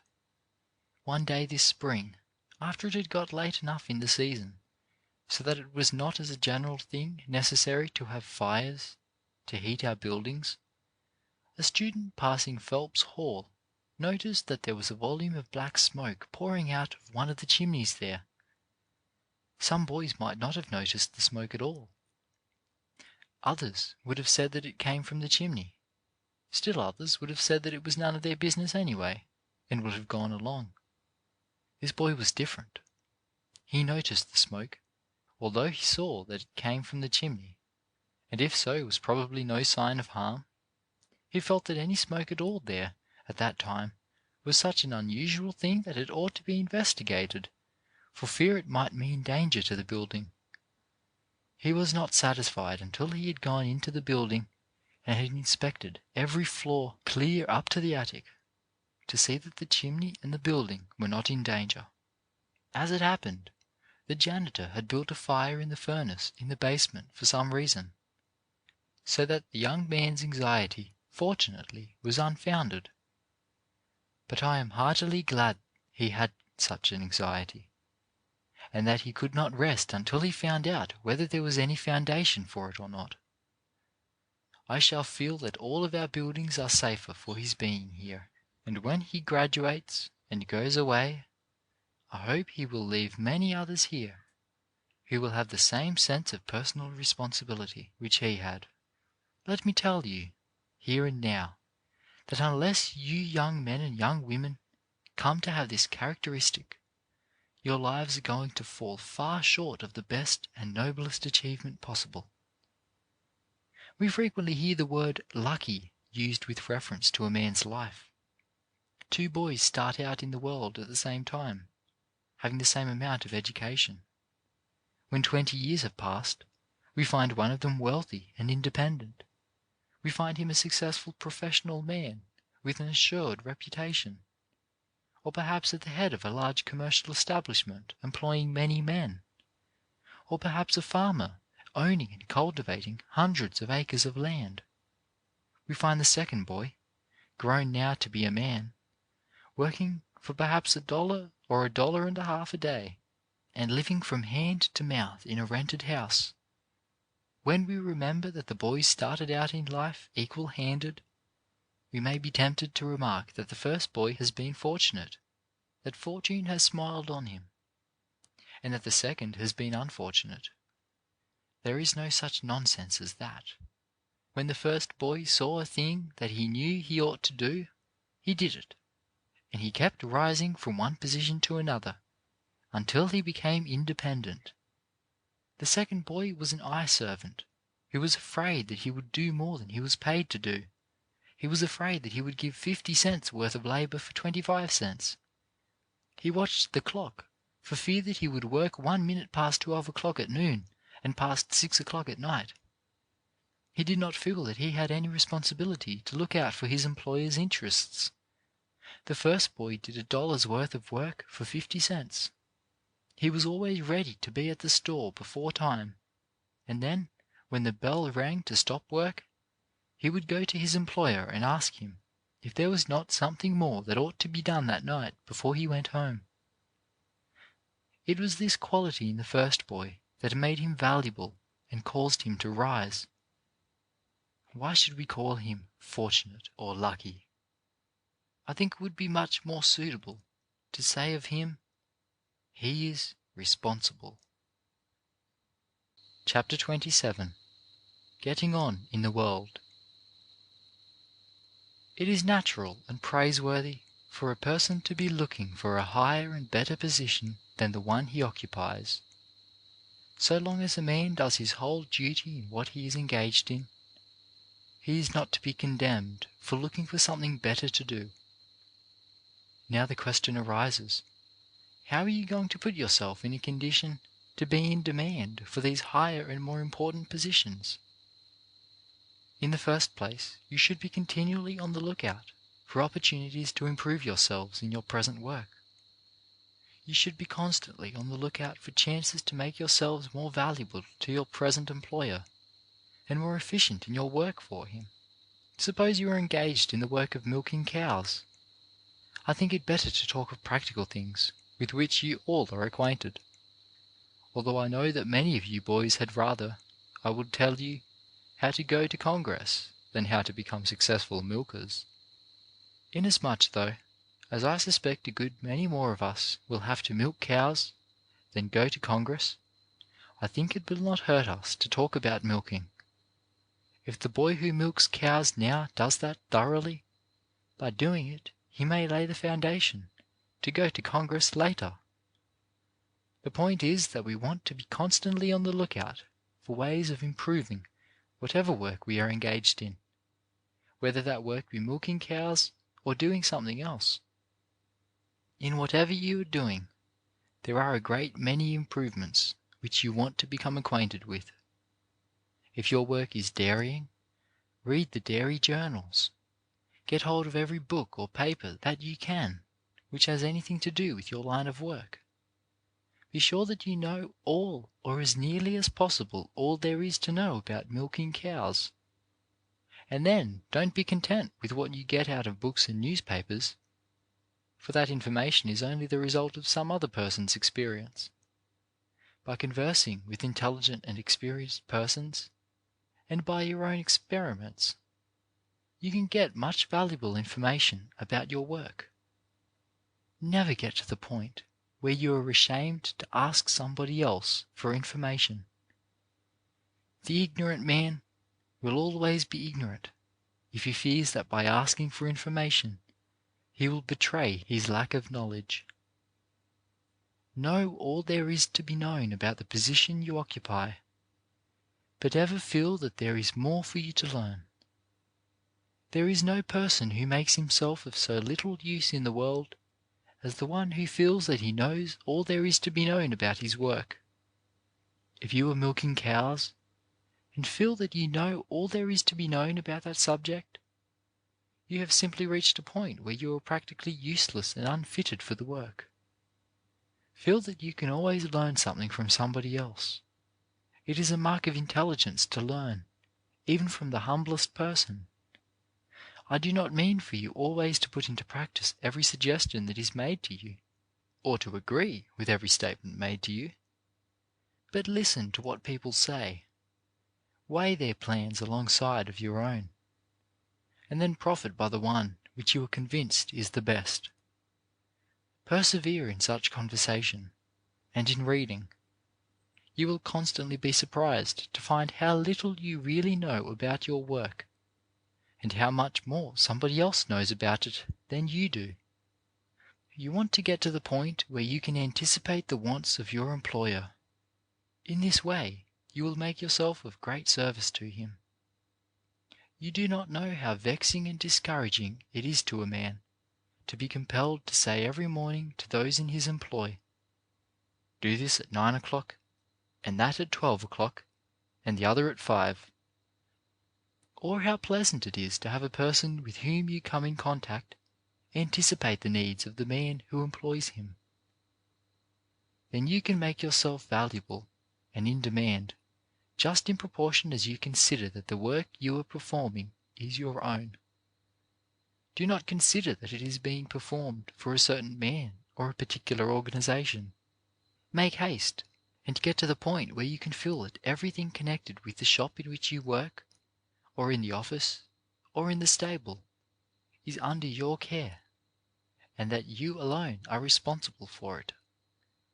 If you are at the head of a stable or barn, plan day by day how you can best provide for the well-being of your cows and horses. When you make yourself master of these humble positions, you will find that the calls to higher places will come to you. The men you see spending most of their times looking for higher and more lucrative positions are, 9 times out of 10, men who have made worthless failures in other places. Chapter 28. Each one his part. I desire to call your attention for a few minutes tonight to the fact that one thing is dependent for success upon another. One individual is dependent for success upon another. One family in a community upon other families for their mutual prosperity. One part of a state upon the other parts for the successful government of the state. The same thing is true in nature. One thing cannot exist unless another exists, cannot succeed without the success of something else. The very forces of nature are dependent upon other forces for their existence. Without vegetable life, we could not have animal life. Without mineral life, we could not have vegetable life. So, throughout all kinds of life, as throughout the life of nature, everything is dependent upon something else for its success. The same thing is true of this institution and of every institution. The success of the whole depends upon having every person connected with the institution do his or her whole duty. We are very apt to get the idea that there are high positions and that there are low positions, that there is important service and unimportant service. But I believe that God expects the same amount of conscientious work from a person in a low position as from one in a high position, that He expects the same conscientious service, whether the work be a big task or a little one. We are dependent as an institution, every institution is dependent, for success upon the individual consciences of those connected with it as teachers and students. And there is nothing that gives me more satisfaction and pleasure, and more faith in the future of the school, than to see examples of conscientious work here. I remember a special instance of this kind that occurred at one of our commencements. I believe that commencement, more than any other time in the school year, is an occasion where there is excitement and a desire to witness the exercises. After the exercises of that year were over, I had occasion to go to the dining room, and I found there one of the teachers who from her appearance I thought had not attended the exercises. When I asked her about this, she said, "No, I intended to go, but at the last minute I saw that there were some dishes here that needed to be washed, and I stayed here to see that they were washed." Now that was one of the finest exhibitions of conscientious regard for duty that I ever saw. And there are very few persons who would have done a thing like that. That we have teachers here whose hearts are so much in their work that they are willing to do such things as this, gives me great faith in the future of this school as the years go on. It takes a person with a conscience, when there are public men of note here, a great many strangers and many things to attract attention, to be so mindful of her duty that she will stay behind and wash dishes when everyone else is in attendance upon the exercises and seeking enjoyment. When the people connected with this institution can bring themselves up to that point, I have no fear for the success of the institution, and it can succeed only as they do bring their consciences up to that point. If I were to ask you individually as students to deliver an address upon this platform, or to read an essay, I should not be at all afraid that you would fail. I believe that you would carefully prepare that address or essay. You would look up all the references necessary in order to give you what information you needed, and then you would get up here and speak or read successfully. I feel sure that I would hear something that I should not be ashamed of. The average man and woman do succeed when before the public, but where I fear for your success is when you come to the performance of the small duties, the duties which you think no one else will know about, the things which no one will see you do. It is when you think that no one is going to see you washing dishes or getting dirt out of crevices that I am afraid you are going to fail. I remember that some time ago, when I was travelling in a buggy from one New England village to another, after we had gone some miles on our way, the young man who was driving me stopped the horse and got out. I asked him what was the matter, and he said that something was the matter with the harness. I looked with all the eyes I had, and yet I could see nothing at fault. Still, the man mended a piece of harness that he said was not as it should be. It had not seemed to me that this fault in the harness had been irritating the horse or hindering him from going so fast as he ought. But after it had been repaired, I could see a difference for the better. That, to my mind, was a great lesson. It taught me how the people of New England have educated their consciences, so that they cannot allow themselves to let even the smallest thing go undone, or be improperly done. It is this trait in the New England character that has come to make the very name itself of that part of the country a synonym for success. Don't we wish that we had 100 such men as that driver here? If I could put my hand on 1,000 such persons as that, we could find employment for all of them as soon as they got their diplomas.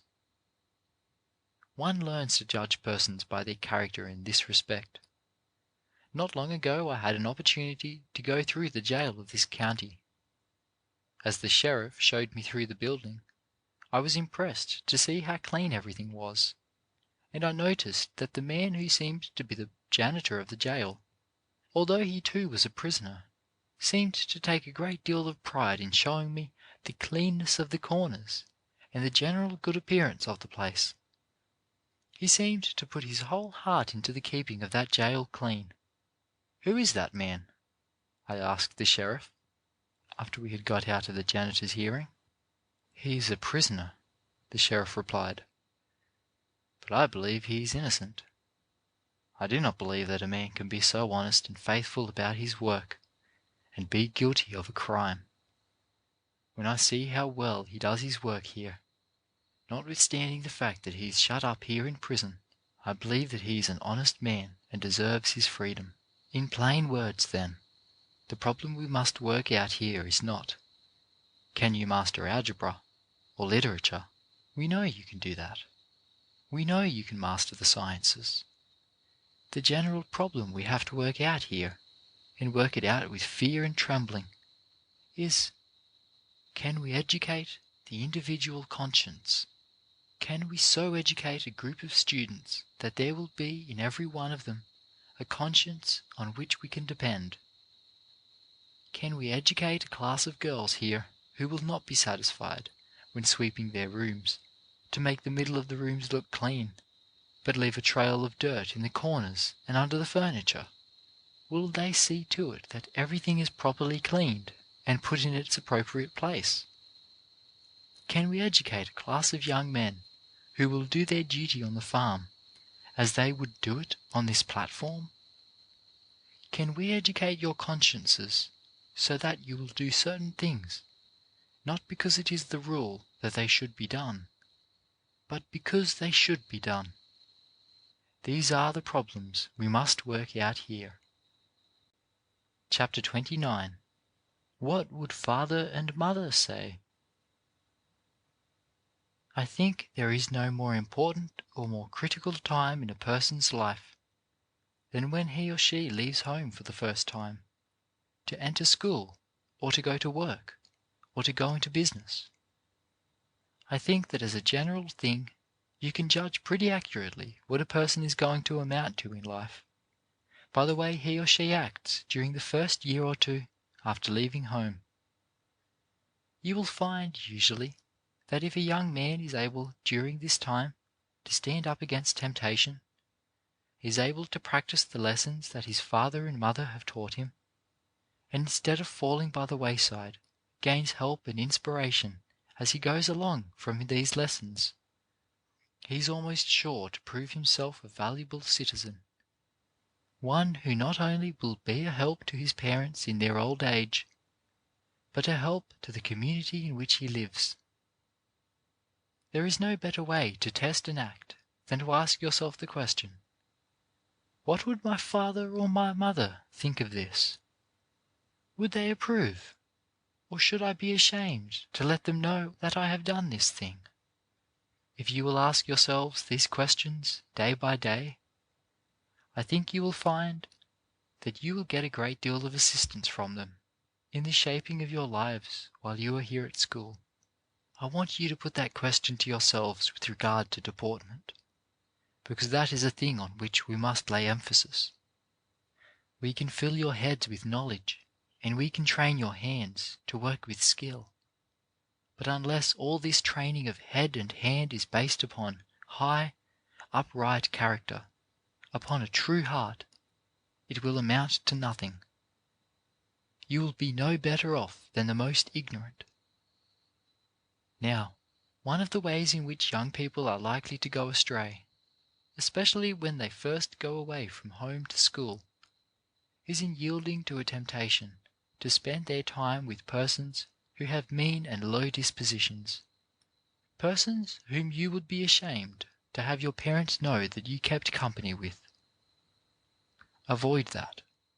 Be sure that the young men and women with whom you associate are persons who are able to raise you up, persons who will help to make you stronger in every way. I do not need to tell you, I am sure, of the consequences of association with persons who will have a bad influence upon you, or the results of a disregard of admonitions for good. A student who persistently keeps bad company, who breaks rules, who is constantly disobedient, who is repeatedly behind at roll call, who, time after time, has to be called up by the officer of the day, or watched in the dining room, or on the parade ground, is the student who in a few years is going to bring sorrow to the hearts of his parents. There is no getting away from that. Only today the mother of one of the students came here with a message from another mother, whose son had been sent here. She told me how this anxious mother had told her to impress upon her son the necessity of obeying every rule here, and how she wanted him to put in every moment in hard study and honest work.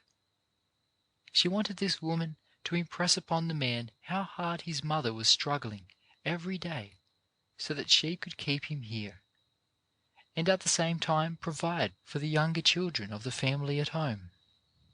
Now, when this message was delivered, where was that boy? Was he doing as his mother was so earnestly praying him to do? No. He had already disgraced himself and had been sent away from the institution. How much sorrow will he bring to his poor mother's heart when she knows? No wonder he was trying to conceal his misconduct and disgrace from her.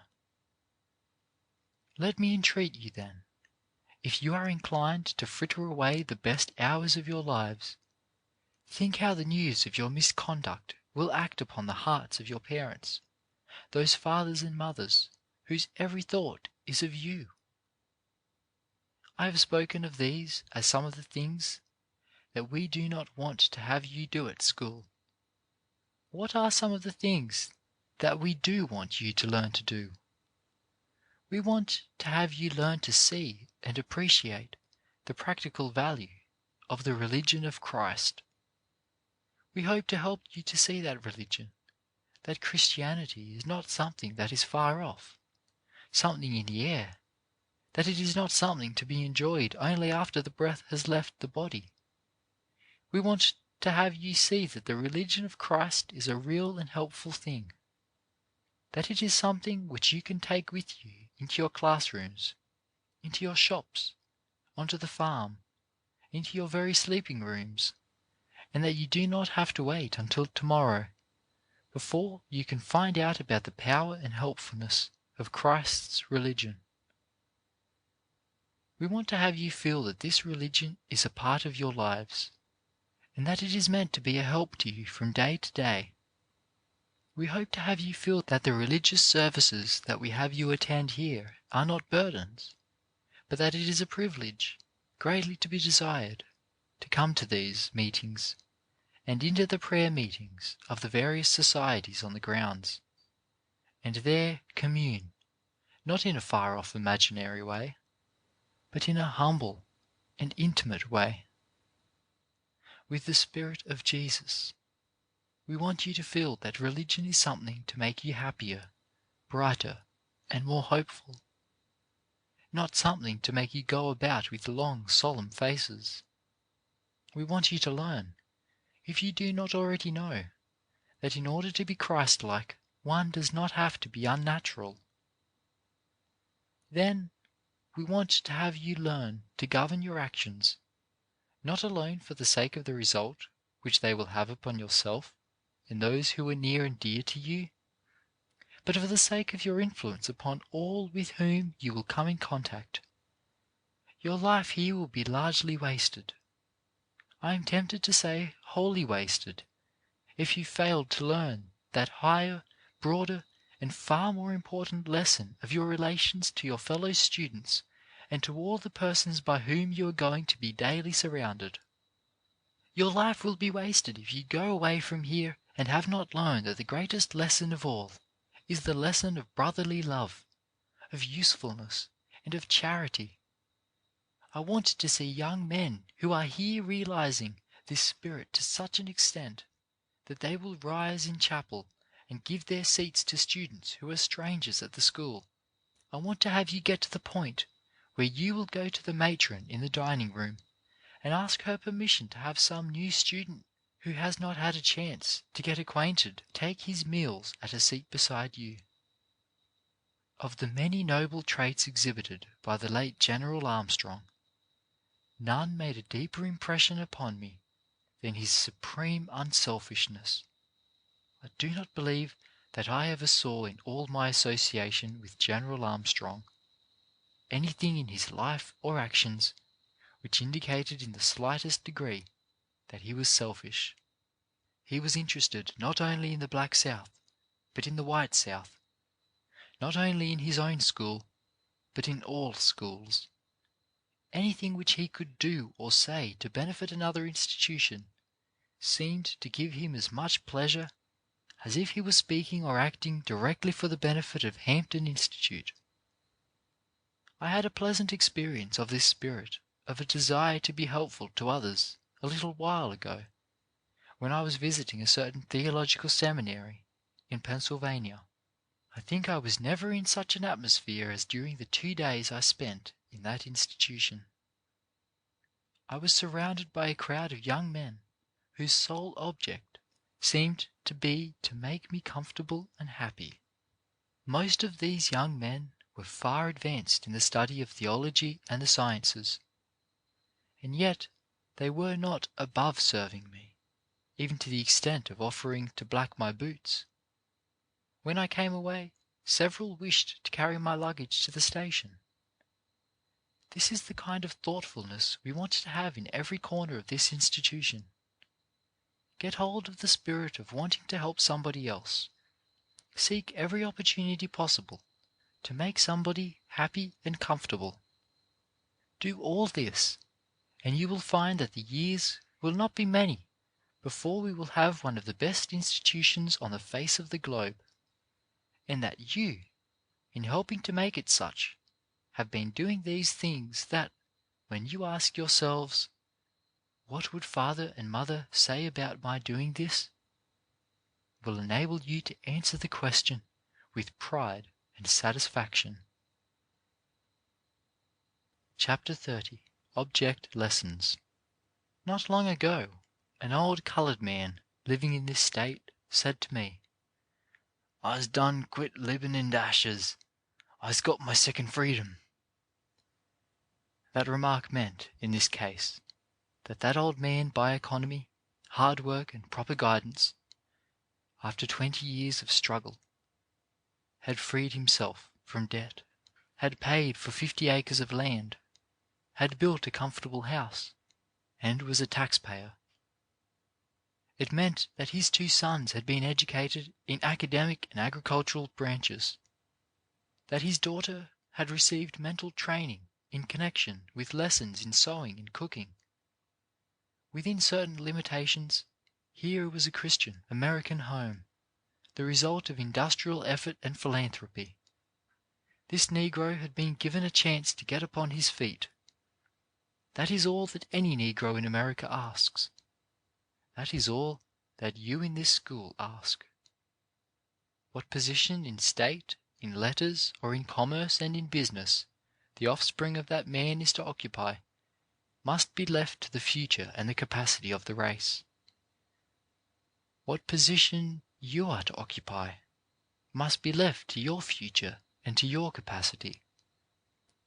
During the days of slavery, we were shielded from competition. Today, unless we prepare ourselves to compete with the world, we must go to the wall as a race. If I were to go into certain communities in the United States and say that the German is ignorant, I should be pointed to the best paying truck farm in that neighborhood, owned and operated by a German. If I said that the German is without skill, I should be shown the largest machine shop in the city, owned and operated by a German. If I said the German is lazy, I should be shown the largest and finest residence on the most fashionable avenue, built from the savings of a German who began life in poverty. If I said that the German could not be trusted, I should be introduced to a man of that race who is the president of the largest bank in the city. If I said that the German is not fitted for citizenship, I should be shown a German who is a respected and influential member of the city government. Now, when your critics say that the Negro is lazy, I want you to be able to show them the finest farm in the community, owned and operated by a Negro. When they ask if the Negro is honest, I want you to show them a Negro whose note is acceptable at the bank for $5,000. When they say that the Negro is not economical, I want you to show them a Negro with $50,000 in the bank. When they say that the Negro is not fit for citizenship, I want you to show them a man of our race paying taxes on a cotton factory. I want you to be able to show them Negroes who stand in the front in the affairs of state, of religion, of education, of mechanics, of commerce, and of household economy. You remember the old admonition, "By this sign we shall conquer." Let it be our motto. There are people in the North who have been aiding in the matter of Negro education in the South during the last 10, 20, or even 30 years. It is in part the money of those people that has made this institution possible. Those people have a right, as a plain matter of business, to ask, what are the results of this aid they have been giving? What evidences can we present to prove to them that their investments in this direction have been paying ones? It is, in no small measure, the duty of you, as students of Tuskegee Institute, to answer, and to answer satisfactorily, such a question as that. We have reached a point, largely through the aid which the North has given to the South during the last 30 years, where there is little opposition in the South to the people of the Negro race receiving any form of education. You can go out from here and plant a school in any county in the South, which will not meet with opposition from the white residents of the community. What is more, in many cases it will receive encouragement, and in some a hearty sympathy and support. Not long ago I received $50 from a white man in Mississippi to pay for the education of a black boy. This man was formerly a slaveholder, and at first he was not inclined to encourage the education of the Negro, but he stated to me frankly in his letter that he now believes that Tuskegee and similar institutions are doing the work that the Negro most needs to have done. He wanted to show the people of the North, he said, that Southern white men are as deeply interested in the development of the Negro as they are. I have in mind another case of a Southern white man in Alabama who, during the last year, contributed out of his own pocket nearly $2,000 for the building and maintenance of a Negro school in his county. Still another Southern man, Mr. Belton Gilreath of Birmingham, Alabama, recently sent the Institute his check for $500, up to that time the largest sum which the school had received from a Southern man, with this letter: "As a Southern man, and the son of one of the largest slave owners of the South, I am anxious for our people to do all that can reasonably be expected of them for the education of the Negroes, thereby making them more content and useful citizens and friends. Furthermore, I think the time has come in the South for all our people to consider more fully than they have ever done before the question of the education of all of our population, and, wherever practicable, to give attention in our schools to teaching the art of saving also. More recently still, Mr. H. M. Atkinson of Atlanta, one of the most successful businessmen in the entire South, came to Tuskegee Institute and made a thorough inspection of our work. After he returned to Atlanta, I received a letter from him, from which I quote one paragraph. "I enclose my check for $1,000 for the benefit of your school, to be used as your judgment dictates." I was very much impressed by what I saw. I will not forget it. These white people are beginning to see the difference between the value of an educated Negro and one who is not educated.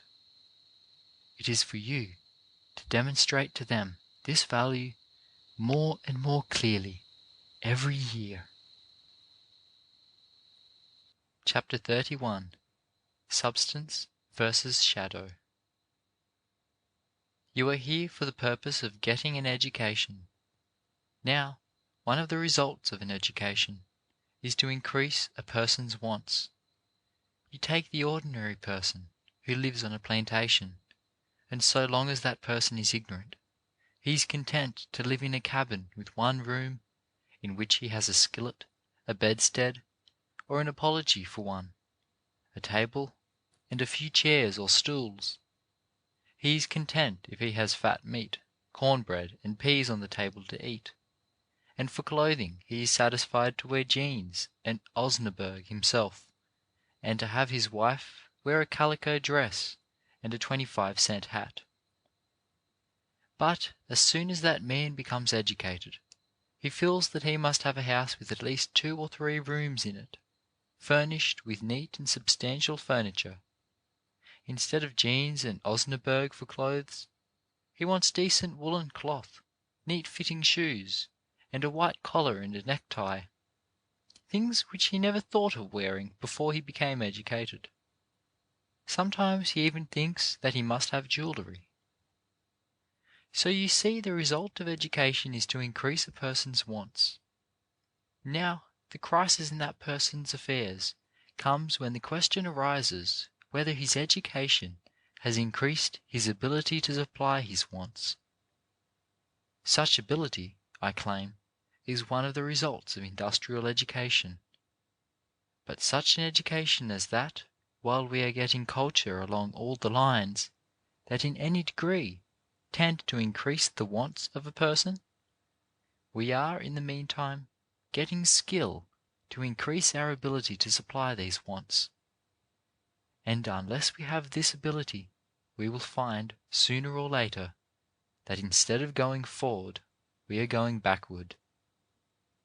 I think that the temptation for us, especially for those who are only half educated, is to try to get hold of a certain kind of shallow culture, instead of getting hold of real education, of property and material prosperity. You who study history know how the Pilgrim Fathers, who landed at Plymouth Rock in the bleak winter of 1620, were willing to wear homespun clothes, and to be married in them, if necessary, and to have a wedding that in all would not cost more than $4, I suppose. On the other hand, when one of our boys wants to get married now, he must have a wedding that costs not less than $150. His wife must have a dress with a long train, and he must have a Prince Albert broadcloth coat that he either rents or buys on the installment plan. They think that they must have a bevy of waiting bridesmaids, and there must be a line of hacks standing on the outside of the church door that will cost him not less than $25. Then, after the ceremony, where do these people go to live? The chances are the young man who has been to all this expense for the sake of the show of it, takes his bride to live in a small cabin with only 2 rooms, sometimes only 1 room, rented at that. This is what I mean by getting the superficial culture before the dollars are made, grasping at the shadow instead of the substance. Now what we want to do here is to send out a set of young men and young women who will go into the communities where such mistakes as these are made, and show the people by example and by work how much better it is to get married for $4 and to pay as you go, than to get married for $150 and then pay $4 a month to live in a rented cabin. When I go to New York or to any large city, there is nothing more discouraging than to see people of this very class I am speaking of, people who seek the superficial culture, the shadow, rather than the substantial dollars and education. If you stand for a few minutes on any of the fashionable streets in the northern cities, you will see these elaborately dressed men, wearing $5 hats on heads that at most are not worth more than 50 cents. This is the class of people who have got just enough education to make them want everything they see, but who have not got enough to make them able to get what they want, unless they go beyond their means to do so. A superficial education, too, makes us inclined to seek show in other things besides dress. We are inclined, for one thing, to seek to show off in the use of titles. I remember that once I was introduced to a company of about 60 men, and out of the whole number there were only 6 who were not doctors, professors, or colonels, or who did not have some title. I must say I thought more of the 6 who were just plain misters than I did of all the rest, for among the others there were some very hard-looking doctors and professors. An over-desire for these things shows a shallowness in us which makes us ridiculous. We want to stop making that kind of mistake. If you are a mister, encourage the people to call you by that name. If you are a minister and preach interesting and instructive sermons, people are going to be impressed by what you say and not by the title you bear. The title is the shadow. What you say is the substance. When a person is simple, he is on the strong side. People not only have more respect for him, but he accomplishes more. I was once at a memorial meeting held in honor of a man who had done a great and useful work, not only for the race, but for the school with which he had been connected. After about 2 hours of speech making, somebody took the platform and said that a collection ought to be taken up for the benefit of the school which this man had worked so hard for, to show the appreciation which those present felt for this man's service. After a good deal of talk, $6.65 was collected. Then the question was raised again as to what was going to be done with this money, just how it was to be donated to the school. The meeting had passed a set of resolutions testifying to the high character of the man and the worth of his work. Somebody suggested that these resolutions be engrossed and sent to the school. This was a big word, and the people liked the sound of it. Upon inquiry, it was found that it would cost $6 to have the resolutions engrossed. It was voted to have this done, and it was done, when the resolutions would have done just as much good typewritten at a cost of 25 cents. But the meeting paid out the $6 and sent the engrossed copy of the resolutions down to the school, along with the 65 cents left to be expended for the help of the school. That, it seems, was another case of grasping the shadow instead of the substance. The engrossed resolutions were the shadow. The 65 cents were all that was left of the substance. In all these matters, We need speedy and effective reforms. We want you to go out into the world and use your influence towards securing these reforms. There are too many people in the world who would give their whole lives to grasping at the shadow instead of the substance, grasping at a sham instead of real worth. We want you to teach by word and action simple, right, and honest living. Chapter 32. Character as shown in dress. It is surprising how much we can tell about a person's character by his dress. I think it is very seldom that we cannot tell whether a person is ignorant or educated simply by his dress. And there are some few plain facts about dress that I am going to mention to you tonight. While it is hard to lay down any rules as to how we must dress, I think there are some well-defined principles of dress to which all well-educated persons will conform. I think we will all agree that our dress should be clean. There is little excuse for persons wearing filthy clothes. I think we all will agree as to that. It is disgraceful for a man to go about with ragged clothes, or with clothes fastened together with pins where buttons ought to be. It is disgraceful for a girl to go about with a soiled apron, or with her clothes pinned together. Our clothes should be kept clean and in good repair. Thus far, I think, we shall have no disagreement. But there are some people who make the mistake of giving their whole mind to the subject of dress. From the very beginning of the week, you will find that a great part of their thought and attention is given to planning what they are going to wear the next Sunday. Some people will go in rags all through the week in order to have something showy to wear on Sunday. I think we should respect Sunday by putting on something different from what we wear during the week, if we can. Although, of course, these things are largely governed by our station in life. But even then, it certainly is inappropriate to wear our most showy clothes on that day. Dress in the way that your pocket will allow. There are some persons who not only employ all their thoughts in considering what they shall wear, but also spend all their money on their clothes. There are some persons who live for the sake of dress. These persons are usually denominated fops. I think the people in the northern cities are the worst in this respect. If you go through 6th Avenue in New York or Cambridge Street in Boston, you will see many of these fops, who perhaps earn about $20 a month, standing on the street corners with kid gloves on, cigars between their lips, and high hats. Now that kind of a person is a foolish fop, and one whom we do not care to have in this institution.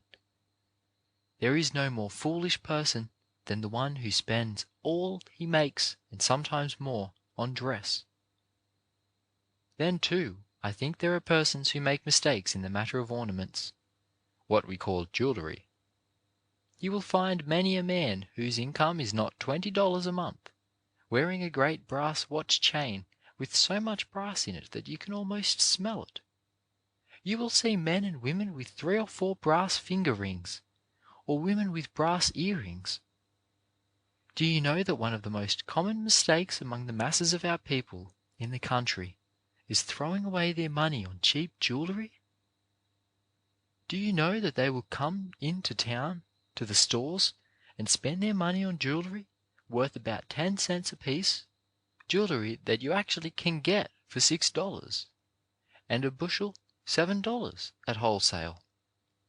Our people spend thousands of dollars every year for this cheap jewellery. If there is a young man or a young woman here who likes jewellery and is going to indulge in it, be sure to get that which is modest. Another mistake that some of our people make is in wearing flashy or loud dressy clothing, dress in which bright colours and red ribbons predominate. Our dress should be modest, with few colours. We often make a mistake in getting shoes about 2 sizes too small. I saw a girl this morning in perfect misery simply because she had bought and was trying to wear a pair of shoes about 2 sizes too small. Such people simply punish their feet to make people think they have small feet, though it is just as honourable to have a large foot as a small one. There is no difference. Then we make another mistake in buying cheap, showy shoes simply because they have a gloss on them. Such shoes are made to attract attention and not for comfort or durability. When you are spending your money for shoes, be sure that you get something good, something that will last you. Do not buy those worthless things which, when they come in contact with water, will shrivel up, because they are made of cheap material. A man cannot respect a girl who punishes her feet in order to make them look small. Then another thing. Some of us think we can improve our colour. Some get flour, and others get other kinds of mixtures, which are called face powders. There is no use for this. Any man will lose respect for a girl who abuses herself in this way. Only get something into your head, and then you will find that these matters of dress will adjust themselves. While some of you do not dress so well as you might, yet, if you will give the contents of your heads the proper attention, you will find that the matter of dress will not trouble you. You can get dresses and clothes after you have secured your education. But now is the only time that you have in which to secure the education. Chapter 33. Sing the Old Songs. There is no part of our chapel exercises that gives me more pleasure than the beautiful Negro melodies which you sing. I believe there is no part of the service more truly spiritual, more elevating. Wherever you go, after you leave this school, I hope that you will never give up the singing of these songs. If you go out to have schools of your own, have your pupils sing them as you have sung them here, and teach them to see the beauty which dwells in these songs. When in New York, not long ago, I had the pleasure of conversing with Prince Henry of Prussia. He spoke particularly of the beauty of these songs, and said that in his own home in Germany, he and his family often sing them. He asked if there was any printed collection of these songs, that a copy might be sent him, and I have since then forwarded to him a copy of the Book of Plantation Melodies, collected and published under the auspices of Hampton Institute. When Christ was upon this earth, he said, "A little child shall lead them." Whence comes this supreme power of leadership? In this age, when we hear so much said about leaders of men, about successful leadership, we do well to stop to consider this admonition of the Saviour. Some are said to lead in business, others in education, others in politics or in religion. What is the explanation of "a little child shall lead them"? Simply this: a little child, under all circumstances, is its simple, pure, sweet self, never appearing big when it is little, never appearing learned when it is ignorant, never appearing wealthy when it is in poverty, never appearing important when it is unimportant. In a word, the life of the child is founded upon the great and immutable, and yet simple, tender, and delicate laws of nature. There is no pretense, there is no mockery. There is an unconscious, beautiful, strong clinging to truth. And it is this divine quality, in child or in man, in Jew or Gentile, in Christian or Mohammedan, in the ancient world or in the modern world, in a black man or in a white man, that always has led men and moulded their activity. The men who have been brave enough, wise enough, simple enough, self-denying enough to plant themselves upon this rock of truth and there stand, have in the end drawn the world unto them, even as Christ said, I will draw all men unto me. Such a man was Luther. Such a man was Wesley. Such a man was Carlyle. Such a man was Cromwell. Such were Garrison and Phillips. Such was Abraham Lincoln. And such was our own great Frederick Douglass.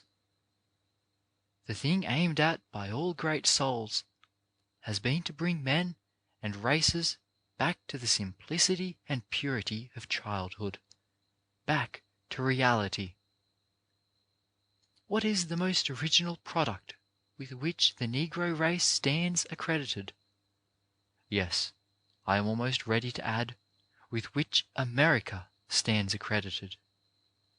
Without hesitation I answer, those beautiful, weird, quaint, sweet melodies which were the simple, childlike expression of the anguish, the joy, the hopes, the burdens, the faith, the trials of our forefathers, who were the yoke of slavery.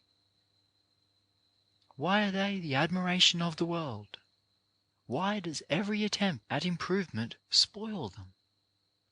Why do they never fail to touch the tenderest chord, to bring tears from the eyes of rich and poor, from king and humblest toiler alike? Listen how in this beautiful song the soul in trouble is told not to go to houses and temples made by man, but to get close to nature.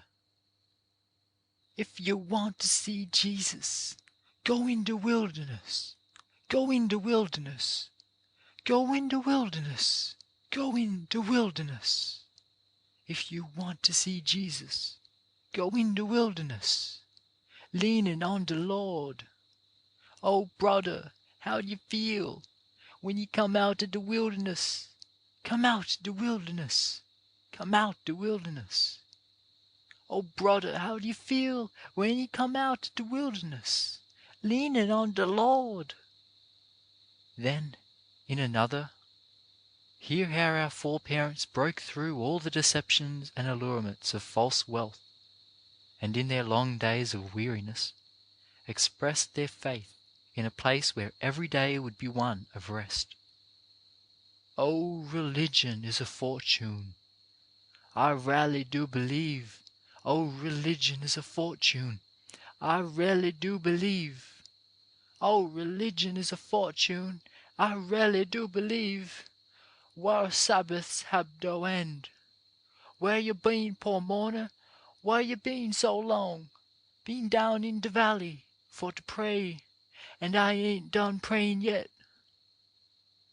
Then how, when oppressed by years of servitude to which others thought there would be no end, we hear them break out into quaint and wild bursts of appeal to fact. My Lord delivered Daniel. My Lord delivered Daniel. My Lord delivered Daniel. Why can't he deliver me? I met Pilgrim on the way, and I asked him where he's gwine. I'm bound for Canaan's happy land, and dis is the shouting band. Go on. He delivered Daniel from the lion's den, Jonah from the belly of the whale, and the Hebrew children from the fiery furnace. Then why not every man? Or, when the burden seemed almost too great for human body to endure, there came this simple, childlike prayer. O Lord, O Lord, O my good Lord, keep me from sinking down. O Lord, O my good Lord, keep me from sinking down. I tell you what I mean to do, keep me from sinking down. I mean to go to heaven too, keep me from sinking down. Or what could go more directly to nature's heart than the pathetic, yet hopeful, trustful outburst of the little slave boy who was to be taken from his mother to be sold into the far South, when it seemed to him that all earthly happiness was forever blighted. Hear him. I'm gwine to join the great association. I'm gwine to join the great association. I'm gwine to join the great association. Then my little soul's gwine to shine, shine. Den my little soul's going to shine along. Oh, I'm going to climb up Jacob's ladder. Den my little soul's going to shine, shine. Den my little soul's going to shine along. Oh, I'm going to climb up higher and higher. Den my little soul's going to, etc. I'm going to sit at the welcome table. I'm going to feast off milk and honey. I'm going to tell God how He saved me. Then my little soul's going to shine, shine. Then my little soul's going to shine along. Oh! And so it has ever been. So it is and ever will be. The world, regardless of race or colour or condition, admires and approves a real thing. But sham, buffoonery, mere imitation, mere superficiality never has brought success and never will bring it.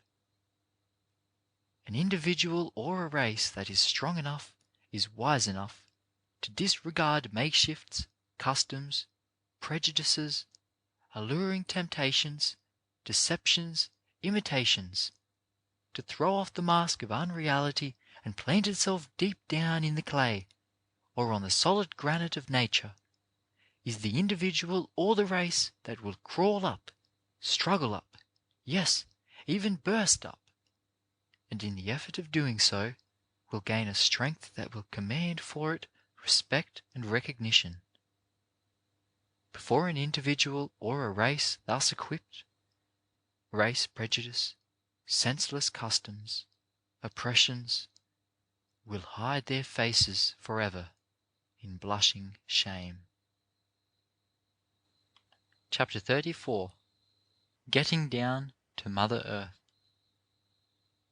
One of the highest ambitions of every man leaving Tuskegee Institute should be to help the people of his race find bottom, find bedrock, and then help them to stand upon that foundation.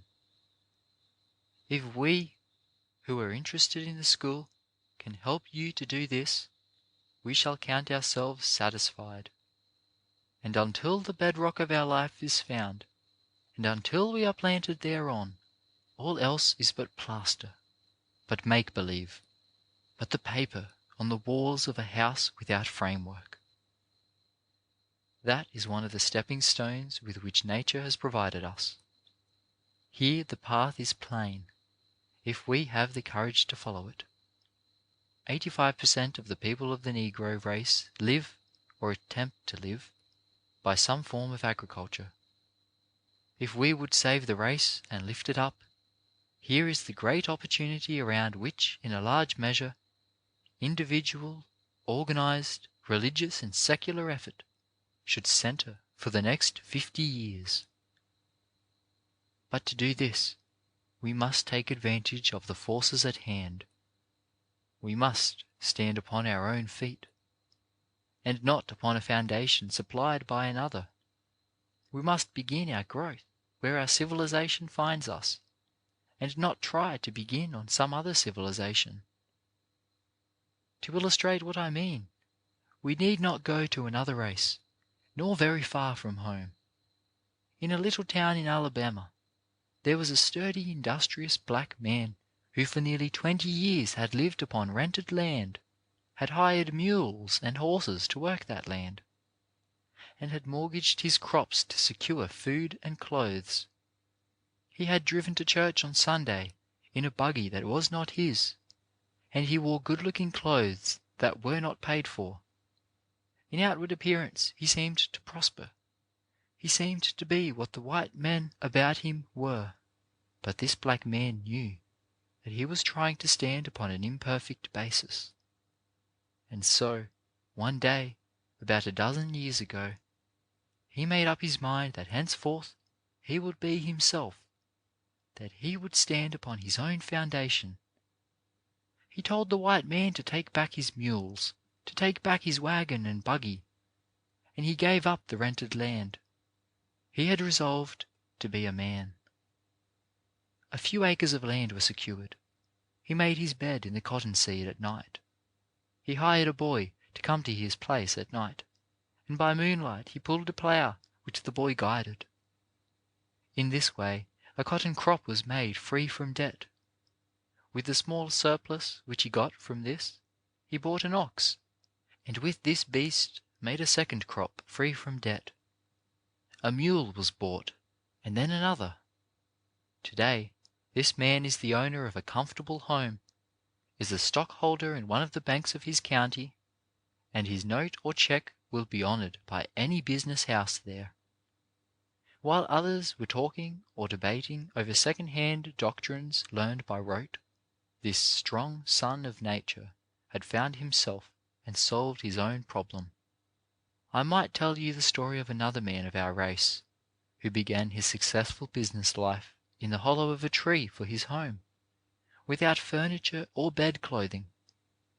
But that tree and the land on which it stood were his own. You had better begin life in a hollow tree and be a man, than begin it in a rented house and be a mere tool, the imitation of a man. If you were to go into the western part of this country, you would find it filled with men of the highest culture, profound scholarship, and enduring wealth, whose ancestors a few generations ago began life in a dugout, in a hay loft, or in a hole in the side of a mountain. Young men and young women, there is no escape. If we would be great and good and useful, we must pay the price. And remember that when we get down to the fundamental principles of truth, nature draws no color line.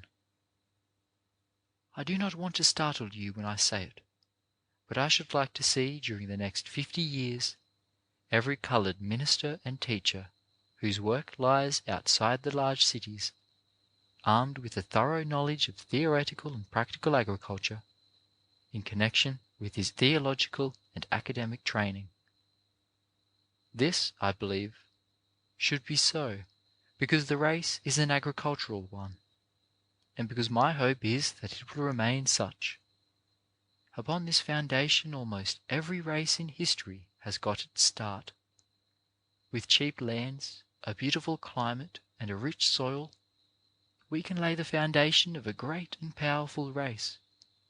The question that confronts us is whether we will take advantage of this opportunity. In a recent number of the New York Independent, Reverend Russell H. Conwell, the pastor of the great Temple Baptist Church in Philadelphia, a church that has a membership of 3,000 persons, tells of the pastor of a small country church in Massachusetts, who, in perplexity at the eternally recurring question of how to make his church pay its expenses, asked Mr. Conwell's advice. I advised him, Mr. Conwell says, to study agricultural chemistry, dairy farming, and household economy. I meant the advice seriously, and he took it seriously. He made his studies, and he made them thoroughly. On the Sunday when he preached his first practical sermon, which was the outgrowth of his helpful learning, its topic was scientific manures, with appropriate scriptural allusions. He had just 17 listeners. These 17, however, were greatly interested. Later on, they discussed the remarkable departure with their friends who had not attended the service. The result was that within 5 Sundays the church was packed with worshippers who had discovered that heaven is not such a long distance from earth after all. In the present condition of our race, what an immense gain it would be if from every church in the vast agricultural region of the South there could be preached every Sunday 2 sermons on religion, and a lesson or lecture given on the principles of intelligent agriculture, on the importance of the ownership of land, and on the importance of building comfortable homes.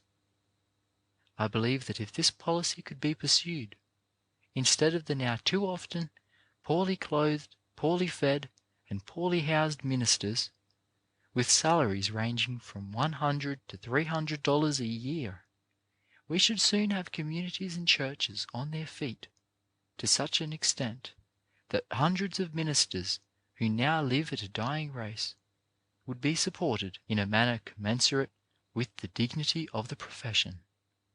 Not only this, but such a policy would result in giving the ministry such an ideal of the dignity of labour and such a love for it that the minister's own home and garden and farm would be constant object lessons for his followers, and at the same time sources from which he could draw support, which would make him in a large measure independent.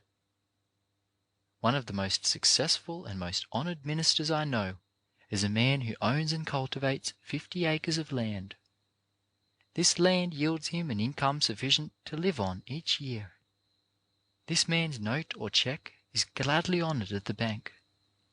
Because of his independence, he leads his people instead of having to cater to their whims. It may be suggested that what I plead for has not been done by others after this fashion.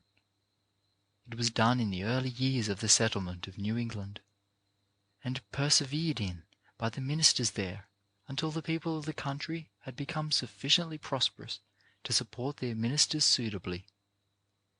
Besides, if one race of people, or one individual, is simply to follow in the steps of another, no progress would ever be possible in the world.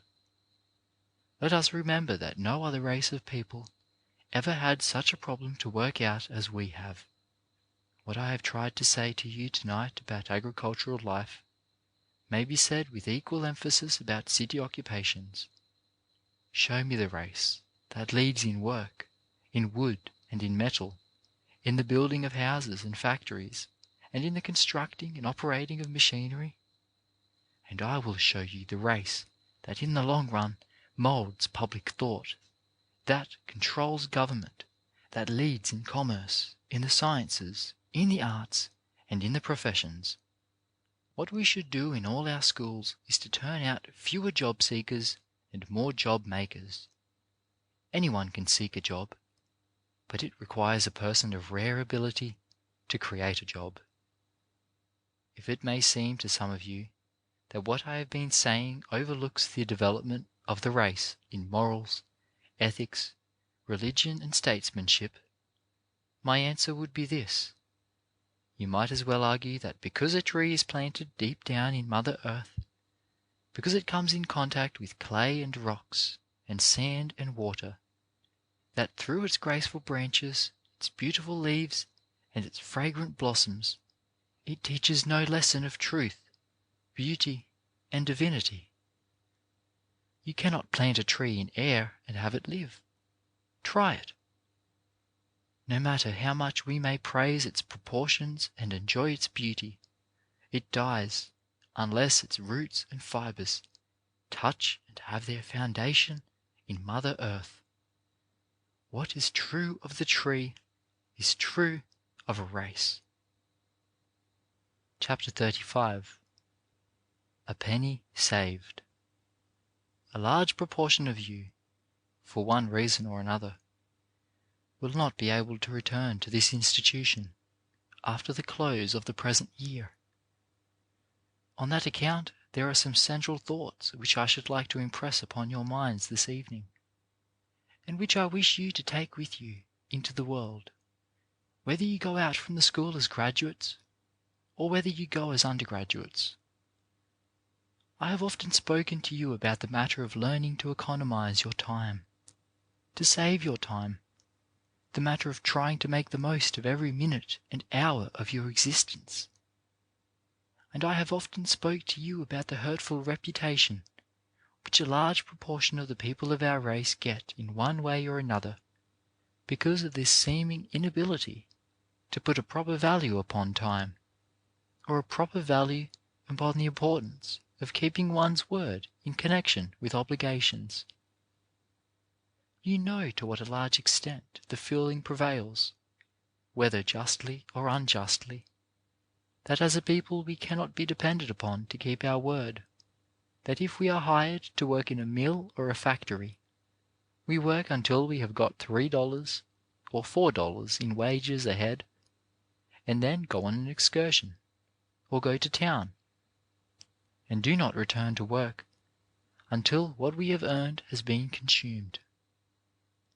And so, in one way or another, a large proportion of us get the reputation that we cannot be depended upon for faithful, regular, efficient service.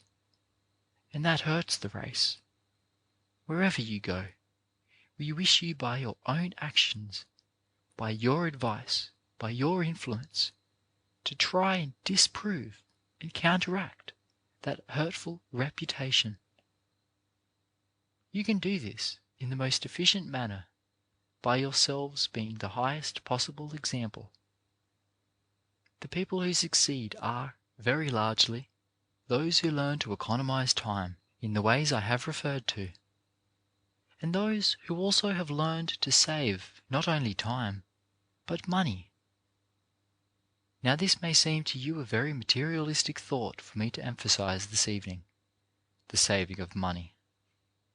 But to us, as a race, it is of vital importance. I have heard it expressed recently, on several occasions, that the Negro was becoming too much materialized, too much industrialized. Too much attention, it has been said, is given to the material side of life. Now it seems to me that I have as yet seen very little that need arouse our fears in that direction. I am not able to understand how a race that does not own a single steam railroad, that does not own a single streetcar line, that owns hardly a bank, that does not own a single block of houses in a large city, I am not able to understand how such a race as this is in danger of becoming materialized. When you get millions of dollars in banks, when you get millions of dollars invested in railroad stocks, when you get other millions invested in streetcar lines, or in the control of large factories, great plantations, or in other great industrial enterprises in the South, then I shall say that there are signs of your becoming too materialistic, of your getting to be too rich. But I do not see any such signs yet. And until we do see such signs, we can rest ourselves in peace, I think, so far as that danger is concerned. But there is a certain influence of money that I do not think we emphasize enough. In the first place, the getting hold of money, the getting hold of a competency, ensures us the possession of certain influences that we can get in no other way. In order to get hold of the spiritually best and highest things in life, there are certain material things that we are compelled to have first. In the first place, the getting hold of money and the saving of this money will assure the possession of decent, comfortable houses to live in. No person can do his best work, or can be of the greatest service to himself and to his fellow beings, until he is able to live in a decent, comfortable house. You will not be ready for life until you own such a house, whether you live in it or not. Even if you own such a house and rent it out, you are that much more of a man. I often hear people say that they do not own a house or property because they do not expect to live long in this place or that place. I have known such people to move 6 times in 6 years. They never will own a house, simply because they have got into the habit of giving excuses instead of trying to get to own a home. The possession of a decent house ensures us a certain amount of proper comfort. No person can do the best work, can think well, can get along well, unless he has a certain amount of comfort, and, I may add, a certain amount of good, nourishing food, well cooked. The person who is not sure where he is going to get his breakfast, or the one who is not sure where he is going to get the money to pay his next week's board, is the individual who cannot do the best work, whether the work be physical, mental, or spiritual. The possession of money enables us to be sure that we are going to have comfortable clothing enough to keep the body warm and vigorous and in good, healthy condition. The possession of money enables us to get to the point where we can do our part in the building of schoolhouses, churches, hospitals. It enables us to do our part in all these directions. Money not only enables us to get upon our feet in these material directions, but it has another value. The getting of it develops foresight on our part. People cannot get money without learning to exercise forethought, without planning today for tomorrow, this week for the next week, and this year for the next year. People cannot get hold of money, or at least cannot keep hold of it, who have not learned to exercise self-control. They must be able to say no. I want you students, when you go out from here, to be able to say no. I want you to be able to go by a store and, as you notice the things in that store, whether candy or spring hats, or whatever it is that attracts you, to be able, notwithstanding the fact that you have the money in your pockets to buy, to exercise a self-control that will enable you to pass these things by and save your money, to invest it in a home. Persons cannot get hold of money without learning to exercise economy, without learning to make everything go just as far as it is possible to make it go. Then again, the getting of money enables a person to become a good, steady, safe citizen. The people who kill and are killed, 9 times out of 10, whether they are black or white, are people who do not own a home, who do not have money in the bank. They are people who live in their gripsacks. They are gripsack leaders. If their gripsacks are in Montgomery tonight, there is their home. If they are in Opelika the next night, there is their home that night. There are numbers of these people who have no home except their gripsacks. Now I don't want you to go out from here to be that kind of men and women. I want to see you own land. I want to see you own a decent home. And let me say right here that your home is not decent or complete until it contains a good, comfortable bathtub. Of the two, I believe I would rather see you own a bathtub without a house than a house without a bathtub. If you get the tub, you are sure to get the house later. So when you go out from here, buy a bathtub, even if you cannot afford to buy anything else. The possession of money, the having of a bank account, even if small, gives us a certain amount of self-respect. An individual who has a bank account walks through a street so much more erect. He looks people in the face. The people in the community in which he lives have a confidence in him and a respect for him, which they would not have if he did not possess the bank account. Now, one great mistake that we make in striving to reach these things is that we keep putting off beginning. The young man says that he will begin when he gets married. The young woman says that she will begin when she gets dressed well enough, or gets a little further on in life.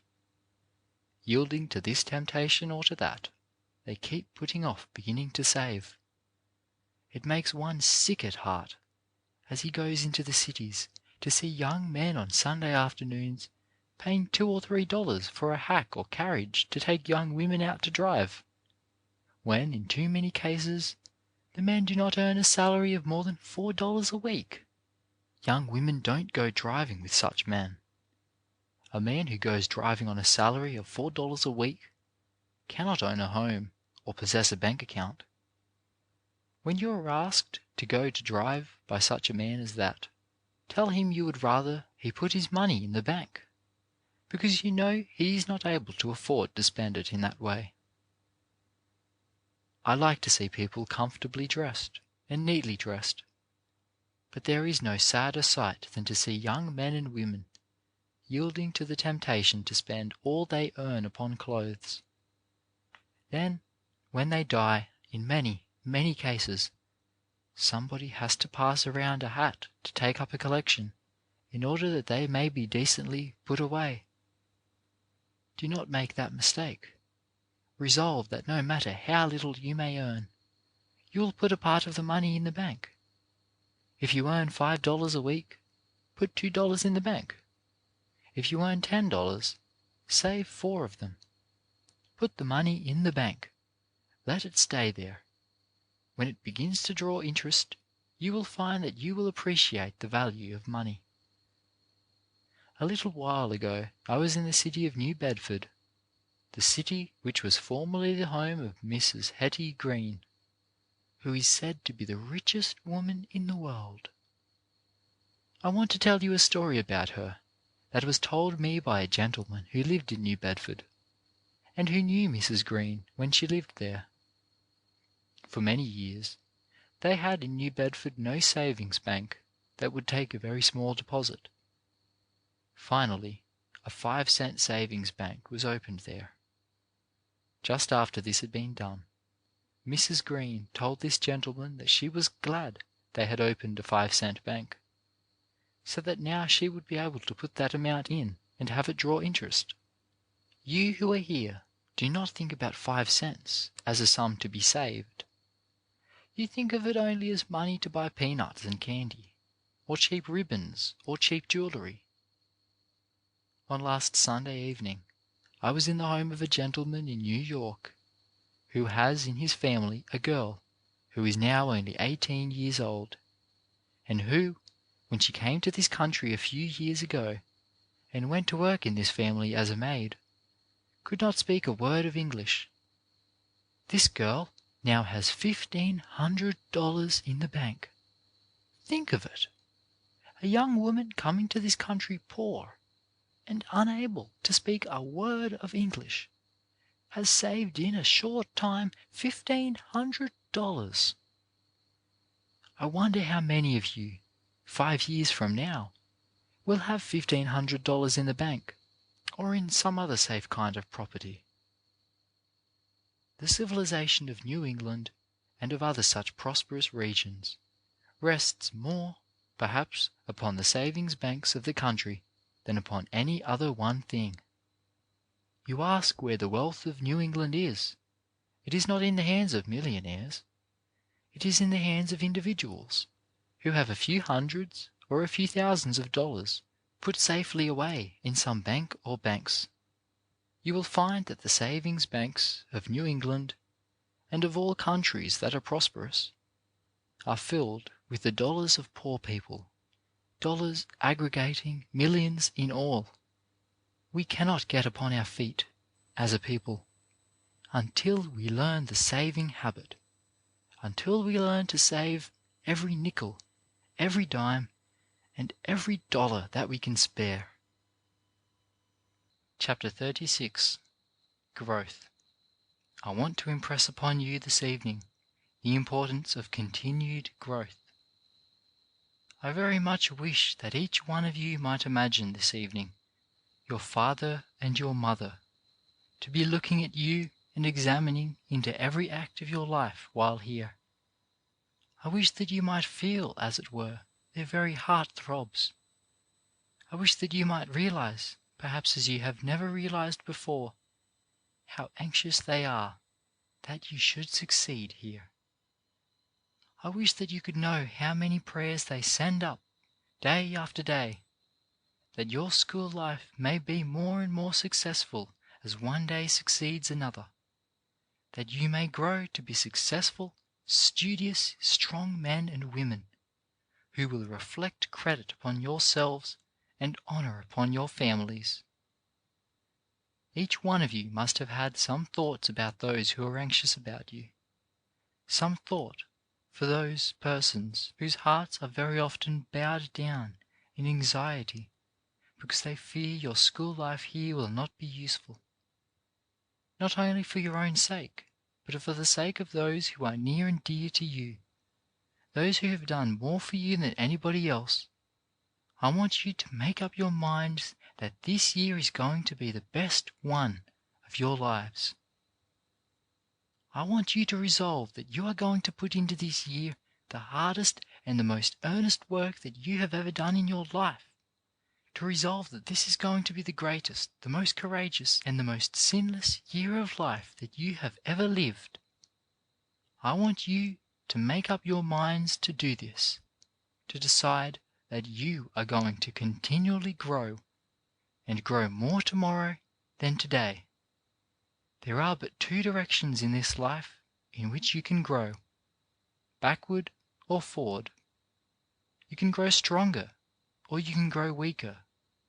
You can grow greater or smaller, but it will be impossible for you to stand still. Now, in regard to your studies, your lessons, I want you to make up your minds that you are going to be more and more thorough in your lessons each day you remain here. That you are going to so discipline yourselves that each morning will find you in the recitation rooms with your lessons more thoroughly and more conscientiously prepared for the day's work than they were for the work of the day before. I want you to make up your minds that you are going to be more nearly perfect, are going to put more manly and womanly strength into the preparation of your lessons each day, that you may be more useful. Then you will find yourselves wanting to grow, I hope. You will find yourselves learning the dignity of labour, and that no class of people can get up and stay up, can be strong and useful and respected, until they learn that there is no disgrace in any form of labour. I hope you are learning that labour with the hand, in any form whatever, is not disgraceful. I hope that you are learning day by day that all kinds of labour, whether with the mind or with the hand, are honourable, and that people only disgrace themselves by being and keeping in idleness. I want you to go forward by thoroughness in your work, by being more conscientious in your work, by loving your work more today than you did yesterday. If you are not growing in these respects, that is, if you are not going forward, you are going backward, and are not answering the purpose for which this institution was established, are not answering the purpose for which your parents sent you here. I want to emphasize the fact that we want you to grow in the direction of character, to grow stronger each day in the matter of character. When I say character here, I mean to use the word in its broadest sense. The institution wants to find you growing more polite to your fellows every day, as you come in contact with them, whether it be in the classroom, in the shop, in the field, in the dining room, or in your bedroom. No matter where you are, I want you to find yourselves growing more polite and gentlemanly. Notice I do not say merely that I want your teachers, those who are over you, to find you growing more polite. I want you to find yourselves so. If you are not doing this, if you are going backward, you are going in the wrong direction. I want to find you each day more thoughtful of others and less selfish. I want you to be more conscientious in your thoughts and in your work, and with regard to your duty toward others. This is growing in the right direction. Not doing this is growing in the wrong direction. Nor do I want you to feel that you are to strive for this spirit of growth for this 1 year alone, or for the time that you are here. I hope that you will continue to grow in the forward direction. Then, and this is more important still, we want you to take this habit of growth, this disposition to grow in the right direction, out with you from the school, and scatter it as an influence for good wherever you go. We want you to take it into your schools, for many of you are going to become teachers. We want you not only to begin it when you begin teaching in a humble way, but we want to see you grow and improve in it every year. We want to see you make your schoolhouses more attractive, to see you make everything in connection with your schools and your teaching better and stronger, to see you make a school more useful every year, that you remain as its teacher. Then, too, when you go out and get employment, no matter of what kind it may be, we want to see you grow better in that employment. We want to see you advance in ability, commanding always a larger salary, advancing in value to those who employ you. We want to see you grow in reputation for being honest, conscientious, intelligent, hard-working, no matter in what capacity you are employed. Some of you are going out to establish homes and settle down in home life. We want to see you grow in that direction.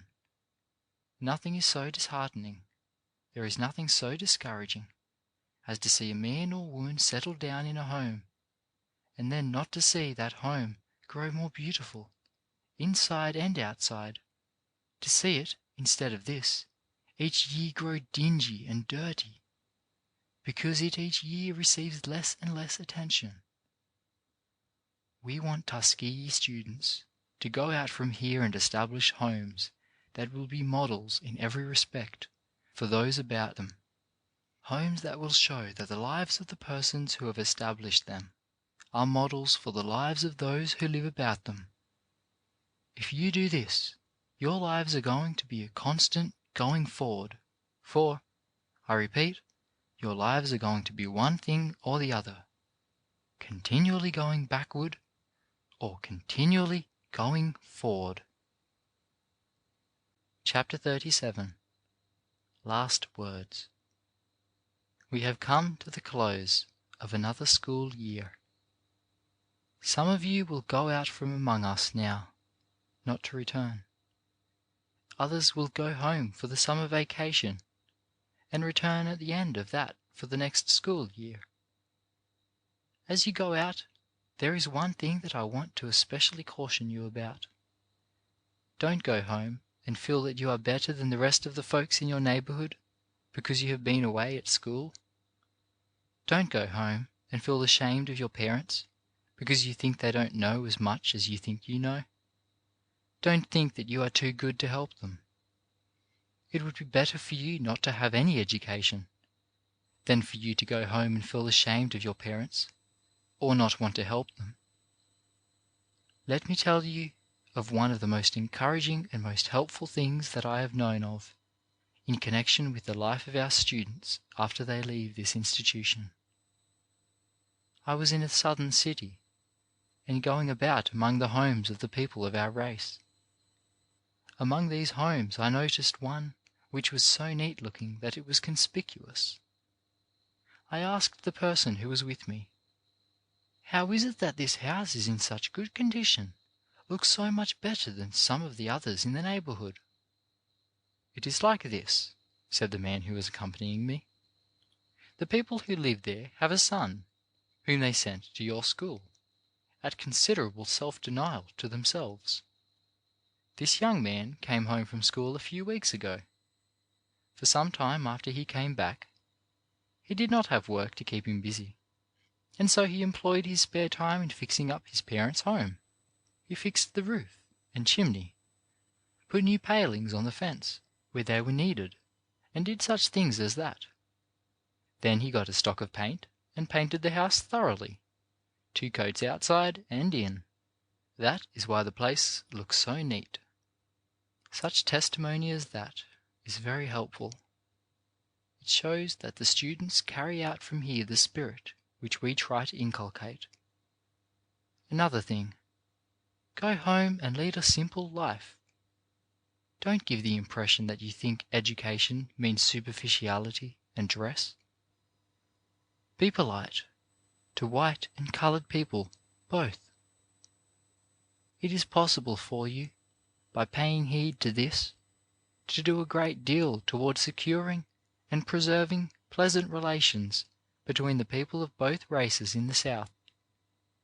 Try to have your manners in this respect so good that people will notice them and ask where you have been, at what school you learned to be so polite. You will find that politeness counts for a great deal, not only in helping you to get work, but in helping you to keep it. Don't be ashamed to go to church and Sunday school, to the Young Men's Christian Association and the Christian Endeavour Society. Show that education has only deepened your interest in such things. Have no going backward. Be clean in your person, your language, and in your thoughts. It seems appropriate during these closing days of the school year to re-emphasize, if possible, that for which the institution stands. We want to have every student get what we have, in our egotism, perhaps, called the Tuskegee spirit. That is, to get hold of the spirit of the institution. Get hold of that for which it stands, and then spread that spirit just as widely as possible, and plant it just as deeply as it is possible to plant it. In addition to the members of our graduating class, we have each year a large number of students who go out to spend their vacations. Some of these will return at the close of vacation, but some, for various reasons, will not return. Whether you go out as graduates, whether you go out to return or not to return, it is important that all of you get hold of the Tuskegee spirit, the spirit of giving yourselves, in order that you may help lift up others. In no matter how small a degree it may be, see that you are assisting someone else. Now, after a number of years' experience, the institution feels that it has reached a point where it can, with some degree of authority, give advice as to the best way in which you can spend your life. In the first place, as to your location, the place where you shall work, I very much hope that the larger part of the students who go out from Tuskegee will choose the country districts for their place of work, rather than the large cities. For one thing, you will find that the larger places are much better supplied with workers and helpers than is true of the towns, and especially of the country districts. The cities are better supplied with churches and schools, with everything that tends to uplift people, and they are at the same time much more prolific of those agencies which tend to pull people down. Notwithstanding this latter fact, the greater portion, by far, of those who need help live in the country districts. I think a census report will show that 80% of our people are to be found in the country and small towns. I advise you, then, to go into the country and the towns, rather than into the cities. Then, as to the manner of work, you must make up your minds, in the first place, as I have said before, that you are going to make some sacrifice, that you are going to live your lives in an unselfish way, in order that you may help someone. Go out with a spirit that will not allow you to become discouraged when you have opposition, when you meet with obstacles to be overcome. You must go with a determination that you are going to succeed in whatever undertaking you have entered upon. I do not attempt to give you specific advice as to the kind of work you shall do, but I shall say that in a general way I believe that you can accomplish more good, and perhaps this will hold good for the next 50 years here in the South, by taking a country school for your nucleus. Take 3 months' school, and gradually impress upon the people of the community the need of having a longer school. Get them to add 1 month to 3 months, and then another month, until they get to the point where they will have 6, 7, or 8 months of school in a year. Then get them to where they will see the importance of building a decent schoolhouse, getting out of the one-room log cabin schoolhouse, and of having suitable apparatus for instruction.